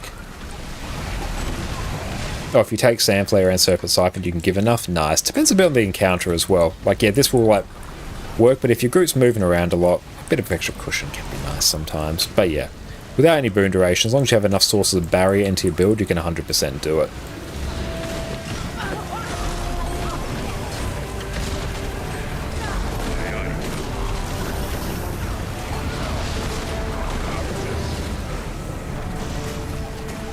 More boon duration though, it does mean you are more free to change up your utility skills.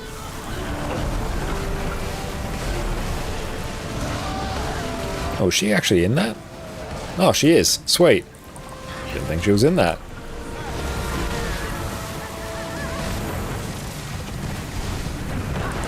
And because Scourge does so much of its damage through conditions, anyway, it doesn't actually do a lot of strike damage. Swapping out Vipers for Rituals is not that big of a DPS loss. So you could even run like Ritualist armor or something, or even a bit of extra Ritualist gear, and just run like DPS Scourge traits, and you do just fine for like the vast majority of content. Especially if you're comfortable with rotation as well. I think it's a decent chance that not many people would notice.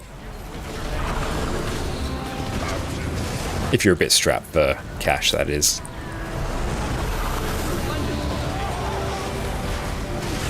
Let's target down. Oh, here's my Trin. On me!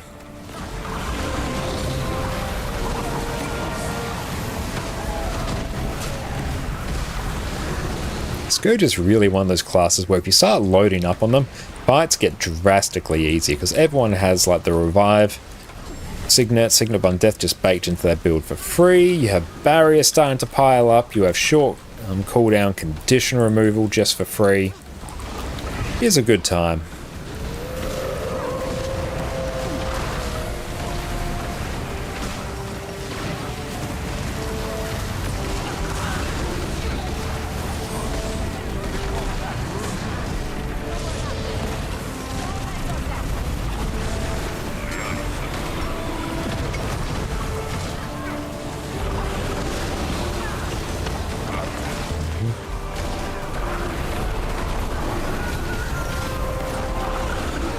And Orca, thank you for the run. Thank you as well for like coming along as well, Orca, and helping train everyone as well. I really appreciate it. It is very helpful when I can have like yourself and Void and other people in there who are also very experienced, who can explain mechanics as we go. It means I can focus a bit more on chat than I otherwise would be able to. So I really appreciate that, mate.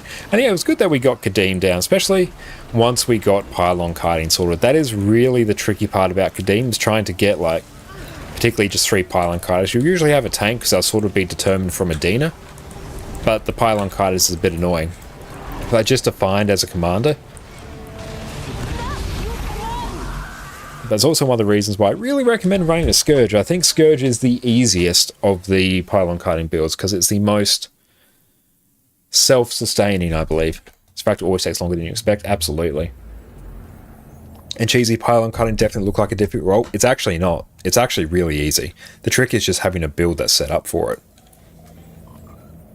Because, yeah, you have so much room on that because people aren't really judging a pylon kiter for their DPS. Once you get in a more organized group, you might want to actually go and increase your DPS a bit, but you can just, like, absolutely crank the survivability on your build. Like, what I'll probably do, on here I might add in Parasitic Contagion, I'll take Vital Persistence for extra healing, and then run regular DPS Scourge traits, and then if you run, like, summon Bloodfiend as well for extra healing. Like, you're incredibly difficult to heal. Depends on whether the tank hates you or not. Yes, standing on North Pylon can be a bit spicy because you're somewhat behind the tank, so you do have to make sure the tank doesn't kill you. But straight up, you're just attacking the boss, healing, occasionally porting over to get an orb. That's really it.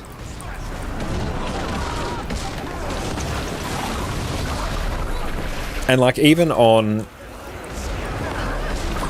Pistol Deadeye that I was doing before, and granted it's not necessarily the best build for it, but straight up I set my pistol 3 to auto attack, and I was just looking away from the boss at various points and just keeping an eye for when the orb popped up. You just port over, get that, and come back.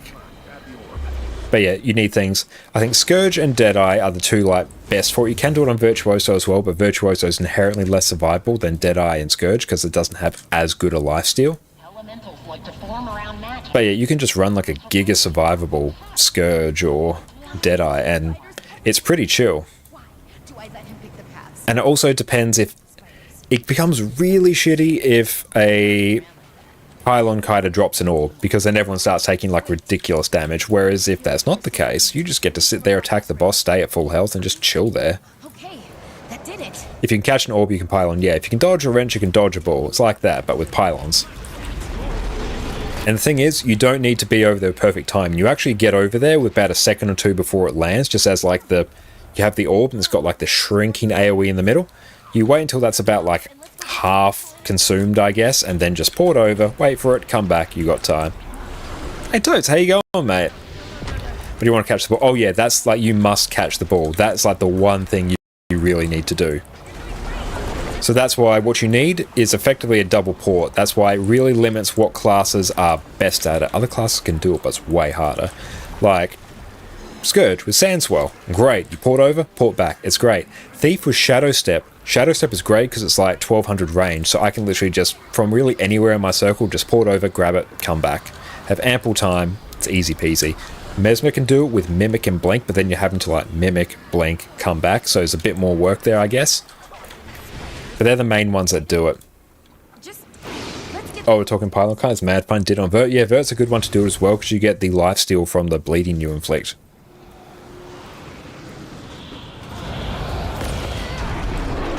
Yeah, feel free to do, let's do 90, let's do 99 CM as well, I think, because yeah, it's more rewarding and we'll still get the same thing. Yeah, we'll do that. Still get the same number of pages that we otherwise would, but hey, we get to a more fun encounter. Oh, you tried to make a Rifle Warrior Pylon Kite? How'd you go with it, Sven? I can't remember Tempest Pyloning, can't remember what they use second movement skill. Yeah, they would have used Lightning Flash and then maybe... yeah, like... probably Burning Retreat, I think. That's probably... like, Burning Retreat on stuff is probably what they do. It sounds scuffed as hell. Honestly, having the double blink is one of... if you're pugging it, that's just what you want, because you don't want to be messing around with like a class that's not built for it. If it's not a good time in Rifle Warrior, yeah, you got no real blinks there. I don't think you're having a good time, unless you're probably doing like some really sketchy Bladesborn shenanigans, but ugh, nah. Well, if you're doing Spellbreaker, then yeah, it's not going to be great. Let's go, just make sure everyone has a whole bunch of alacrity. It's a good time. We've had a Core Guard Pylon Kite. Oh, did they... were they doing shenanigans with like... the Sword Spirit and your teleport skill that ports you to an ally? Because if so, that's hilarious.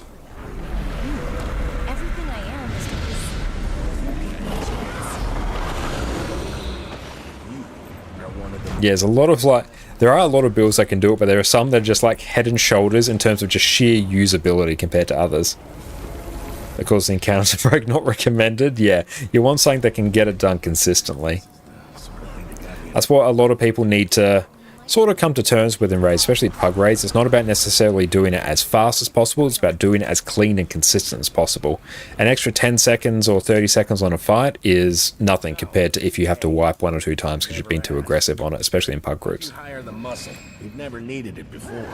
To keep you from doing something stupid, because I know you. Rev Hammer, oh yeah, Rev Hammer can technically do it, but please don't. Don't inflict that on your pug group. You're not gonna keep us out of that vault. Oh, the problem is the game spawns an orb per entity in the circle. Ah! That's weird.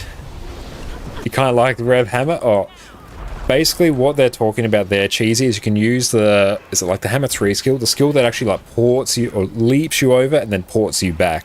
If you time that perfectly, you can catch the orb just as it lands and then come back. But no, like, no, unless you really know what you're doing or you're letting your team know beforehand, just don't try it. It's not going to make anyone happy. Everyone's going to be really mad at you. Torin. I wonder, is there a max number of orb spawn? I don't know. I've never tried it. It's super fun. It's super fun. Your team's going to be mad at you if you miss it, though. That's risky. Risky is it. And that's the trick with pug runs, or like just general weekly clears. It is consistency. That's what you want. Consistency is good. By all means, do risky stuff when you're messing around with an organized group, but generally, when you're talking about rating clears, you want consistency. And that's why you see a lot of players bring classes that aren't necessarily the highest DPS, but stuff that brings like the most utility or is the most user-friendly to play. It's why things like Herald is just like the go-to quickness provider now, because one, provides you like giga overcap on boons. It's incredibly easy to play and brings a lot of other utility that actually makes your group life easier. Same thing with Virtuoso. Incredibly easy and consistent to play, incredibly durable, and also you can customize it to make things easier. Scourge is another one of those. Often Herald's the highest DPS too. True, yeah, Herald's insanely bursty as well. So in fights in particular that have quite short phases, you can actually like outburst your DPS players as well.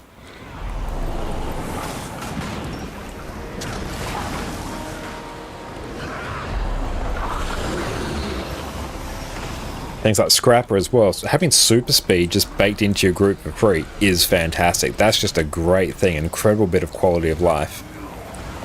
Why people bring like heal scourges everywhere, because the downstate revival, it makes things more consistent. And if you can like save the entire group from a wipe, you haven't just like saved them a couple seconds, you've saved them like an extra 5 or 10 minutes.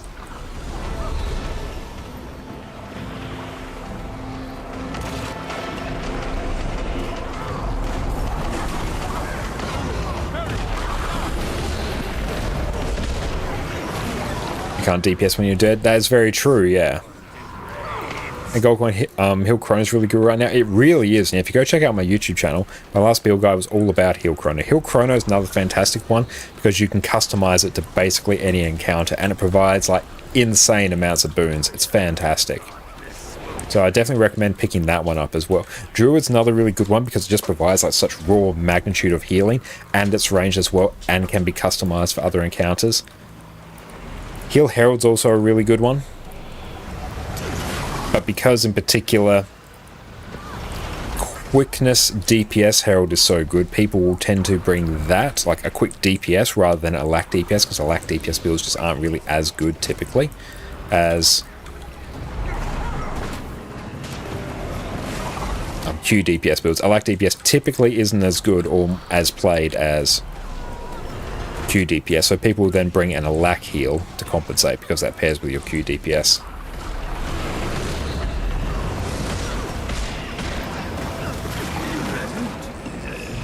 But yeah, Heal Chrono is absolutely amazing at the moment. No, you can't, Kay.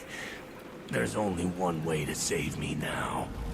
They're playing a lack heal builds. The lack heal builds are like busted at the moment. Scourge, Druid, Chrono, they're insane. Chrono in particular, because you swap a trait and you go to Q DPS, so you can literally just bring that and just slot it into any group. It's fantastic. And it sucks that the Jahai War Track isn't helping you for vision. That's unfortunate. Renegade a lack heal. How is that one going at the moment? I know it's a functional heal build, but does it compare to Druid, Scourge, and the like? I would be surprised. And there is Addycat. Sakwa Peak, yes. But Heal Chrono is great, except for CA. Oh yeah, because you have to be like attacking the boss to actually get like boons. It's okay, you can't do that much. Yeah, that's what I've sort of seen, is that it functions as a healer, but it's just been out power crept. Is Soul Cleave any good for Heal Ren? Like, it's got to be good for Heal Ren, but it doesn't bring it to the point where it like really competes with your Druid and your Scourge and your Chrono and the like.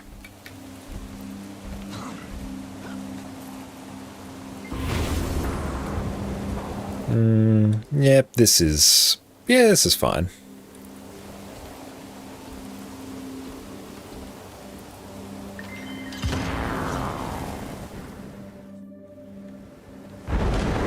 How are we doing on food? Or we'll go and eat some more.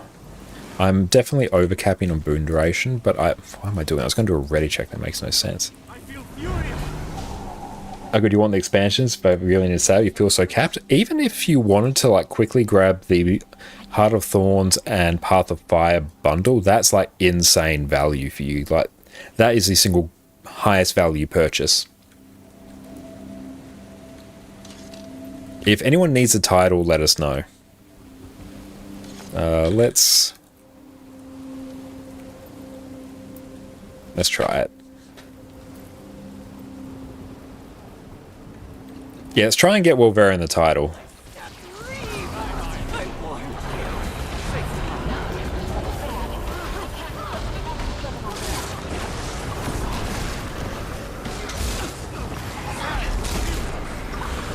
And beautiful. We are pretty well capped on a lack, so that is good. Thank you.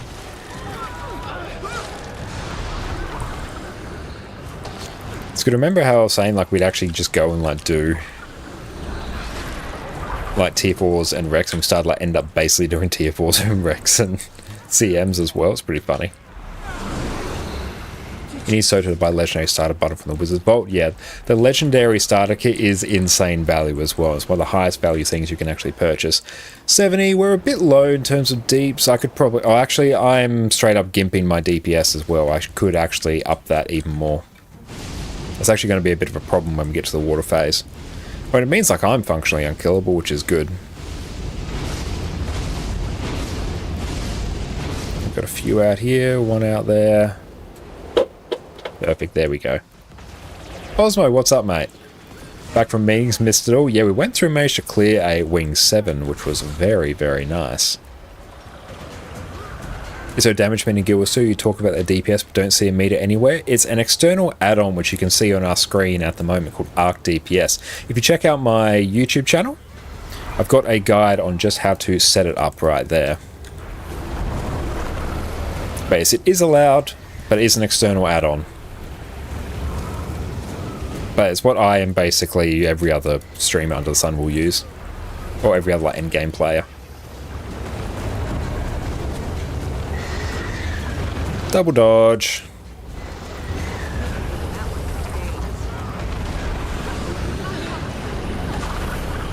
I downloaded something called Blish HUD. Yeah, Blish HUD is also totally allowed as well. Yeah, I'm also using that as well. You probably can't see it because I'm on in-game display, but yeah, I've got that. Yeah, Blish HUD is fine.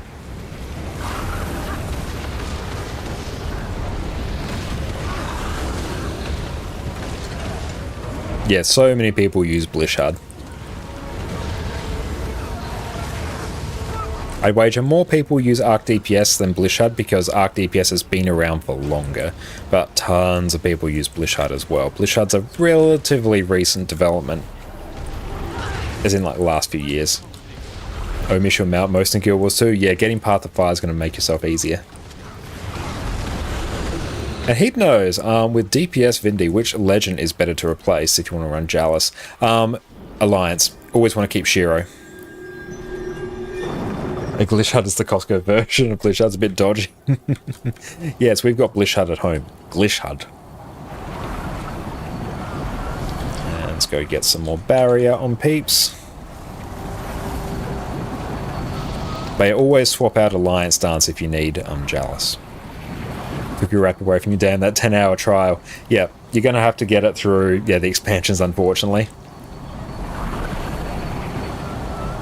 But honestly, mate, even if you don't catch them on sale, like obviously you do want to keep an eye out for a sale, that's a wise financial decision to make, but getting the expansions is like the single best purchase you will ever make in Guild Wars 2. If you enjoy the gaming core, you will love it with the expansions.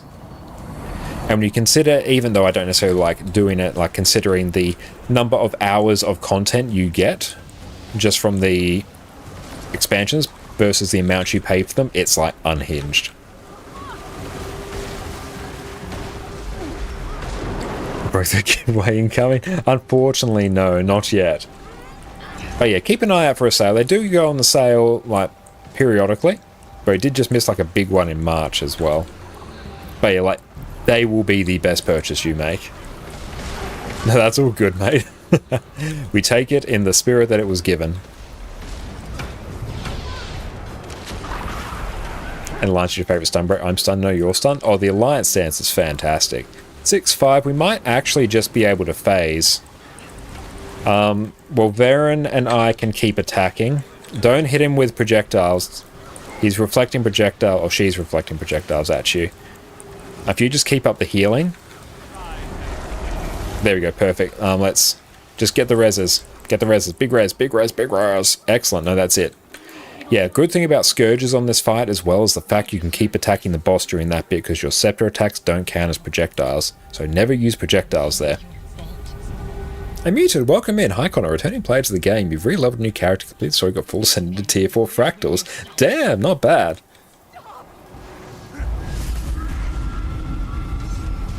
But with that story and gear to get, you feel lost without any goals. Any advice? Probably I'd maybe start thinking about some legendary items to work towards. Either legendary armor, weapons, or trinkets is probably the next best one. A full story or core game story. Yeah, like if you've gone through and done like the core story, there's still so much more. You have all the expansions and stuff as well. So you got to keep working your way through the expansion story, which is one of the things I recommend new players do, because you get introduced to the maps and mechanics in a slow and reasonable way and get access to more mastery points as well, which is your main progression after level 80. The complete edition for €50, 50% off. You're sad you missed it. You started 4 days ago. Damn, yeah. It's unfortunate timing, but welcome to Guild Wars 2. Like, the best time to start Guild Wars 2 was like, what, 12 years ago? Second best time is today. So you've started at the second best time, so you've got to be reasonably happy with that.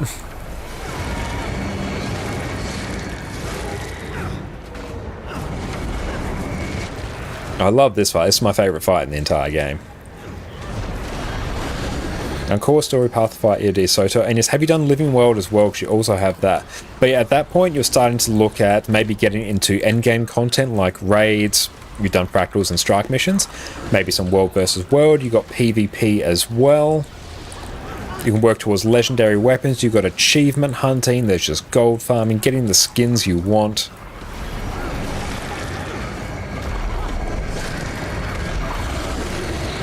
But in terms of like, on this account, I'm working my way towards full legendary. That will be like the second account I'm doing full legendary on. Get good at fractals, get good at raids, get good at strikes. Yeah, one of the main areas of progression in Guild Wars 2 is just you getting better at the game, because there is no vertical progression, so your sort of increase in power in Guild Wars 2, which is like a never-ending cycle, is improving your overall skill at the game. That is where your big benefit is going to be. Oh, hang on, ouch. Oh, hang on, we might be able to make this work. I don't think so, actually. Unfortunately, I think that will... Oh, maybe. Run! Hang on. We might be able to survive. Hang on. Ah! Hang on, are we still... We're in the running! We are winning. We are going to win. Muted, thank you for the follow, mate. When Necro downstate was unkillable. Oh, honestly, it still kind of is at various points. Okay, we got a second Demon of Sorrow. Was not expecting such a thing. That is unfortunate. Don't go ham on CC, actually. And thank you, Beepo, for the follow as well. Oh no, there's... Oh, we got a guild here. We got fears. Buckle on up. This one's going to be a bit rough. Oh, damn. Oh, hang on.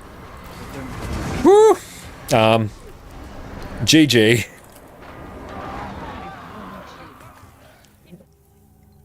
Living on Season 2 is very skippable. Yeah, definitely. You're trying new classes? Yeah, you got that. Yeah, we went down a little bit there, which made things a bit tricky. I might actually bring This is fine. No, there we go.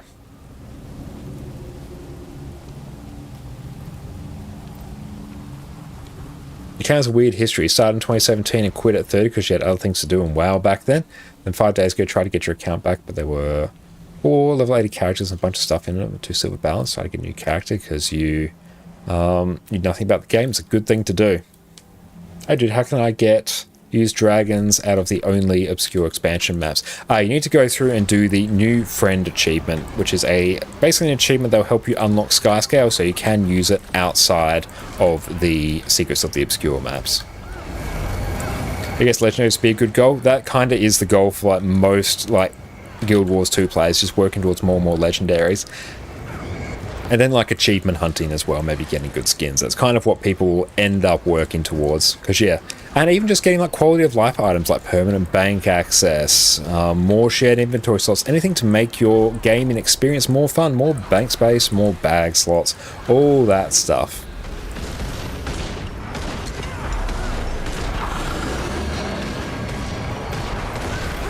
They make Envoy Army next big goal? Yeah, especially if you want to get like legendary armor. It's fantastic. It's a great goal to have. In the first 4 Gen 2 weapons, they have cool collections. Yeah, those are very fun. Chukra and Chumport, Astralaria, Hope, and Nevermore, I believe. If you raid legendary armor, look it up on the wiki. Yeah, I do recommend it. We've got a sorry here. Why am I out there? It's like a really weird spot for me to be. There we go. OG permabank access was the best. You got it on your 2nd year of playing. God damn, that is awesome. I do not have that, and that thing's worth like 17 billion K gold at the moment. I think it's like 5 or 6K or something. Don't know the exact number. Is big. Is big Unga Bunga number. And break the bar. Nice. We got it.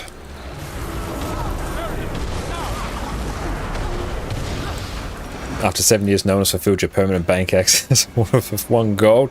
You never know, one day someone might be insane enough to do it.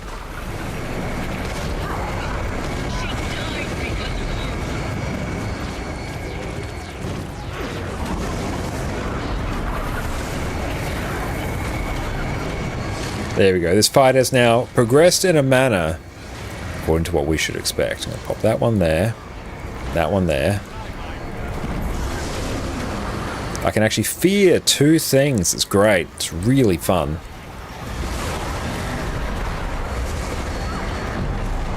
Give people some more barrier.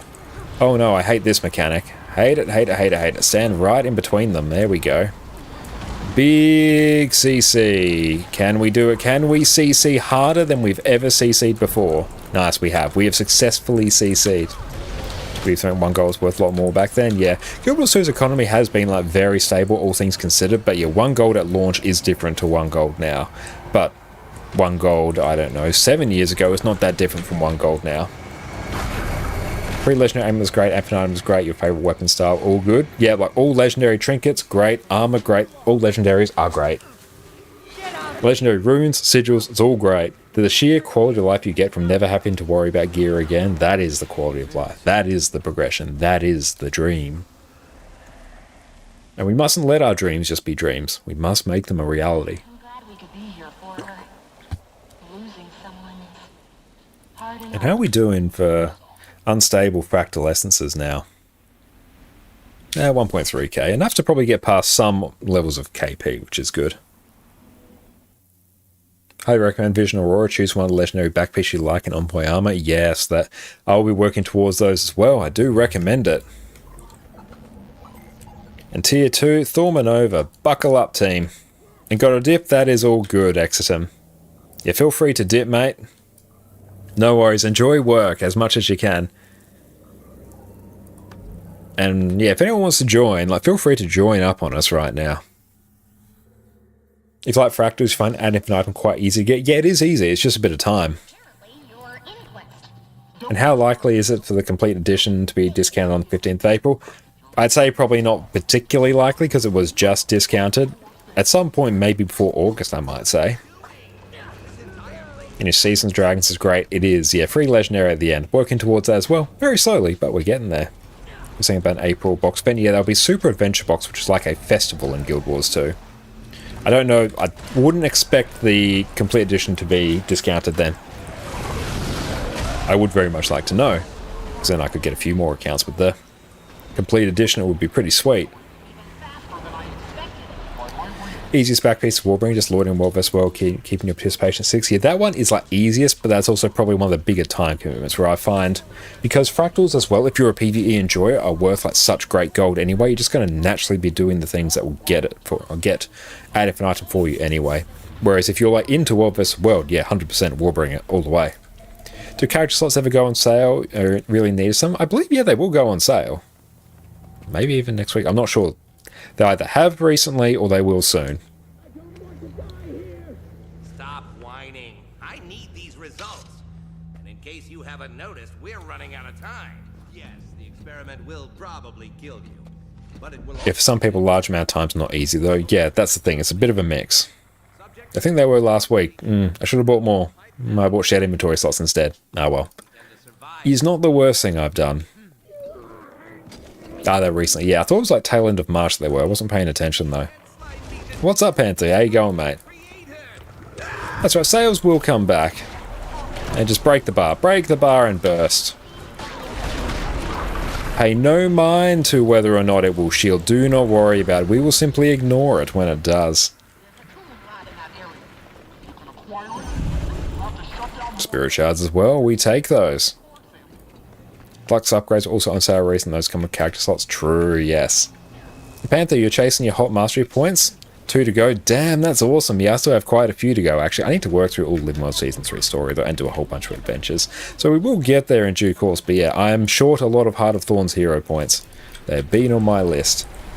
There's 250 hours in your account, which most times on Guardian recently got an achievement that your account earned a total of 1.5k gold. Very nice. That's awesome. Wish the IBS ones were easy to get. True, they are a pain. They really are. Like, it doesn't take too much to get sort of the quote-unquote main ones you need, but to max them out, yeah, you're going to be doing a few Dragon Response missions.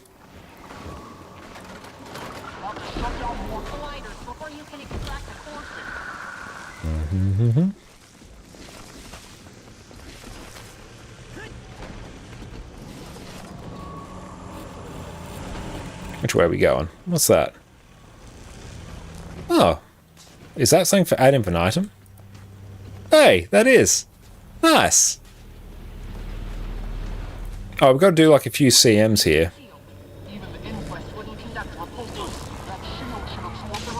It's Cliffside, Balls of Dark Energy. Take Arc Diviner's Malak. Okay, we've got a few things to do here. That's fine. Run, run, run, run, run, run, run. We run through the maze. Ow. Hope for the best. Dodge. Oh, I'm used to a different timing. And beautiful. Just one more, I believe. We got this, fam. Are there any IBS masteries you really need outside of United Way Station? The tier 3 of the Essences one, so you can get peak value from the Icebrood Saga Strike missions. It's probably the next one, and the Dragon Champion ones, whichever ones they are. Icebrood Saga. Yeah, you're going to want Dragon Slayer, I think, so then you can get your peak value from the Dragonstorm. That makes it incredibly valuable to go through and do. And yeah, various tier 3 essence ones here, so you can open all the chests at the end of the Icebrood Saga Strike missions. Conduren's really fun now. Awesome. Love to hear it, Exetum. Your account had an item in the bank, doesn't exist anymore, though. The guild went wild because nostalgia when they saw it. I think it was some kind of weird cube that you need 3 to make a transmute token. Very nice. Keep it flexing. Yes, keep it flexing. You got this. Adrian on Twitch, thank you so much for the follow, my friend. I appreciate you, buddy. Thank you so much. And Max Dan, we're going through and doing some fractals at the moment. And I think, yeah, Mega's got this. Almost prefer it over Herald. I think Renegade is more fun to play than Herald. The rotation is far more satisfying to go through and do. At least that's my opinion. I think overall Herald is a more useful class, I think. But yeah, the DPS rotation on Renegade is smooth as silk.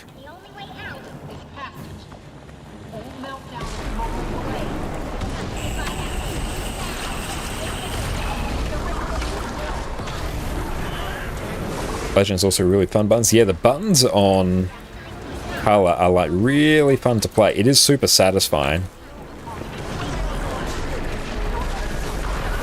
Like, we're gonna need a whole bunch of gold as well for...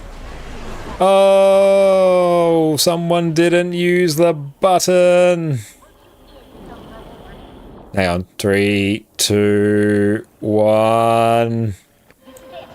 That's how you do it. That's how you do it. Everyone down. The boss still dies. I can't believe we still got that. By rights, we shouldn't have got it. I was sort of just like watching the... I was just watching the platform light up beneath us. I'm like, I was going to press it. I was going to press it. Oh, no one pressed it. It's exactly how last tournament over went. Yeah, I was debating, like, do I jump off? Or do I believe? At this time, my faith wasn't rewarded, but we're okay. It's better to believe and then be wrong. It hasn't Necro OP. I have no idea. I think it might have been like because there's some like NPC there or something. And Aether Blade. What do we need here? I need to do fancy Aether Blade here, don't I?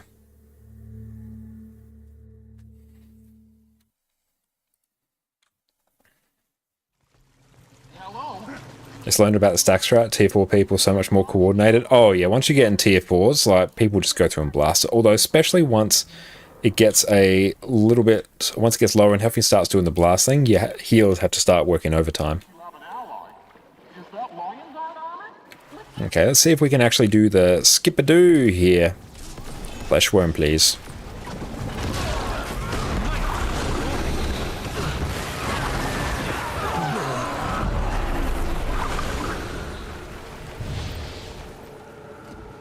Can we do the skip? Yes, we can. We can indeed do the skip.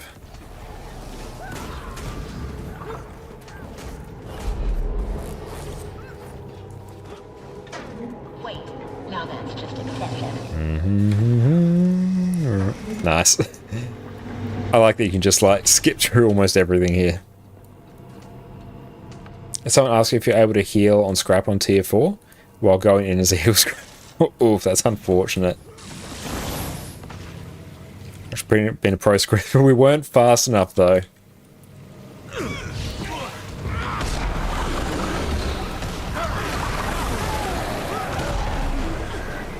And Mewtwo, can anyone recommend a consistent gold farming map? Here people say Drizzlewood or Dragonfall. Yeah, Drizzlewood's good because the meta event just sort of like repeats, whereas Dragonfall does tend to need like a commander for it. So if you can find a commander or tag up yourself, Dragonfall's a really good one.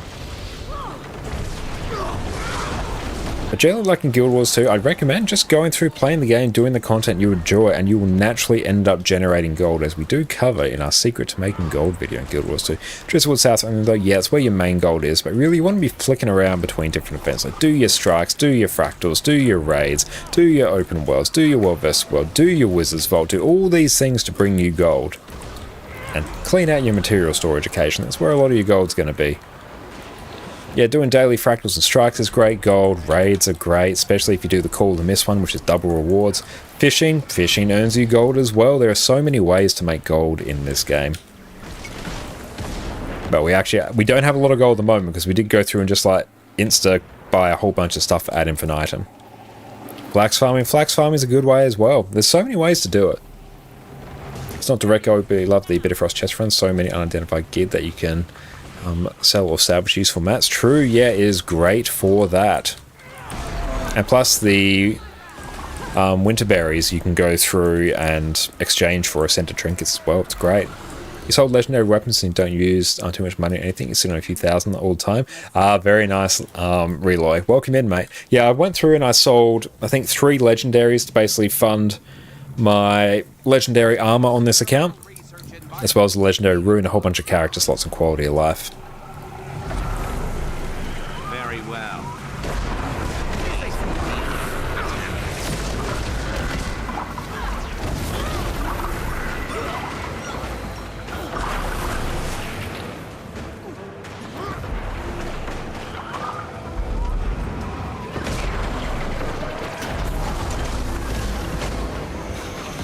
I didn't know permatools. Thank you, Exton, for the permatools. I do appreciate that, mate. Yes, and yes, someone so kindly donated some perma tools. Thank you, thank you. Did a HD strike and Com's name was Dance with Demons. That's a brilliant name. I love that. Tom gave you select your giant human. I love that.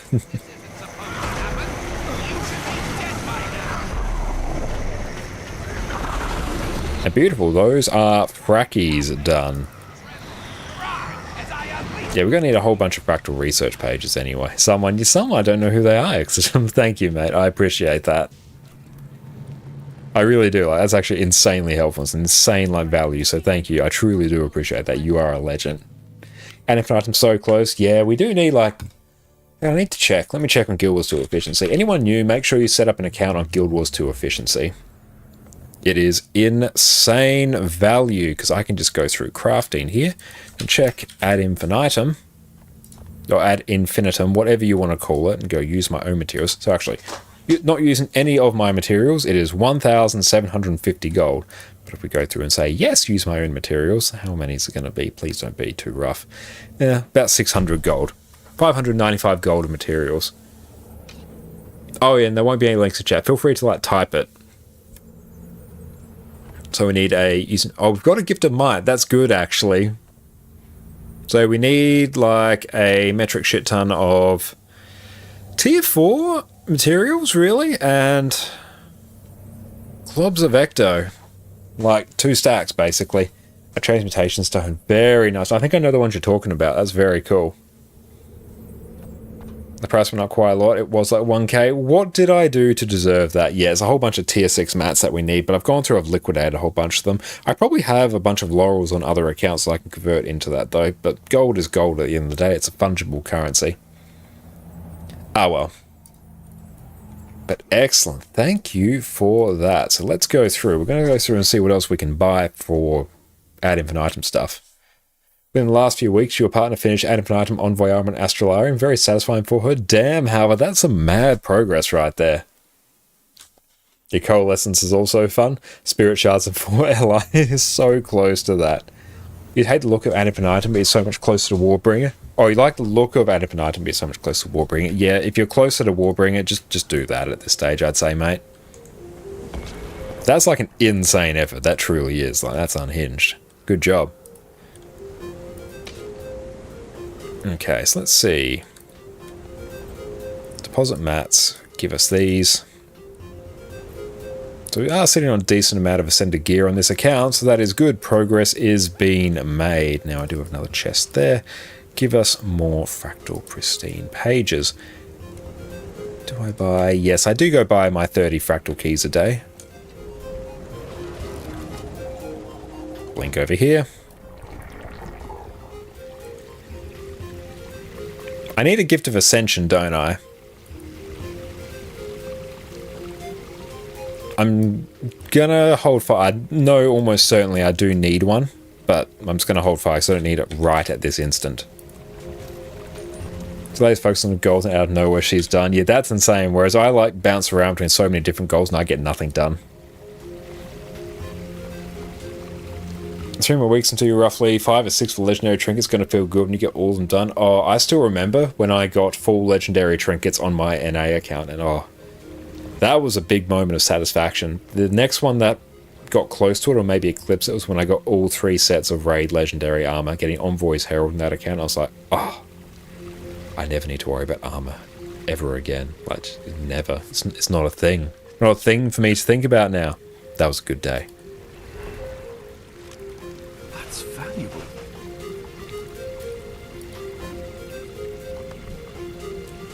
There we go, it's a bit of extra gold on hand, not half bad.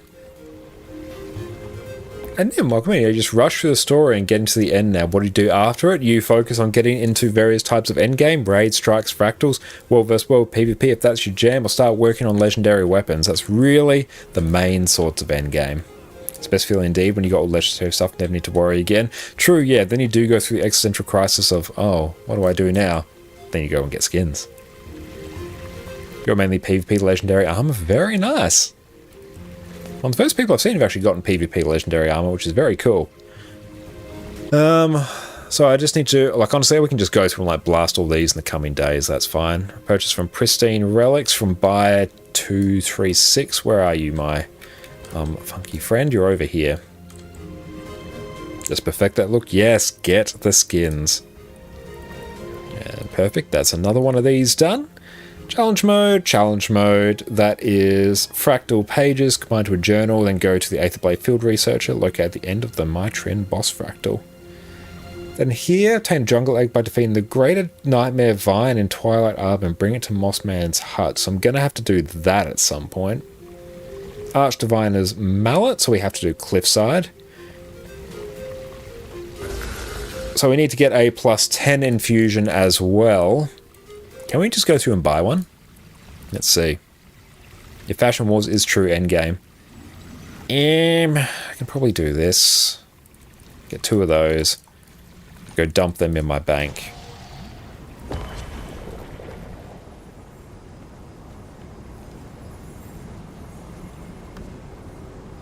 Let's pop those in there. And go on to an Artificer, which will be this one. I'm really curious about raid and dungeons. I definitely recommend you get into that. Raids, strike missions, dungeons, fractals. Like, they're all incredibly rewarding, great fun. Definitely worth your time.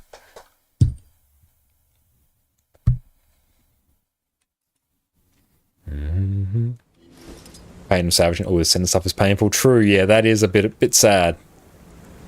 Quite therapeutic to put on some relaxing music and delete all your ascended armor. It's great.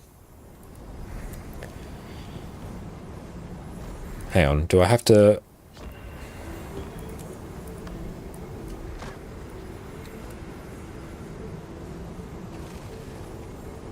How do I actually...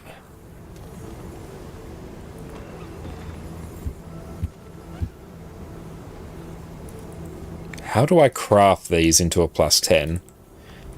Did I do a boo-boo and... I got a plus. Is there a recipe I need? Yours to +2 agony infusion. Was it +3? I'll just go +5. Let's see. Which are upgraded from a vendor. You can craft them as well. I'll just... Oh, I think I need... So we need actually... Yeah, we need some of these. Yes.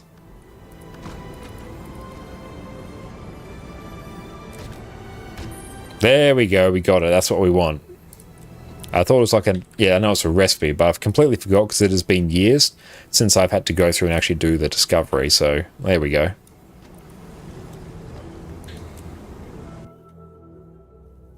Blackline Training Company. We already had the infusions there, so I figured I may as well actually use them.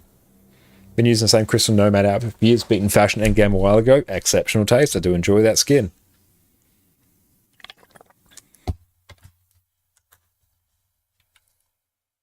As I say, bought 2 + 14 infusions. Damn, nice. I love it.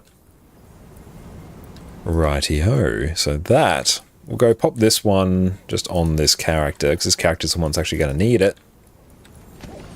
Also, a question on salvaging Ascended rings. How much do you expect from an attuned and infused ring? It feels like you get many matrices from them. It's 3 separate rolls on each. You get the base ring, you get one for the attuned slot, one for the infused slot.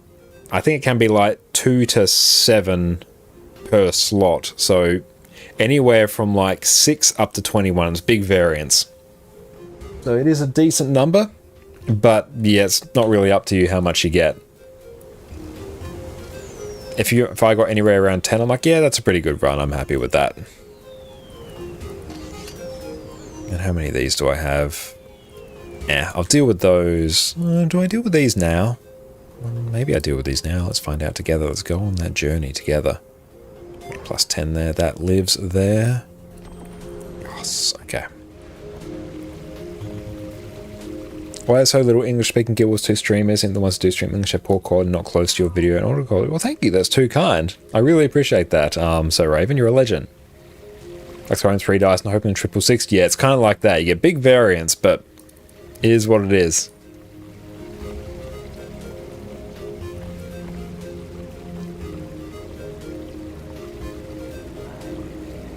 I think that is everything I need.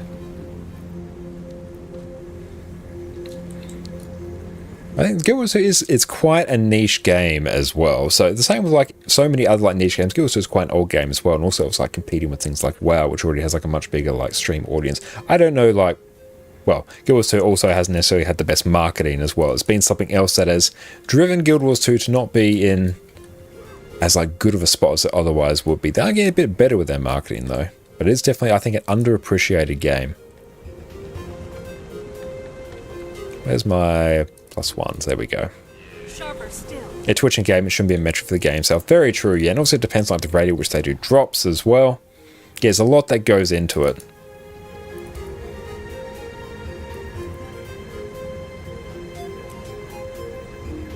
And we will refill and forge you. There we go. Now, let's keep an eye on what we got. That is 9, so that's not a terrible roll. It's also not a great one, but it is what it is. Yeah, a pretty big influx when it was launched on Steam. Yeah, like overall, the actual game itself is very well populated. Salvage that. That one gave us like... That gave us 4. That was a bad one. So you actually can get like 1 to 9 per. I've got 35 of those. We'll just hold on to those for now. Rightio. Okie dokies. Anything else from Ad Infinitum that we can blast?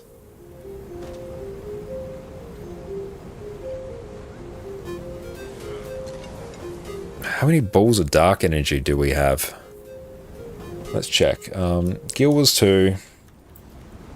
Ad Infinitum.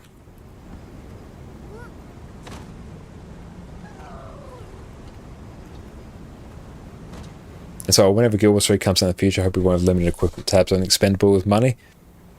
I don't know personally if we'll ever see Guild Wars 3. I think Guild Wars 2 is in a very good state, and even though there was the rumours of Guild Wars 3, I think they were just that, rumours.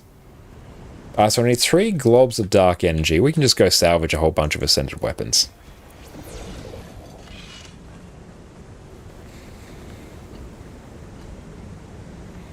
Now, do we... Oh, we will have some random ascended weapons. What do I not need? I don't need a hammer. I don't need this longbow.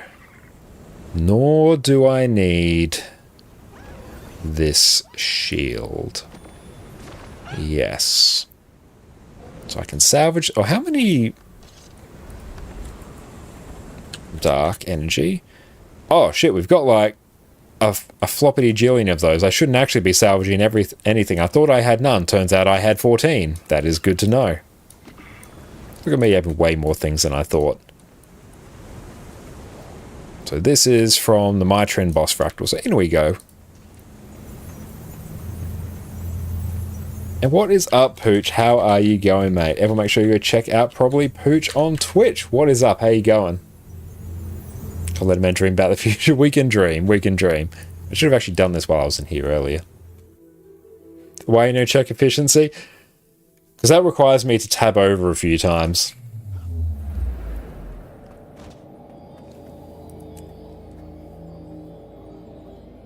And yeah, one tricky thing about like a game blowing up on Twitch leading to increased like population in the game, that can typically be quite short term as well, whereas for a game like Guild Wars 2 that has been out for 12 years, having that sustained interest is a bit more difficult, like especially on Twitch and places like that.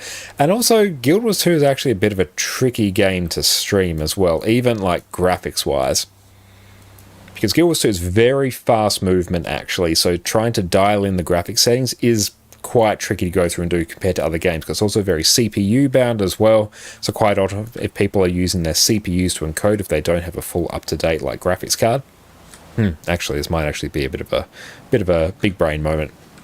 Guild Wars 2 doesn't require a good graphics card to play. It's incredibly CPU bound. You can throw a 4090 at it and it won't really do anything for you. You are entirely bound by the CPU. Eighth Blade Diploma, yes, we've got that. Excellent. You're entirely bound by that. And to stream on Twitch, typically you need a good graphics card, particularly probably like a more recent like NVIDIA card, like a 20 series, 30 series, 40 series, get used to your NVENC encoder. ideally, you can obviously do it with other graphics cards or CPU encoding. So if you don't have a great GPU because you're playing Guild Wars 2 and that's your main game, you're not necessarily in a great spot to go through and stream on Twitch with it, because if you don't have like NVENC, it actually becomes a bit of a pain in the ass. And I found this very early on when I was streaming Guild Wars 2. I have an AMD card, and AMD cards are not fantastic for streaming on Twitch for the low bitrate situation on Twitch. So quite often what I have to go through and do is use my CPU to encode, which results in quite good quality, but it also cranks your CPU as well as Guild Wars 2. So I actually had to end up streaming Guild Wars 2 in 720p, because you also kind of want to stream it at 60 because it is a high motion, or 60 FPS because it is a high motion game as well. So you're stuck in sort of the situation where a lot of the things that people may be using to run Guild Wars 2 don't actually translate that well to stream, and it actually requires a reasonably decent setup to stream it, but it doesn't require a very strong setup to play. So having that dichotomy there does make it tricky to get into streaming as well. But that is my TED Talk for today. Okay. Let's also go see. We've got a whole bunch of things that we can do to progress this account very quickly. We are sitting on a couple tomes of knowledge as well. We probably also want to get some Griffin adventures popping. Beautiful. Keep leveling, fix it, Fred.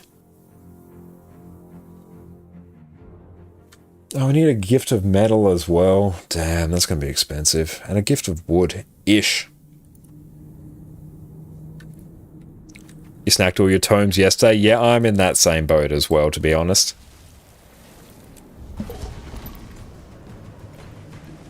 But who needs tomes when you have Griffin adventures? Whoop.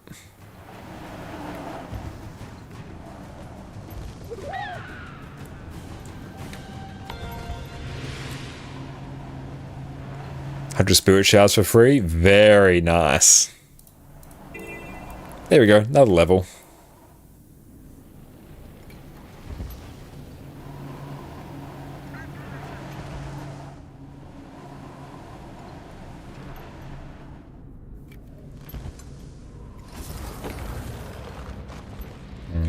Mount here.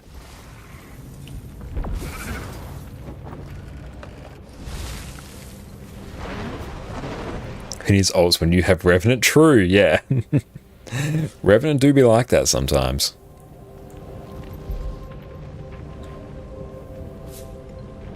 Remember when one of those giant 80k streamers tried Guild Wars 2 about a year ago? One if it translated to any new players? It may potentially translate to some. But I think also getting into an established MMO is hard,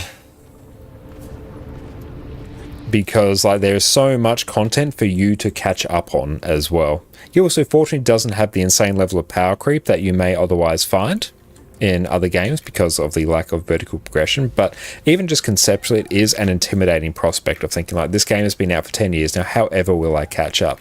Now fortunately Guild Wars 2 makes it incredibly easy to go through and catch up and get up to speed, but people don't necessarily know that.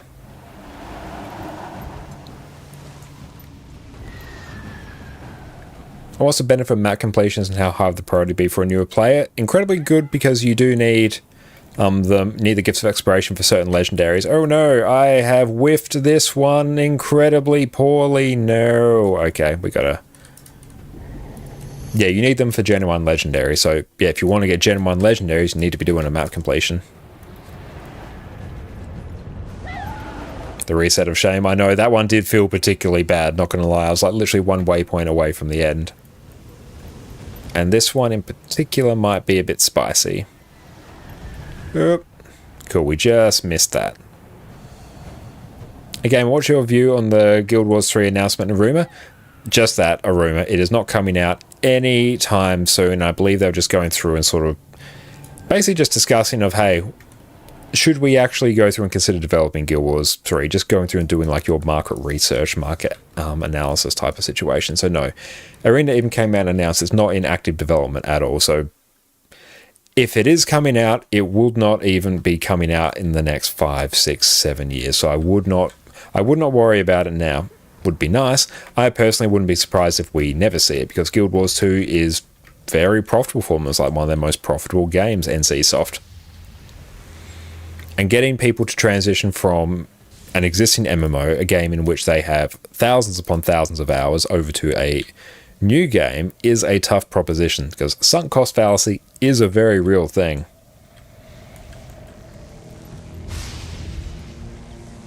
A 33% chance of Black Lion key on an area completion as well. True, yeah, that is insanely valuable. It's like missing the last jump in an easy jumping puzzle. Yeah, that's exactly what that one felt like. But yeah, I do not expect that it'll be like if they did a WoW 2. Yeah, it'll be exactly like that. Like, yeah, do you expect to see a WoW 2, or do you expect to see maybe more additions or changes, or even like engine updates to Guild Wars 2? I'd love to see an engine update in Guild Wars 2. I don't think we'll be getting that, because Guild Wars 2 is notoriously a bit of a spaghetti code game where they go through and they change how a tree looks in Fireheart Rise, and it breaks an encounter in Fractals for some reason. So going through and doing an engine update for that, like that's... Ooh, that's going to be an undertaking. I'll show you your Spirit Shard farm areas. Yeah, we'd have to go through and like take a look at those at some point. Probably won't be a tonight thing, because we are getting a bit long in the tooth tonight. Oh no, hang on. Just very close. And I think in Guild Wars 2, you appreciate most the same reason why you quit back in 2017, no gear treadmill. The absolute freedom to do what you want. Be viable for making money or gear, and you realise that since you don't have much time to play, how valuable and good feeling is. I 100% agree. The fact that Guild Wars 2 respects your time so much is one of the main reasons that I've played this game for as long as I have. Imagine all things will be broken or broken that didn't end up potentially, yeah. To entertain the room, a whole graphical update would be kind of cool. Yeah, if they could make it so Guild Wars 2 would actually utilize more of your GPU, like an actual video game does, rather than your CPU, I would be down for that. That would be hype.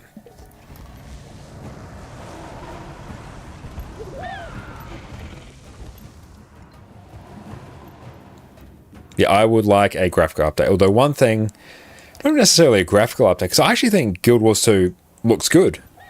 Like, Guild Wars 2 has a very nice art style, and you don't need photorealistic graphics to have a game look good. A game with a good art style has greater longevity, I think, than a more graphically intensive game that might necessarily age well. You only need to look so far as the Pokemon games. You go back and you look at Pokemon Emerald, it looks damn good. That thing plays buttery smooth and 60 FPS. The art style is great, and that continues through, honestly, to the Gen 5 games, the last of the real like sprite-based games. But then you start going through X and Y, you start going through ORAS into the next couple of games, and you start ending up on the Switch, and you're like, this is not looking particularly good. I think you've stretched beyond what you're currently capable of here. Whereas you go back to the art style of the older sprite-based games, you're like, this looks good. And you also consider a sprite-based game, somewhat mixed sprite-based game like Octopath Traveler, which looks absolutely stunning, and will look absolutely stunning for years to come, where if you compare that to a more photorealistic game from around the same time period, like, might not necessarily look as great now. It's better than Scarlet Violet, yep. Oh, I enjoyed playing through Scarlet and Violet, but the lack of performance on Scarlet and Violet, that was a deal breaker for me. I don't necessarily need 60 FPS for my Pokemon games, but I damn sure need 30. I damn sure need 30, and not NPCs being an absolute slideshow and the game crashing all the time. I don't need that. Is cutscene quality really determined by graphic settings? Honestly, I don't know. A lot of cutscenes in Guild Wars 2 are very weird. They might not even necessarily be determined by anything. It's funny how perspective makes a great game, good or bad. It is very true, yeah. You enjoy it the first time, after that, yeah. Nah, yeah, I enjoyed playing through Scarlet and Violet the first time, but I have no desire to go back and play through them again. Whereas I'll still occasionally go back and play through the Gen 2 games, Gen 3, Gen 4, Gen 5. I'll quite happily go back and play through those because they have aged, especially like Gen 3 upwards, they've aged very well. Using emulator for Scarlet, very nice. Yeah, Red Dead Redemption 2, that's a game where like photorealistic, that game kind of needs that. Everyone's to go, Emerald is fantastic. Yeah, honestly, like, I want to go through and play through a ROM hack of Emerald with like the physical special split. Like, I know they're out there. I think I even have one like set aside, like Emerald Final or something. But yeah, Emerald is fantastic. And Astro, you take care, mate. You have a fantastic rest of your day. It's great seeing you. Yeah, Ruby, Sapphire, Emerald, Crystal, Pearl, the great replay. Yeah, and XM, if you do get a chance, I definitely recommend Pokemon Crystal Legacy, which is basically a ROM hack of Pokemon Crystal made by Smith Blaze Pokemon. And oh, that was great. That was absolutely fantastic. Sword and Shield were your last game, which sucks because you enjoy the game, but you hate Nintendo Online. Yes, that is also a downside. I think Sword and Shield, those games did not look great. I think those games look better than Scarlet or Violet.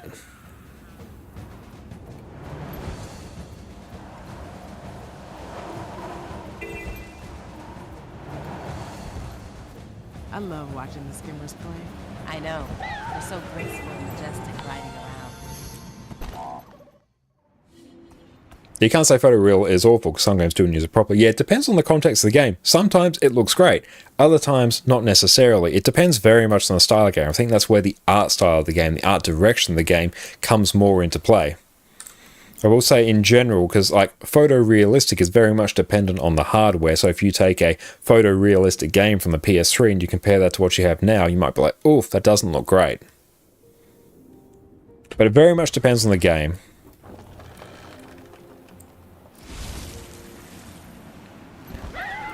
Whereas, yeah, if we go back to Pokemon, I think the transition to full 3D, even though it's kind of what we wanted, I don't think that is necessarily within Game Freak's current capability to go through and do in like a respectable fashion, which is, I think, the sprite-based games were the sweet spot for that, because you get the right point of the game not being so graphically intensive that it runs buttery smooth on whatever hardware you throw at it, which is kind of the thing that people want. But also Pokemon itself isn't kind of meant to be a graphically intensive game as well, so you can get away with that.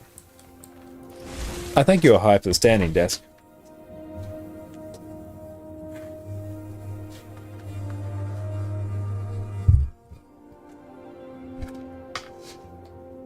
And so Raven, photoreal games get dated insanely fast. That's why WoW or any other cartoonish graphic game hold up insanely well. True, yes.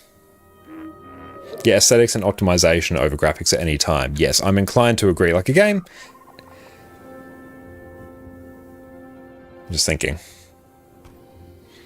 It has to look good and polished, but that doesn't necessarily have to mean photorealistic.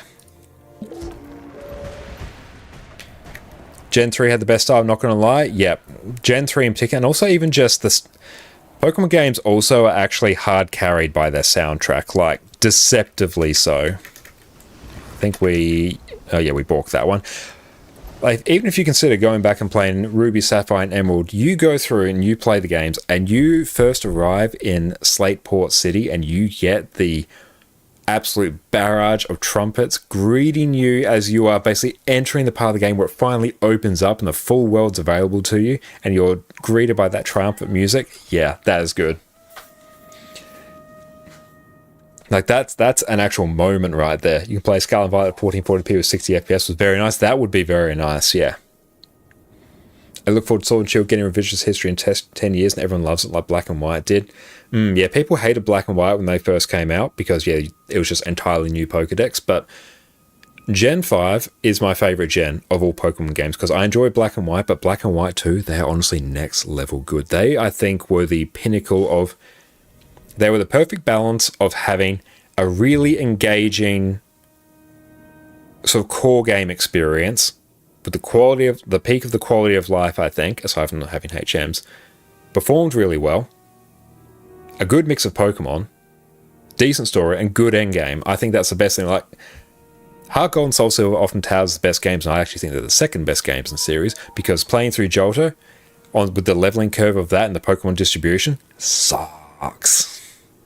You obviously get Kanto at the end, but going through, especially when you have things like, oh, you want all these cool Gen 2 Pokemon like your Larvitar, your Houndour, and oh, hey, you can get those, but they're in Kanto after you've already beaten the Elite Four. Would you like, on your level 50 team, would you like a level 20 Larvitar? No, I don't want that. I need that like I need a hole in the head.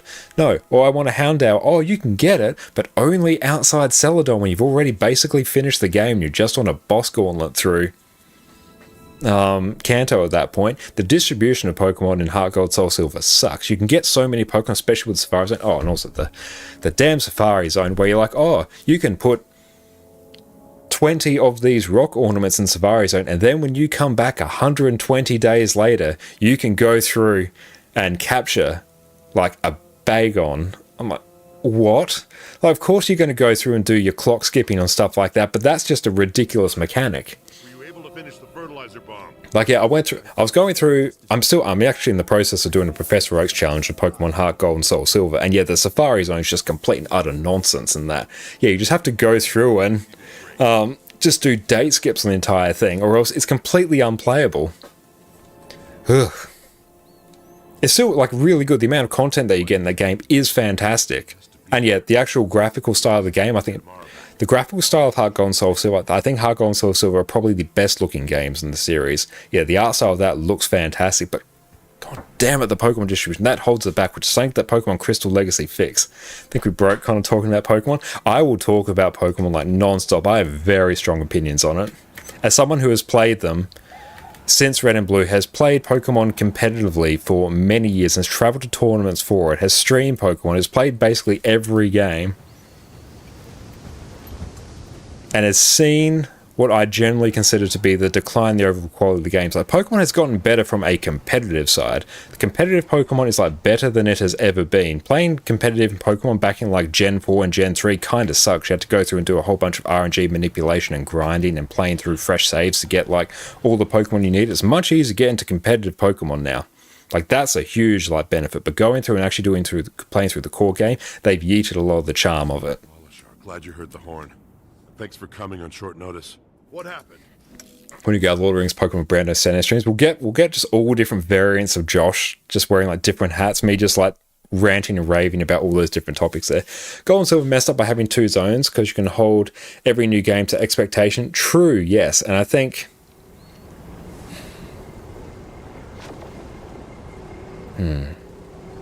Kanto's a bit of a tricky one. Like, we're comparing Kanto from Gold Silver to Heart Gold Soul Silver. That's a bit different because in Gold Silver they were limited by the sheer amount of memory on the cartridge. So a lot of, I think if you go back and play it, Kanto just ends up being a complete boss rush. Like, there's not actually a whole lot to do in Kanto, and that sort of translates over to Heart Gold Soul Silver as well. And then people also look back and be like, there's 2 regions, that's great, which it is. But there's actually not a whole lot there. What I think Black and White 2 does better than Heart Gold and Soul Silver is the actual like core map is way better populated with things to do. But even more than you entering the mainline series, you want new Pokemon Snap. Yeah, honestly, like Pokemon spin-off games are great, and I actually think out of recent Pokemon games, Legends Arceus is the most fun I've had in a Pokemon game because it tried something different. It didn't try to be like everything like Scarlet and Violet was. I think it did what it did, and it did it very well. 25 years later, like, well, what if we got a Pokemon game with all the regions? That would be great, but on Game Freak's release schedule, they are not in a position to actually do that and give it justice, I think.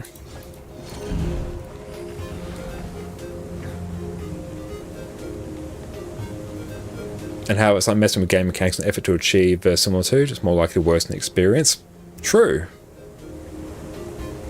Games really made are still looking good in 10 years in mind. They meant to look good at the time they released, but with good art direction and well-defined art style, we can define the rules for how things look. Photo reels are style define the rules for you. Taking control away from the artist makes games harder to run on mid machines, and it rarely stands out from other photo reel games unless it adds its own style. Yeah, if you can go through and add your own style on top of a photorealistic game, then it might have a bit more longevity. But in general, it's much easier to create a more timeless game if it's not photorealistic. You can consider something like Hades as well. Smooth as butter, incredibly fun to play, graphic style works for it, that game is going to look good forevermore. And even a game like Chrono Trigger as well, that pixel art style, Chrono Trigger as well, the mechanics in the game, I played it through a couple years ago, it actually still holds up really, really well. What do you think if they made an open world Pokemon game using the same engine Skyrim is built on, and using an instant turn-based combat system? Not the engine that Skyrim's built on, I think. Skyrim is basically built on hopes and dreams and bugs. It requires the actual community to go through and fix it to make it playable. And how is Power World going nowadays? I haven't actually seen it. All region Pokemon game? All region Pokemon game, but with the level of detail and polish that you get from Heart Gold, Soul Silver, Black and White 2, I'd be down for that. That would be peak. They won't go through and do that though. Savage description of Skyrim, but very base. I went through and played Skyrim. I got the platinum on Skyrim on PS3, and the amount of times that damn game corrupted my save because they couldn't fix the memory leak issue because Bethesda are like incompetent is insane. Yeah, Bethesda depends on modders since Fallout. I've not really gone through and played a Bethesda game in years because the sheer amount of bugs in the game and reliance on the community to make the games good, because Skyrim modded is great. Skyrim unmodded, it's not that great.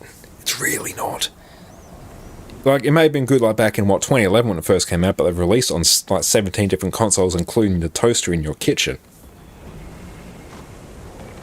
Again, they built their game engine for Oblivion, then just added onto it since rather than building a new engine. True, yeah, like that needs an entirely new engine. 16 times the detail and none of the content. But no, I have not gone through and played a Bethesda game, like... Played a little bit of Fallout 4, but even then it's like so incredibly mod heavy. Skyrim only has relevancy because of modders, same will be with Starfield, but even that's more dead now. I think I heard that about Starfield as well. Like, I haven't gone through and played Starfield, so I can't give you like my opinion on it, but from what I have observed, the general consensus is this needs modders. Unhinged Connor is the best. There are certain topics where you can get me unhinged on. A lot of modders said they won't work on Starfield like they do on Skyrim. I have heard that as well. But yeah, what I've seen of Starfield, I'm like, I'm bored. And also, with Skyrim, you get like some absolutely like insane things, like all the dragons being turned into Thomas the Tank Engine trains, and even, what were they? The best mods you go through and put on Skyrim would be like the bug fixes. There was like the community like quality of life patches, whatever they were called. They're basically like giant patches that fix so many quest breaking bugs.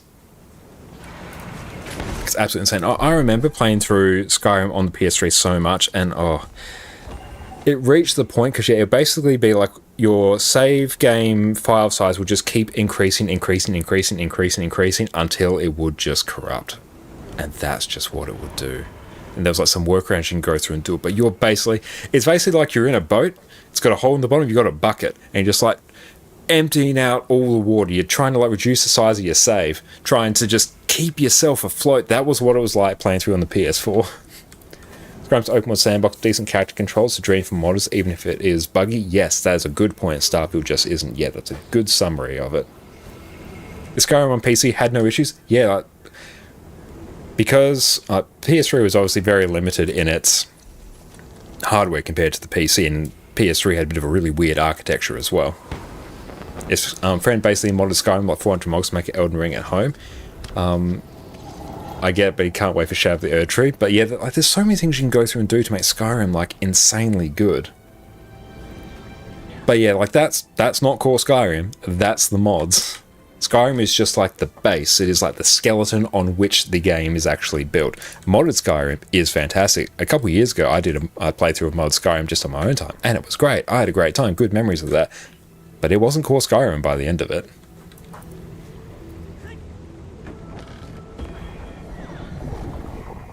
But even things like Fallout 3, buggy as hell. New Vegas, obviously that was an Obsidian game, wasn't necessarily a straight Bethesda game. That was great, buggy as hell. Skyrim VR slaps, took a while to mod it to playability though. Again, like if you have to go through and put in so much extra work to make something playable, no, like it can be cool, but that's not what you want from a full price release game. Never actually played modded Skyrim. I do recommend it, but I think I downloaded, it was like 500 gigs of mods to actually make that game like what I want it to be, and it wasn't even like extensive, I think.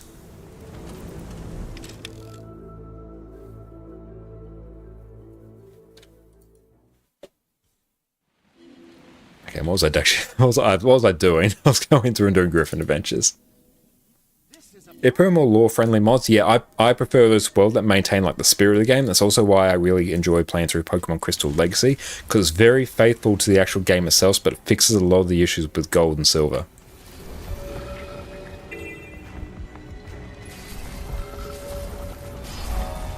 And then you, like obviously they're years apart, but you compare playing through Skyrim to playing something like The Witcher 3. Witcher 3, you don't need mods to play through the game. The game is fun without it. It can get enhanced with some mods, but the game's still really fun without it.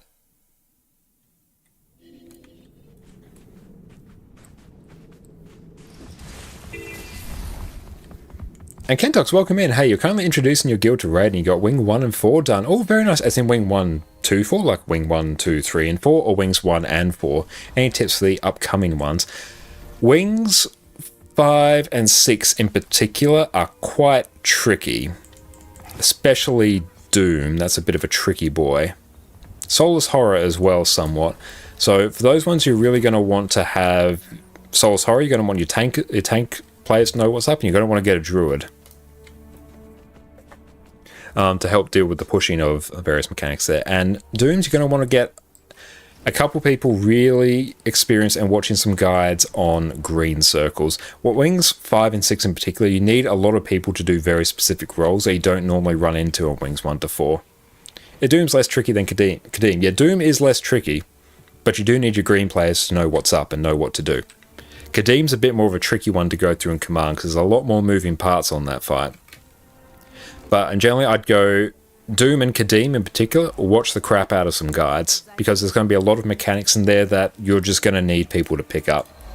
And Doc says, man, they really want to play some Pokemon. Haven't felt that in a while. Oh yeah, I definitely recommend going through and playing some Pokemon. I'm always in a state of wanting to go through and playing some Pokemon. Blame the shareholders? Yep. That's the current state with a lot of games nowadays, and it's one of the reasons why I just keep coming back to Guild Wars 2, because no matter what, the game's just good. Like, it just slaps. It's just good. I love the name Wealthy Alpaca as well. Hell yeah.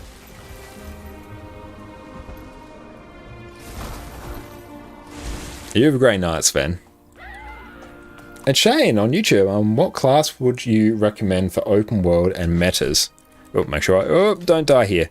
For open worlds and metas, it depends. Do you have a, like, you can run basically whatever you want, but do you have like a particular class or profession in mind? Anything that can give quickness and or other boons is incredibly valuable. So things like Herald is fantastic. Reaper itself is fantastic because you can give yourself quickness, incredibly self-sustaining. But there's a lot of builds there. You have a lot of flexibility. But do you have like a particular class or arm weight that you're interested in?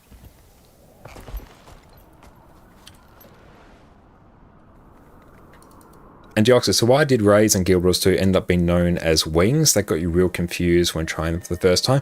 I think mainly because when they first released, like Wings 1, 2, 3, and 4 are basically part of the same story. They form a coherent story.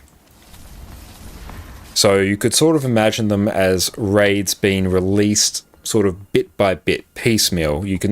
That's how they're sort of marketed. The core story for them is like basically the same. So at Wings 1 to 4, they form the same sort of coherent story. So Wing 1 is part 1, Wing 2 is part 2. So that's probably why we've colloquially referred to it as that. Whereas your Wings 5... Yeah, Wing 5 is like its own thing, and Wing 6 and 7 sort of form their own story as well. But I think the reason it started that way is because of Wings 1 to 4. I have more but can't decide on what you like best. I do really recommend like Quickness Herald because it translates really well, Shane, into endgame content. It's like the single best quickness provider in the game. And it's very easy to play, very durable, really helps out your team in open world events. Like that is sort of my go-to. Hey, you want a good build? I recommend that. Power Reaper is a fantastic one for open world as well because you're incredibly tanky, very fun to play. Everyone loves it, but really there are so many out there. You want the Fluxy Become? True, yeah. Have you ever tried Pokemon Infinite Fusions? If not, would you consider it? Is that like a ROM hack? I think I may have heard of it. I'm not 100% familiar with it. I have some very tangential knowledge of what you're talking about. If you were something like that, you saw some training rings for one. I was like, from which raid? Yeah, yeah. Think of raids as just there's 7 parts to it, really. It's so good, nice. We'll have to go through and check that out. So I've never mentioned Pokemon Josh's stream. Got it? No, feel free to mention it. Like Pokemon is like my favorite game series of all time. I have grown up with Pokemon. I spent years going and traveling, playing Pokemon competitive. I have done like insane amounts in Pokemon. Like in Pokemon Y, I maxed out the game timer. Like I got over 1,000 hours in that game, and I've done like, not similar to that, but I've done hundreds of hours in basically every Pokemon game.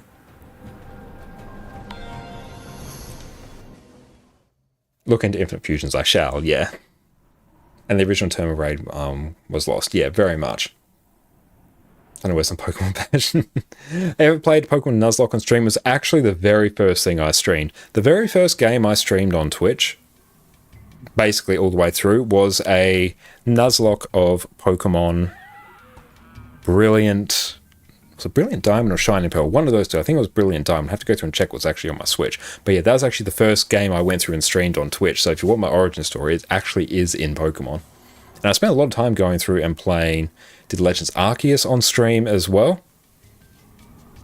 Oh, the graphics of Infinite Fusion is so good, like 10 out of 10 made stuff. Hell yeah, we'll have to go and check that out. That's a ROM hack where you can fuse together Pokemon, reverse which Pokemon the body and the face, and evolve them. Nice. Custom stripes I don't know personally. Yeah, we'll have to go and check that out. I do enjoy some Pokemon ROM hacks. Okay, let's go through, take a look and see who else is online today.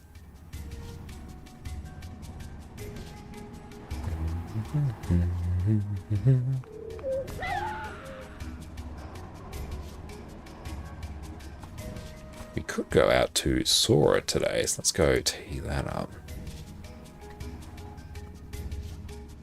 So I did Wings 1 to 3 and 7 last weekend. Out of all those, hated Dean the most. He was dying so much and couldn't figure out why.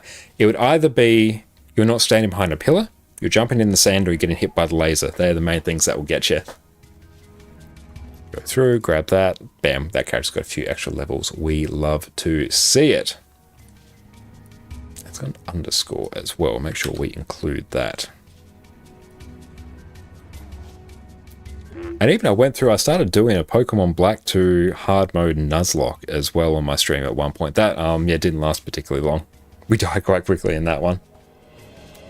But excellent, let's go through and tee up a raid to the wonderful Sora Vanitas, who came along with us to raid training today. So make sure you go show them all of the love and support that you've given us. So we are going to be back on... We'll be back on Sunday. Yep, so back to our regular schedule. We'll also keep an eye on if...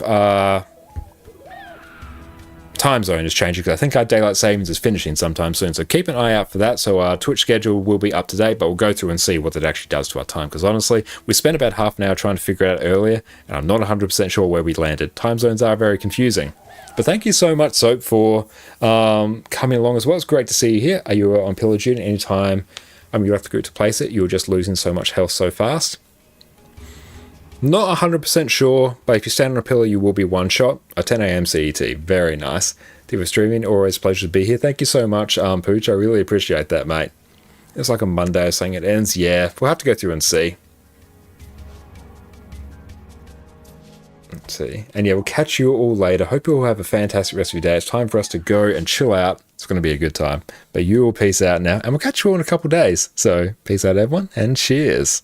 Welcome back, everyone. We've covered every other Revenant spec, so now it is time to cover what is undoubtedly the most fun of all of them, Power Vindicator, whose entire purpose is to crush your enemies beneath your muscly calves. Woo! Superhero landing! Yeah, that's really hard on your knees. Power Vindicator is the single best DPS spec that Revenant has access to, and we've been building to this one for a while now. Vindicator is simple to play, has outstanding damage, lets you nuke your enemies from orbit with the single most powerful dodge in the game, has blocks and evades on every weapon set that you're going to be using, and with a few slight tweaks, lets you run around with basically infinite endurance in open world, pinging from mob to mob, growing your fortune with every dodge. Revenant has been my main class for years, so it is time, my friends,